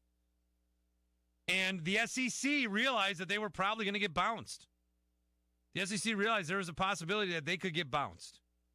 And so I do think, if you just look at what the coverage was, I'm sorry, if the games are on ESPN, I'm gonna point to ESPN having some sort of influence on the games that are on ESPN. I just feel like I don't know how you can't. ESPN, the bowl season used to be all these different things, different companies, different bowls, different committees, different institutions that would invite teams and set up agreements with conferences, and then, hey, great season, let's play in a bowl. Let's reward you by going somewhere nice, play in a competition, one last hurrah. That's what it was. And sometimes we were able to determine a national champion based on that, based on the matchups. A lot of times we weren't, so you'd split them. And that's how we did it. And then along the way we realized, no, we need a champion. We need to figure out who the champion is going to be. And as that developed, these other bowls kind of turned into just weird property. And ESPN bought a lot of the bowls or created their own. It's TV inventory. There's a lot of TV inventory coming up. I think of all the bowl games, every bowl game's on ESPN or ESPN2, except I think one's on ABC, which same thing. One's on CBS. One's on Fox. One's on the CW. I don't think there's anything other than that.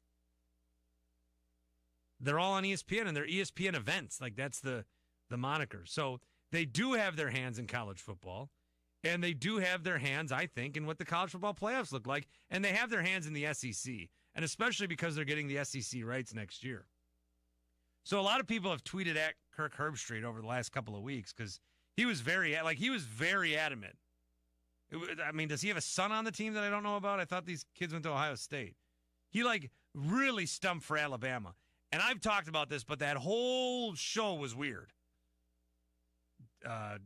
Joey Galloway was acting weird. Greg McElroy was acting weird. Even the host, Reese Davis, was acting weird. And it seemed like when Boo Kerrigan of the College Football Playoff Committee got on, he was trying to impress ESPN with the rationale. That's what it seemed like to me. Some guy tweeted at Kirk, remind me again why you had Bama in and FSU out on 11-14 and 11-18 before the Jordan Travis injury? Why did you continue to push the narrative for the next 3 weeks? Kirk Herbstreit wrote a novel as a tweet, which you can do now if you pay. Because Alabama is caps locks better, period. So is Texas, so is Michigan, so is Washington, so is Oregon, so is Georgia. I watch 10 to 15 games a week live from September to December. I think I'm allowed to have an opinion on who I think is better. If FSU doesn't like it's the best four, tell conference commissioners to change protocol to most deserving. That argument, I'm glad it is dying a death. Best versus most deserving. In what playoff world do you leave a team out that is 13-0 that won a Power 5 conference? Explain to anybody who doesn't watch college football. Explain to anybody who's not grown up in this country where college football is way more important than it should be. With all due respect, hey, I'm a big fan. But the way we treat it like it's a major league sport. I mean, some of these kids are like, should I even go to the major leagues? I can make more money in this. And what does the NFL care? It's like, oh, you're gonna run our major league sport. We don't have to do a thing. You're gonna keep giving us talent and developing us talent. We don't have to do a thing. Yeah, we won't play on Saturdays then if that's all it takes. It's just a weird setup.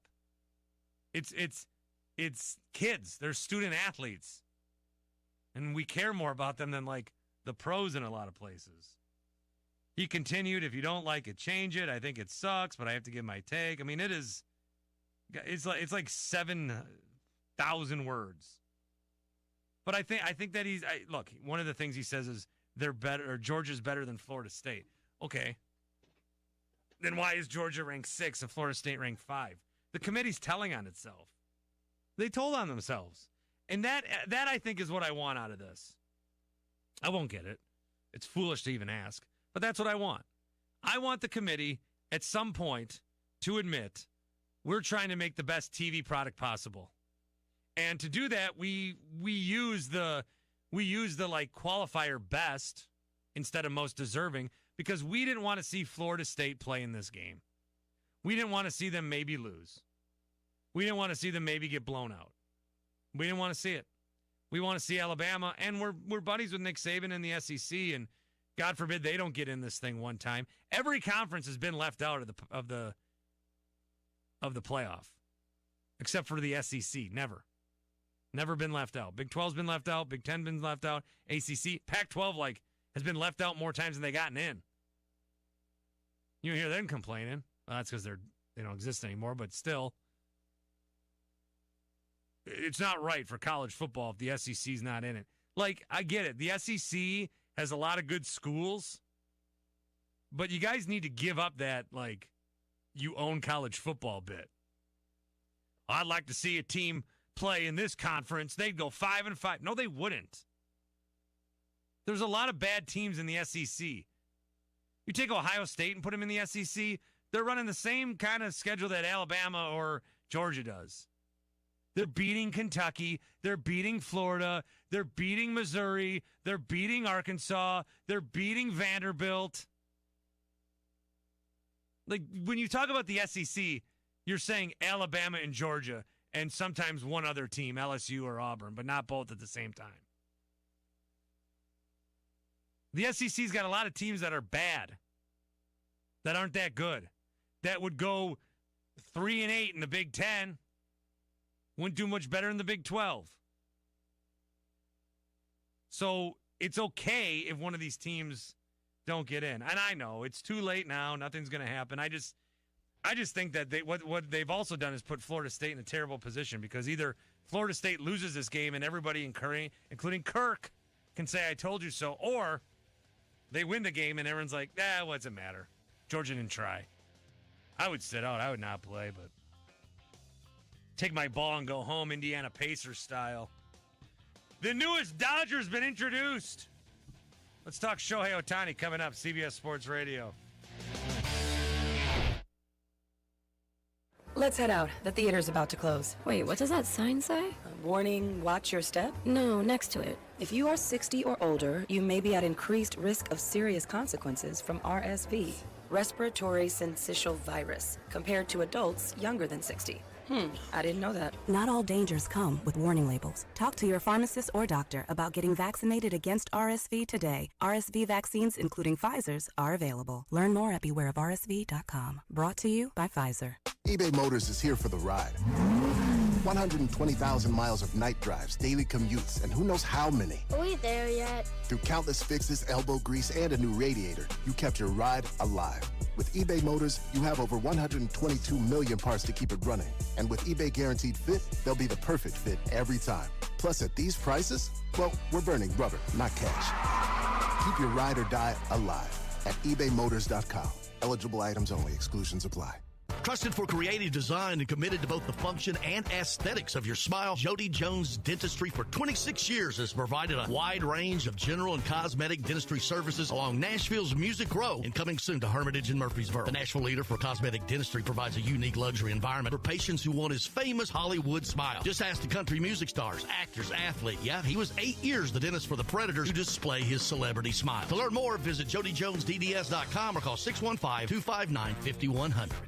We all hear the radio ads about the IRS. They tell you to be afraid, to be scared, and they try to frighten you into calling. I'm not here to do that. Tax Relief Advocates is different. TRA is here to tell you that if you owe money to the IRS, whether it's $5,000, $50,000, or $500,000, we have a solution. It doesn't matter if you're sitting in your car, at work, or with your kids. No matter where you are, call now. 800-617-0239. Don't lose hope. TRA can eliminate or reduce what you owe to the IRS. There is zero risk to you. If we can't reduce your tax debt, then you pay nothing. Our passion is taxes and helping individuals fix their IRS problems. We have a 5-star rating on Google and Yelp and an A+ with the Better Business Bureau. You don't need to be afraid of the IRS any longer. End your tax nightmare today by visiting us online at TRA.com or call 800-617-0239. That's 800-617-0239. Tax Relief Advocates. Real solutions for real people. This is something I wish I'd known. Many people who live in Tennessee are eligible for help paying for healthy food for pregnant and new moms, their babies, and young children, but don't realize it. Family income can be higher than you think. There's a website called TennesseeMeals.com for more information. Assistance for healthy food for expectant moms and young children. This information I need to share. TennesseeMeals.com. Brought to you by the Tennessee Justice Center, the Tennessee Association of Broadcasters, and 560 AM, 95.9 FM, Brentwood, Nashville, 107.9 FM, Smyrna, Nashville's first 24-hour sports station. WNSR, Nashville Sports Radio.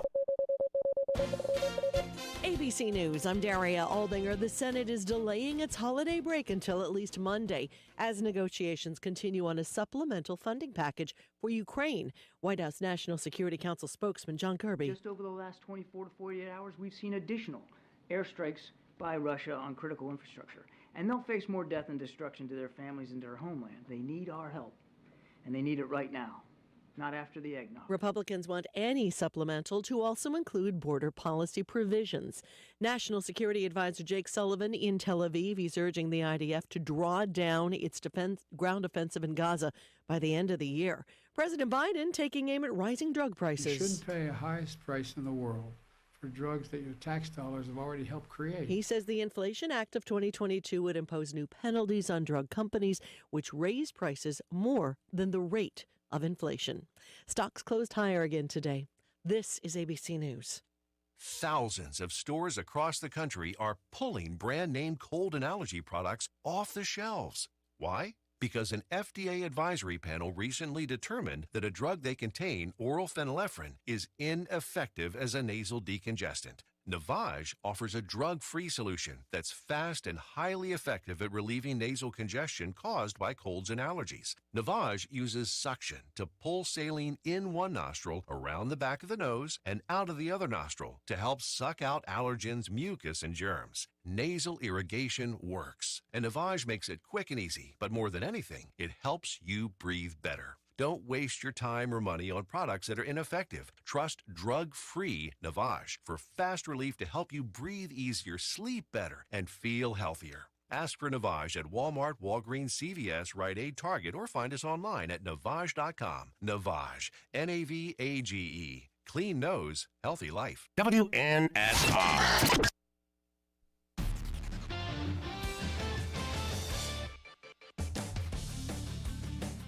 You're listening to CBS Sports Radio. CBS Sports Radio, great to be here. I am Bart Winkler, 855-212-4227, 855-212-4CBS. Found myself getting fired up a little bit last hour. Fired up a la Giannis Antetokounmpo. Don't take away his game ball. He had 64 points. That's a career high. That's a Bucks franchise record in a game. You let him have that game ball, even though they probably did have the game ball the whole time and there was a misunderstanding. But that's good to see some passion now and then from the Milwaukee Bucks, who's had a weird season where every game is either a win and there's dysfunction in the locker room or a loss and there's dysfunction in the locker room. So very odd year for that particular club. Also got a little fired up about the college football playoff. Still on my mind. I'm not going to let it go. I love college football. I want to be mad at college football. I'm going to be watching a full day of football on Saturday. NFL games that suck that matter and college games that suck that don't matter. Because I love football and I don't care. I'm going to be watching them all. I said that we have this. It is unique. It's different. You know, you try to think about the other countries and their love of sports. And the ones that come to my head the most are, you know, Canada loves hockey. They have a football league. Obviously, they got a basketball and baseball team in Toronto. You know, they like soccer. They've got other things, curling. I think of England because of soccer. I think of all those countries in Europe. And they've got, you know, professional sports. There's a model. I think it'd be a, you know, pardon the pun, I guess, foreign concept to them that we treat sports at the college level the way that we do, but the passion is there. It's certainly there. The SEC football schedule got released, and not even like they know who they play, and the times weren't even released, just the dates.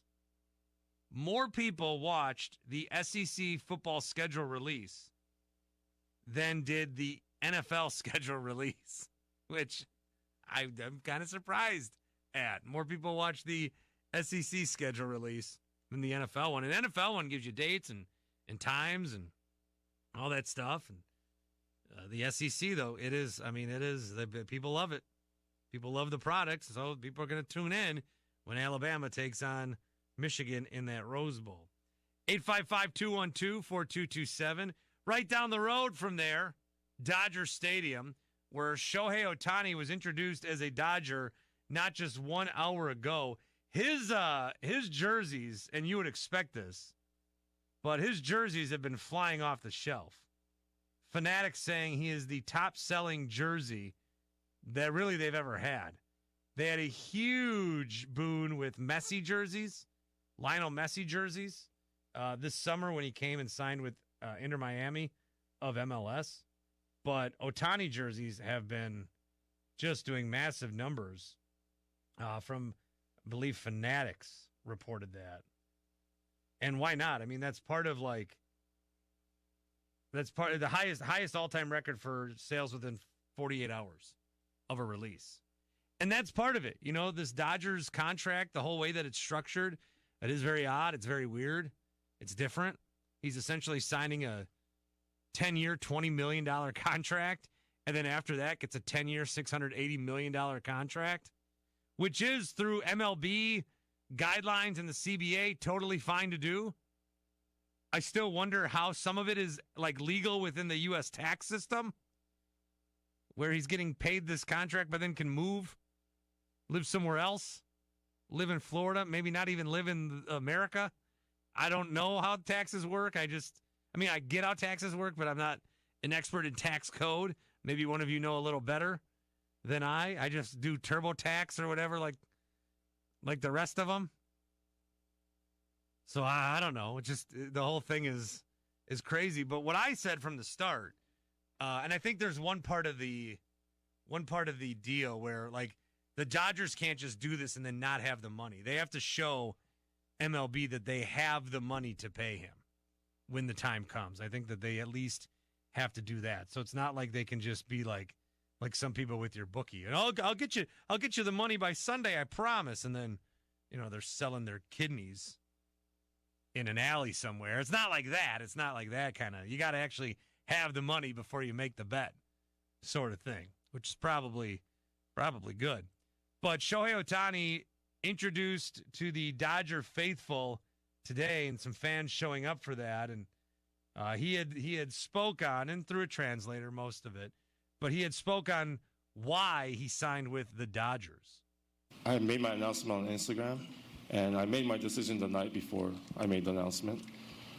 And as far as why I chose the Dodgers, there's not really one reason. There's a lot of reasons. And I met with a few teams at the end of the whole negotiation process. And honestly, every team I met with and I had a chance to talk to, they were all great. And it was really, really a tough decision for me. But at the end of the day, I had to choose one team, and Dodgers were my choice.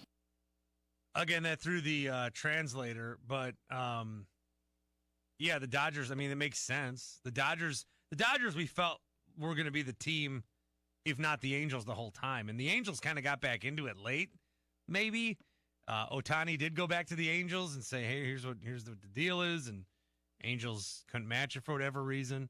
Or they didn't like meet his standards. They declined to say if money was the end-all, be-all there. But with the Angels and the Dodgers, it's L.A. It's L.A. It's a pretty small lifestyle change for him. He's going to a different league, which doesn't matter anymore. He's playing in a different stadium. And the big thing is for him, like, this opens a lot of new endorsements for him. This is like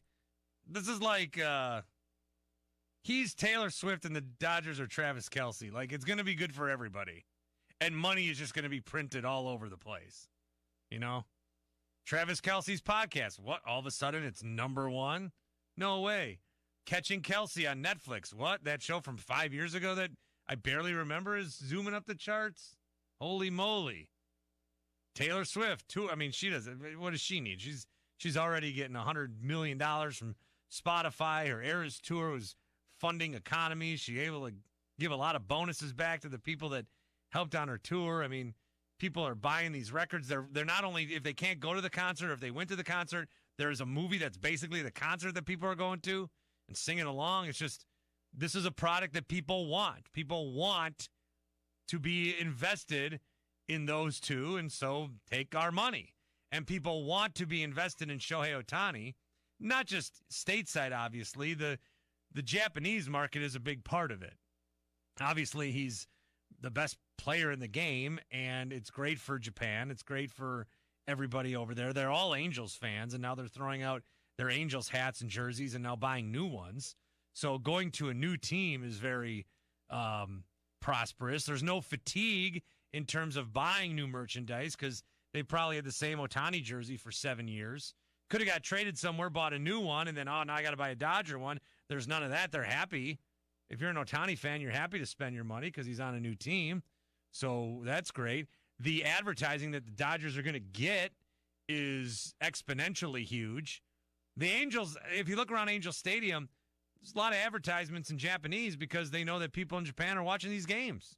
And it's a great way to target that audience. And the Angels are going to take the money for sure. But I think, and some of this Ohtani Dodger conversation, it sucks for two teams specifically. One, the Blue Jays.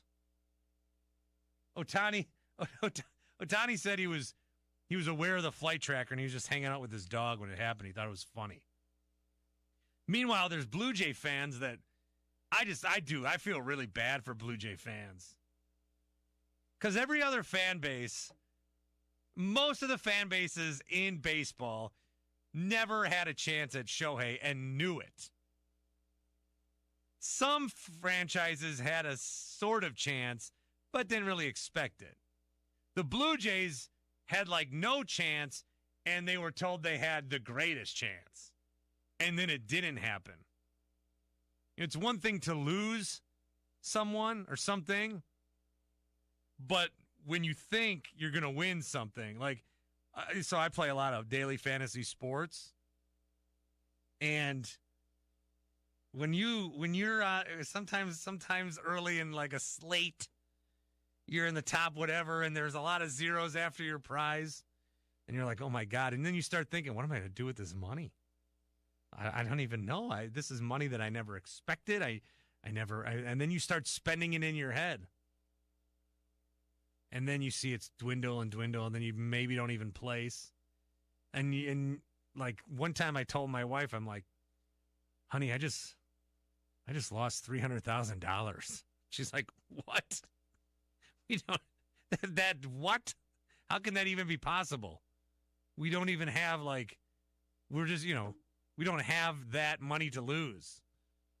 The credit cards don't max anywhere close to that. I go, oh no, I didn't actually lose it. I was winning it, but then I didn't win it. Oh, so you never were really winning it? Well, yeah, but in my head I had it. Oh. So why did you scare me then? I don't know. I suck. And then the Angels. The Angels are the other team this sucks for because everyone's talking about how Shohei's in a big market now. Oh, he's in a big market. He's with a name brand. Of course it's going to be great. He's 15 minutes away from where he was playing before. Well, L.A. traffic. But he's not that. He was in a major market. L.A. has money. They spend money.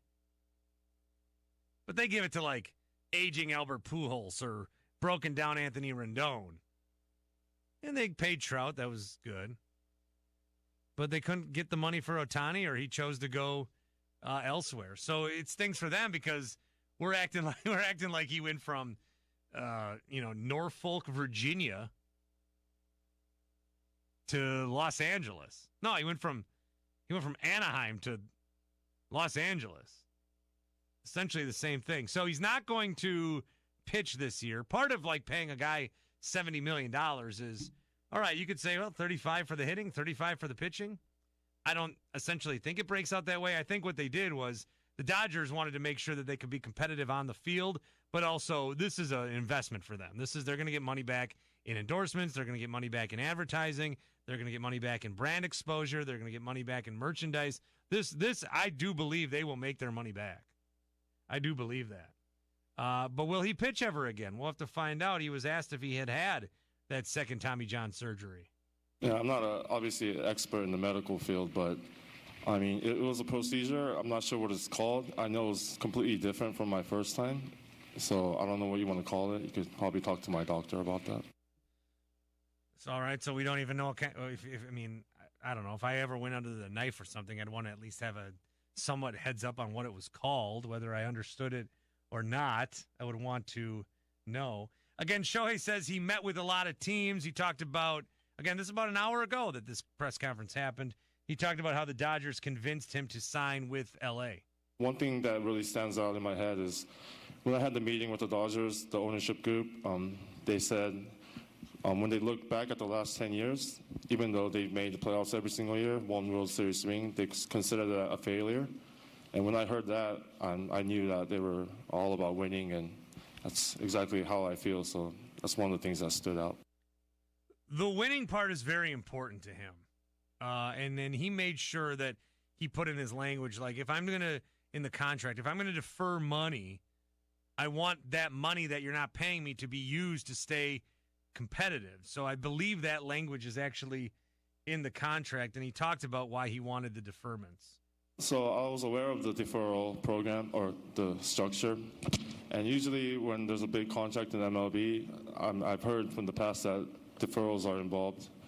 Not all the time, but a lot of the time. So I was looking into it and doing some calculations, and I figured, if I can defer as much money as I can, if that's going to help the CBT and that's going to help the Dodgers and be able to sign better players and make a better team, I felt like that was worth it, and I was willing to go that direction, so that's why I made that choice. The initial reporting was there were like really creative or different kind of deferments. And so what I thought that was is because we've seen deferments. I mean, we all talk about Bobby Bonilla Day or whatever. Mets are still paying. Here's, it gets overshadowed. They're also paying $250,000 every year to Brett Saberhagen, longtime Royals great, who was there for a little bit. But when I first heard about this, I thought, I was like, oh my God, they're going to, like, some guys in the league right now are on the books until 2040, 2045, 2050. I thought, oh my God, they're going to pay this guy until like 2020. What year is it? 2023, 2100. That's what I was thinking. For some reason, I thought the year was 2123. Whoa, I don't know, man. Whoa, what's in this coffee? That's what I thought it would be, like super long, maybe inherited to his grandkids if he has a family or some charity or whatever. But no, it's just $2 million every year for 10 years, and then $68 million for a while. And this, when Shohei signs with the Dodgers, I think a lot of people were like, oh man, rich get richer. Oh man, what a bummer this is. This is unbelievable. This stinks. And then I think when people saw what happened with the contract, a lot of the people that I talk to in whatever circles or text chains or whatever, a lot of people I've talked to have said this phrase to me: I'm out on baseball. I'm done. I'm done with baseball because of the Shohei Ohtani thing. And I think a lot of people are mad that their team didn't think to do something like this. But before this, baseball's a big part of my life as a fan. I grew up with it. It was my first favorite sport. I still buy packs of cards when I can from like the 90s. I have all these starting lineups, these little figurines that I threw in my kid's like Paw Patrol chest, and he's Rubble's playing with Mike Scott of the Astros. He doesn't know what's going on, but he's playing with these toys. Oh, here's a Ricky Henderson who's playing with the PJ Masks. Doesn't make any sense, but these were my toys, and I give them to him. But baseball, I think, it's been America's pastime, right? And it's flourished. It flourished for a long time. I don't know that, because everybody celebrated the rule changes. I don't know that baseball has the makeup to be